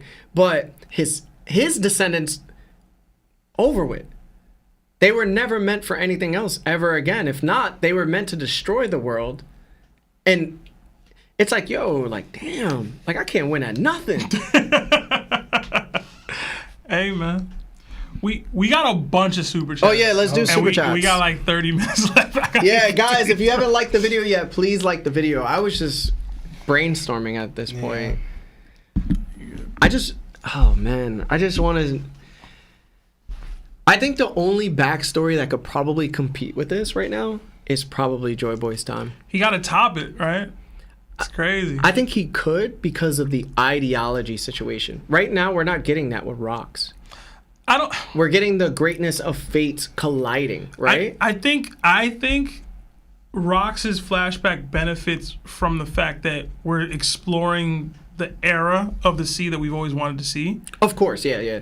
So like we're getting even just Shakky existing and throwing bombs at people. You know what I mean? Like we're eating all of that up. Yeah. I don't know that it'll be the same feeling when we're in the Joy Boy Ancient Kingdom flashback because we don't have any real ties to those characters. Yeah. But maybe he solves that in a way. Maybe this is how he starts implementing that feeling for like the DVDs, like the you know what I'm saying? Yeah. But we'll see. I mean, I don't know. I don't know what he's got planned. You know what it is too? But I feel like even if we go to Joy Boy's time, I feel like Joy Boy's time is gonna make us question the first world because we haven't even delved into the first world yet. We just got a little inkling, right? Of like the tree that's on Elbaf and it's 3,000 years ago, and then we have the pirates that are on the moon. But to us, it's like, all right, we go to Joy Boy's, that's dope. But now we got to go to the first world because how did that start? Yeah. No, yeah. I was thinking, you saw how he combined, in a way, 2 flashbacks in one? I'm thinking when we go to Joy Boys, we're also going to get emus at the same time. So it's going to be Joy Boys and emus, kind of like how we got Harold and Rocks. Yo, I was going to say something. I completely forgot. It was funny, though. I was going to say... How does Loki know all this stuff? Yo, bro, it's been a meme online for days, bro. This is your backstory? It's like Howard is like, Bruh, just tell me about the classroom. Just tell me what went down with Dad, Go bro. to the part where Dad passes away. Yeah, I didn't even know any of these things He happened. really schoolgirl gossiping about who liked who and like Yeah. what are we doing, bro? It's so funny. All right, I'm gonna try to speed run through these because we got like 60 or so super chats. Yeah, bro. do your thing. We got 5 from Sins to Savage OG. It says, if there was one Peace Island, Love Island, who's your pick to be on the island? My picks are Nami, Baby 5, Cavendish, Gabon. Hashtag Larry Text. I've never seen Love Island, so I can't. Baby 5. Baby 5 is crazy. Yeah, you have to have some unstable women in order to keep it interesting. Okay. Another 5 from Mr. Prince. Someone in the stream said Fexer never existed. Yeah, I Lucia'd him so hard. That's too funny. Yo, bro, I hid his name so hard. I gotta pee. Yeah, go do your thing. Another 5 from Nimbus Jujubee. Imagine next cover story they all just blow up because they were Doc Q's apples and Blackbeard is attacking Wano. I mean, they're all ancient Zoans, so they'd probably be good from eating it. The apples. Yeah. Like, I don't think that would take them out, but it would be called. Another 2 from Joshua Talbot. It says, yo. Another 2 from Al Suave. It says, don't let your baby mom keep you from finding your wife. Listen, man. Yeah, terrible, bro. I mean, the sentiment itself, I can agree with on some level. The actions that were taken are no. That's wild. Another 5 from Whispered Woods. Spotify fan paying her Larry tax. Is there a fruit you feel is wasted on something who can have been more fitting user for it? Could have a more fitting user for it. Literally anybody with Buggy's fruit can be real with you. Like somebody could do something a little bit more with that. Oh, it's a her? Whispered Woods? Oh, thank you for coming through. Don't be weird, bruh. No, what do you... I'm kidding. I'm kidding. Huh? Do you have a fruit or not? Do I have a fruit that could be better with somebody else? Yeah.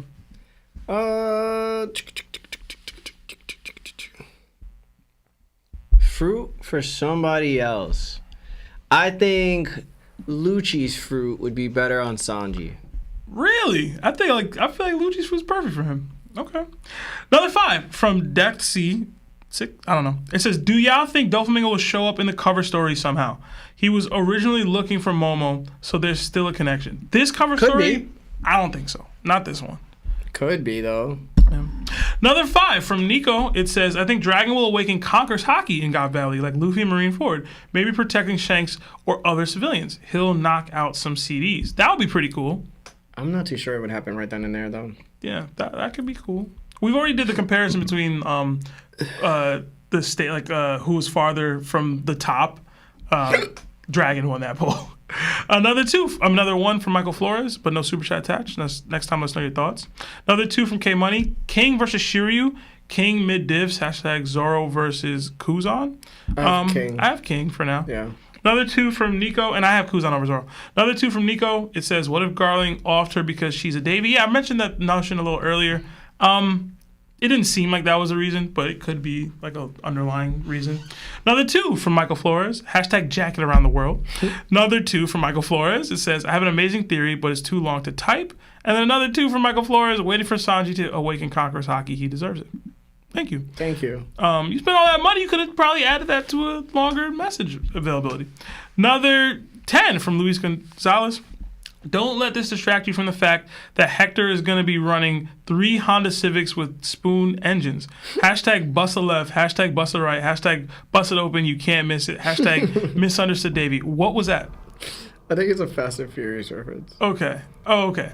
Another 5 from Nando D Universe. Luffy is showing that it's better to have a loyal crew to take down the government rather than a power crew like Rocks. Hashtag Rocks best character. Hashtag Xebec. Okay. I mean, yeah. I mean, Luffy was always going to be the one to get it done in the end. Yeah, right? guys, before you leave, hit that like button, please. Yeah. Please. Another 2 from Michael Flores. Love you guys, but got to get back to work. Yeah, man. Do you think? Another 5 Canadian from Morningstar. Roger, I will not let you free the slaves, Rocks. Chill, bro. I just want to save my family. Another 5 from Lance Schultz. My question is, what's the strongest fighting force in One Piece at their peak? Is it the Marines in Summit War or some other group, and why?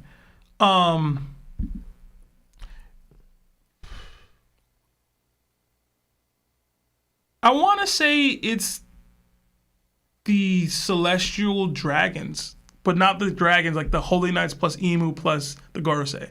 That would be the strongest fighting force, in my opinion. Also because I think they house the ancient weapon. So that would be my choice.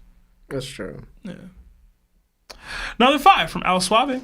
The way Larry's acting this episode, the fan art portrait should have been him with St. Charlos. # St. Toxic God. Larry. Chill out, my bro. Chill out, my guy, man. St. Charlos. Another 5 from the Dr. Robitussin. It says, Garling did nothing wrong. # Fody? F-O-T-Y? That's absolutely. Fody. Oh, man. # no child support. # Larry. All right, man. Another 5 gifted memberships from our guy Roy Stokes. Thank you, Roy. And another gifted memberships from Morningstar. Thank you, Morningstar. Another 2 months at Knockman status from Jay Panto. Rox is slowly becoming my favorite character. Yo, he's rising the ranks for a lot of people, including myself. Told y'all. Another 10 from Lord Dynasty. Franco. What up, y'all? I think Elbaf and this flashback has peak storytelling. Is it recency bias or is Elbaf top 3 arcs for y'all too? # FreeFacts. # Milkman. It's definitely rising the ranks, man. Mm-hmm. This flashback is already a top probably 2 flashback for me. And as far as Elbaf as a whole, I gotta see how it ends. I always wait on the ending of the arc because if it falls flat, then it can't. Another 2 from Alan. What ethnicities are Boa and Shakky? Fine. Fine. Another 2 from Greg Rodriguez. Will it be Shanks versus Shamrock or Shanks versus Garling? I don't know. I think Shanks versus Shamrock. Another 5 from Al Suave. Wang Ji betrayed Rox to take over the island while his son, theorized, is going to Pirate Island to give Rox's son the keys to the world domination. That is very telling. I have a Caribou theory coming up. I just haven't had time to say it on here. But it does tie in a little bit with what you're saying. Another 5 from the FedEx guy. I figured it out. Lionel isn't here because he's been Law's business partner the whole time. He's assaulting all the horses that Law can't get his hands on while here. # Larry never beat any allegations. Another 5 from Abhinav. It says Larry and Garling would be best friends in One Piece world. Oh, man, we're way back. Another 2 from 5 AM Bleak. Y'all also got cardboard cut out for Lionel. Oh, my God. We got another 5 from Imran Ismail. Sup, guys? I am calling it now. We will see either a hockey bloom from Dragon or how he gets his dog fruit. Yeah, we've talked about it a little bit so far. Another 5 from Andrew C. Do y'all think Blackbeard will go for Garling soon since he maybe killed his mom? Also, who hates women more, Larry or Shaft? Shaft? What? Oh, my God. Who's Shaft? The black? pimp? Yeah, who is the man? Yeah. Oh, my God. Yeah. Another 5. I don't think Blackbeard's going to go after Garling, personally. At least not in the way for killing his mom. Mm-hmm. Another 72 from months at Yonko. Another 3 months at Yonko status from Roki. Do you want me to do this? No, I got it. This week we get in top question, Larry. Where would you rank the 7 deadly sins in One Piece? Would you like them as a pirate crew? Also, shout out to Dragon. He's actually doing something. JK, hope we see more. They'd be Yonko level for sure. Okay. Another 5 from Al Suave. Early prediction. Dragon will put Shanks in the treasure chest that ends up on Roger's ship, and he will eat the fruit that was originally in it. That's what Lawrence had alluded to. Larry said that. Oh, was you? Larry said Okay, cool. There's this Meliodas, the captain of the 7 deadly sins. He has this attack called full counter.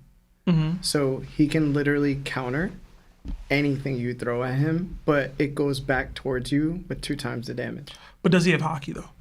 I'm kidding. Another 5 from Nico. It says, what if rocks erase death and last words will serve as inspiration for Roger and others to find the One Piece, like Roger and Whitebeard would later do for the world. That would be pretty cool if rocks inspired Roger to go find the One Piece. Another 2 from Hancho Shogun. Young Dragon looks like Luffy Gear 4 forms. Yeah. A little bit. Another 31 months at Nakama status from Thank you, Nerdtaku. Says, love seeing Larry crash out then go wild for rocks. I gotta watch the playback. Another 5 from Kenneth D.C. Bridgewater. Do you guys think Rocks got Diamond Reversey? That's why Roger and Garp had to jump him. We talked about it a little bit earlier. It's possible. I wouldn't like it too much. I don't think we all agree with him, Another 2 from Kirby. Dragon the same age as Luffy back in water. 7 eyes. Yeah. Another 17. 2 from No Poppy. It says, Rox is going to steal Harold's family treasure. Another Another 2 from Joey the Creator. Dragon looks like Snake Man Luffy. Hashtag that's my kid. Yeah, he ain't being them allegations. Another 2 from Nico.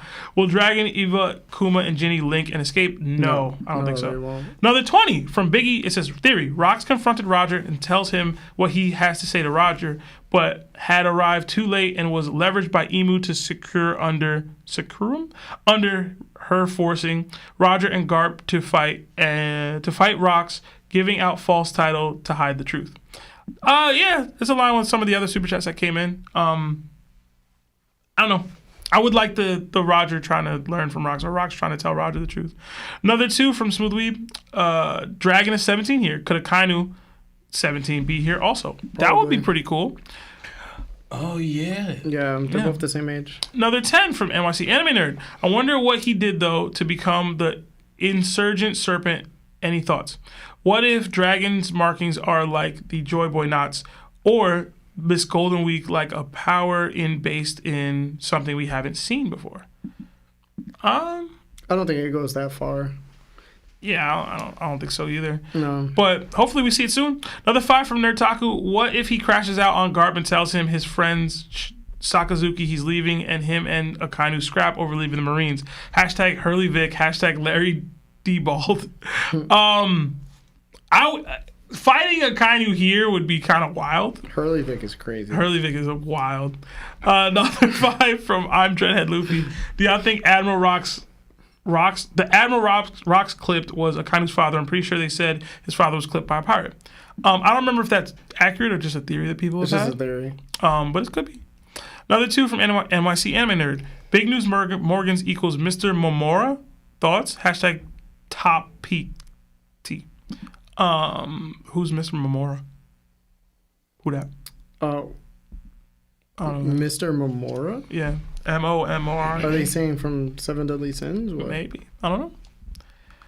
Sorry, NYC, I don't know the name. Another 5 from Smoothweeb. It says, theory, Xebec will see his dead wife and rage out, blackout, completely lose control, and that's why Roger and Garp and Rob's others had to try to stop him. That's possible, man. But that's why are they possible. trying to stop him? If he's just swinging on anything, because his wife's gone, bro. just full crash out. You can't have rocks just going out there just doing that. Hey, we'll see. Another 20 months at Knockmas House from Roberto. It says, forgot to say I would destroy the world for Diane. Oh, yeah. Deanne. She's the giant. Oh, okay. Another 2 from Smooth Weeb. Crazy how Morgans and Ginny sparked the God Valley incident. A lot sparked it, but they made it happen. Yeah. Another 5 from Anderson. It says, Garp be like, the Celestial Dragons taking out innocent people. Nothing.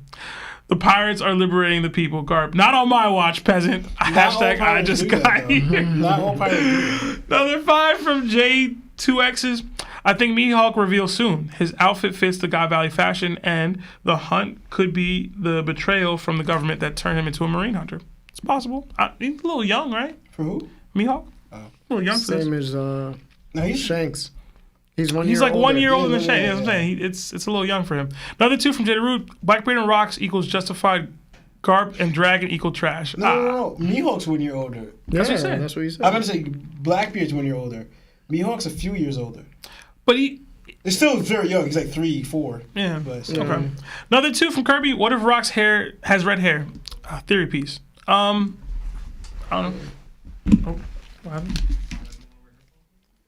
Oh, it was his brother. My ears were hurting. Yeah, it was hurting. It feels fine now, though.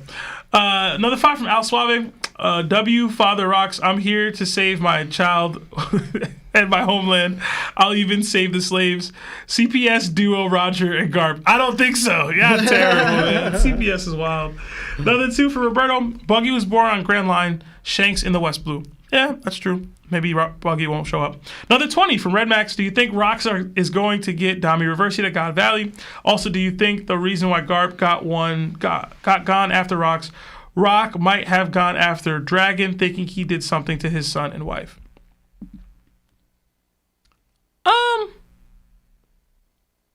Maybe. The Dragon did something to That him? Garp went after Rocks because he went after Dragon. Oh. And it could tie the whole your children being a weak spot thing full circle for Garp too. Possibly. Another 5 from Smoothly. The AK flag has 9 circles, 1 big, 8 small. I believe it's all the Ancient Kingdom flag. I believe it's all the D's since Marshall and Rocks are both Davies. There's one more D name left. Who could it be? That's a good one. Maybe it's Emus. Another 5 from Martin D. Calderon. It says, have a fire theory just for you. Larry, this came to me from hearing your constant hate for Garp. Can I Discord you to see what you think or call in? Probably not today. But tune in for another. You can Discord it. Yeah. Like on the call streams. Yeah. Another 10 from Tachi. It says, hello. Been watching for about a year now and love the content. Do y'all think Blackbeard's devil fruit stealing technique is a knowledge from the Davy clan? No. Imagine. Maybe. Another 2 from Gregory. Was there a Davy clan member on Joy Boy's crew? It could have been Davy Jones himself. Honestly. Another 2 from Nico. Top 5 most potential from the new gen. Nah, that's a crazy question. Oh, man. JJK. Yeah. Another 5 from Robin. Larry Harold literally says, don't attack him on page 15, and the Giant Crew says, huh? I read it. We crashed out about it earlier. Another 5 from Greg.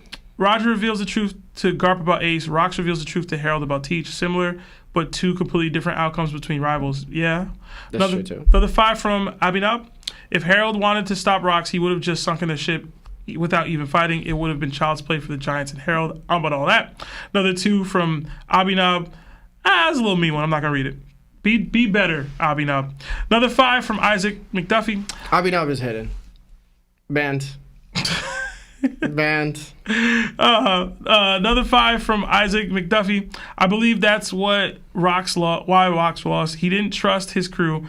Dub, Whitebeard would have fought with him to the max, but he didn't know. I believe Roger as well. Maybe. Another 5 gifted memberships from Blind Shepherd. Thank you so much. Another 10 from Josie Dirts.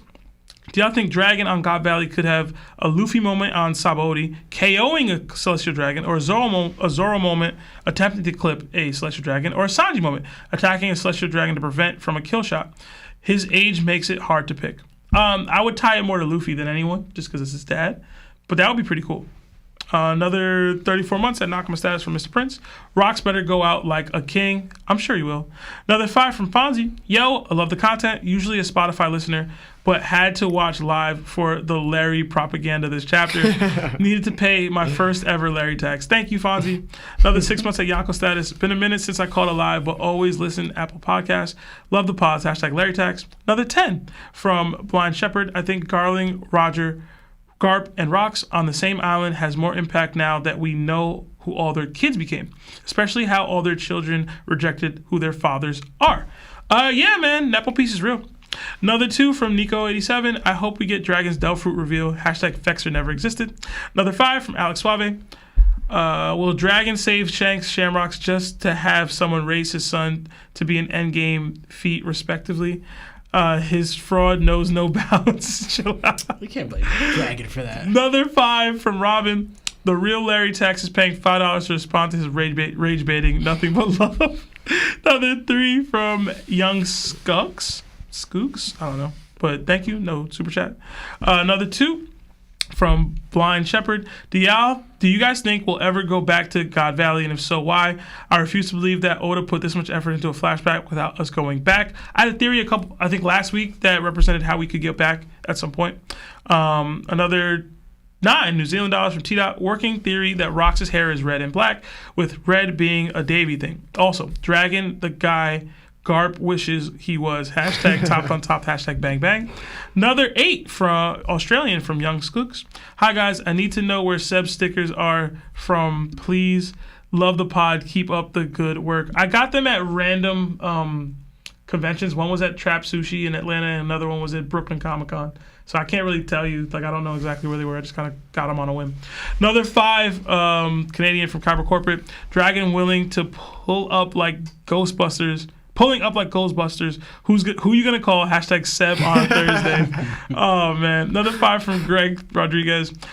Not Boa, but possibly Vivi is used to lure out the Straw Hats and others in a God Valley event.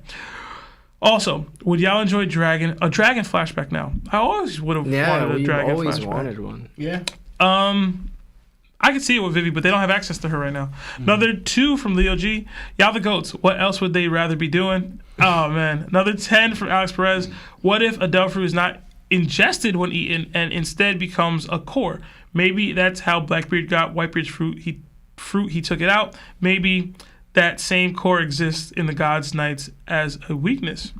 So everybody who's a devil fruit eater is a kaiju? I was thinking the same thing. I immediately thought of kaiju number 8. Another 2 Canadian from Leo G. It says, homing upscale, hashtag pumping into Whitebeard. Homing upscale, what? Another 2 from Alex Perez. Damn you, YouTube autocorrect. Fruit, not fruity. I corrected it for you, man. Another 5 from Blind Shepherd. It would be hilarious if Seb's theory explains Buggy's shenanigans. Hashtag Davey D Buggy. Another 5 from Jada Rude. What if Shanks was looking for his mom and finding out she was dead made him cry?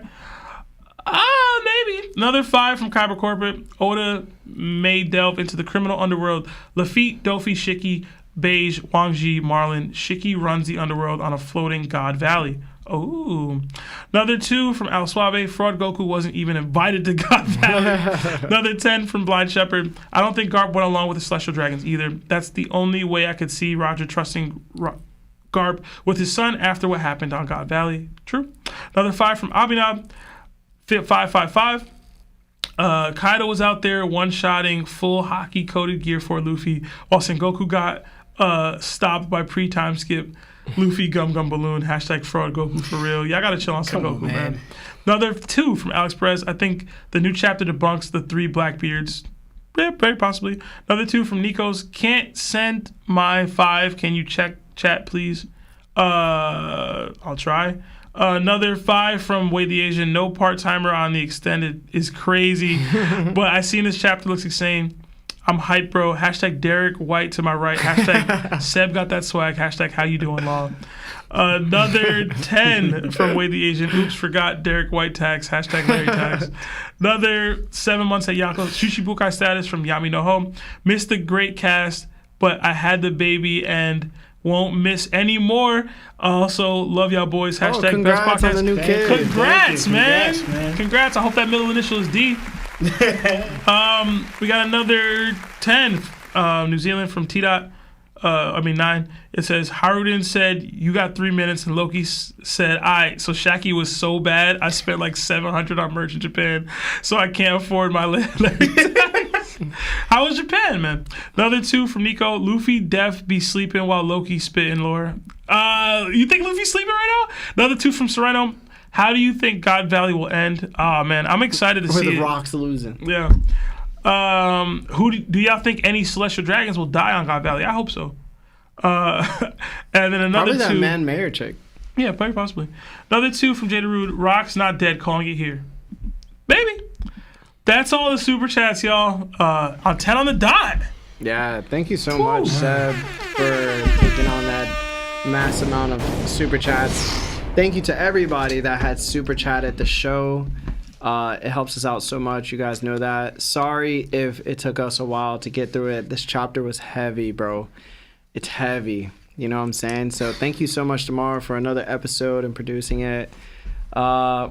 We will be on RTTV this Wednesday. So look out for that and show some love, man. I'm gonna put it. I'm gonna alert everybody that it's there.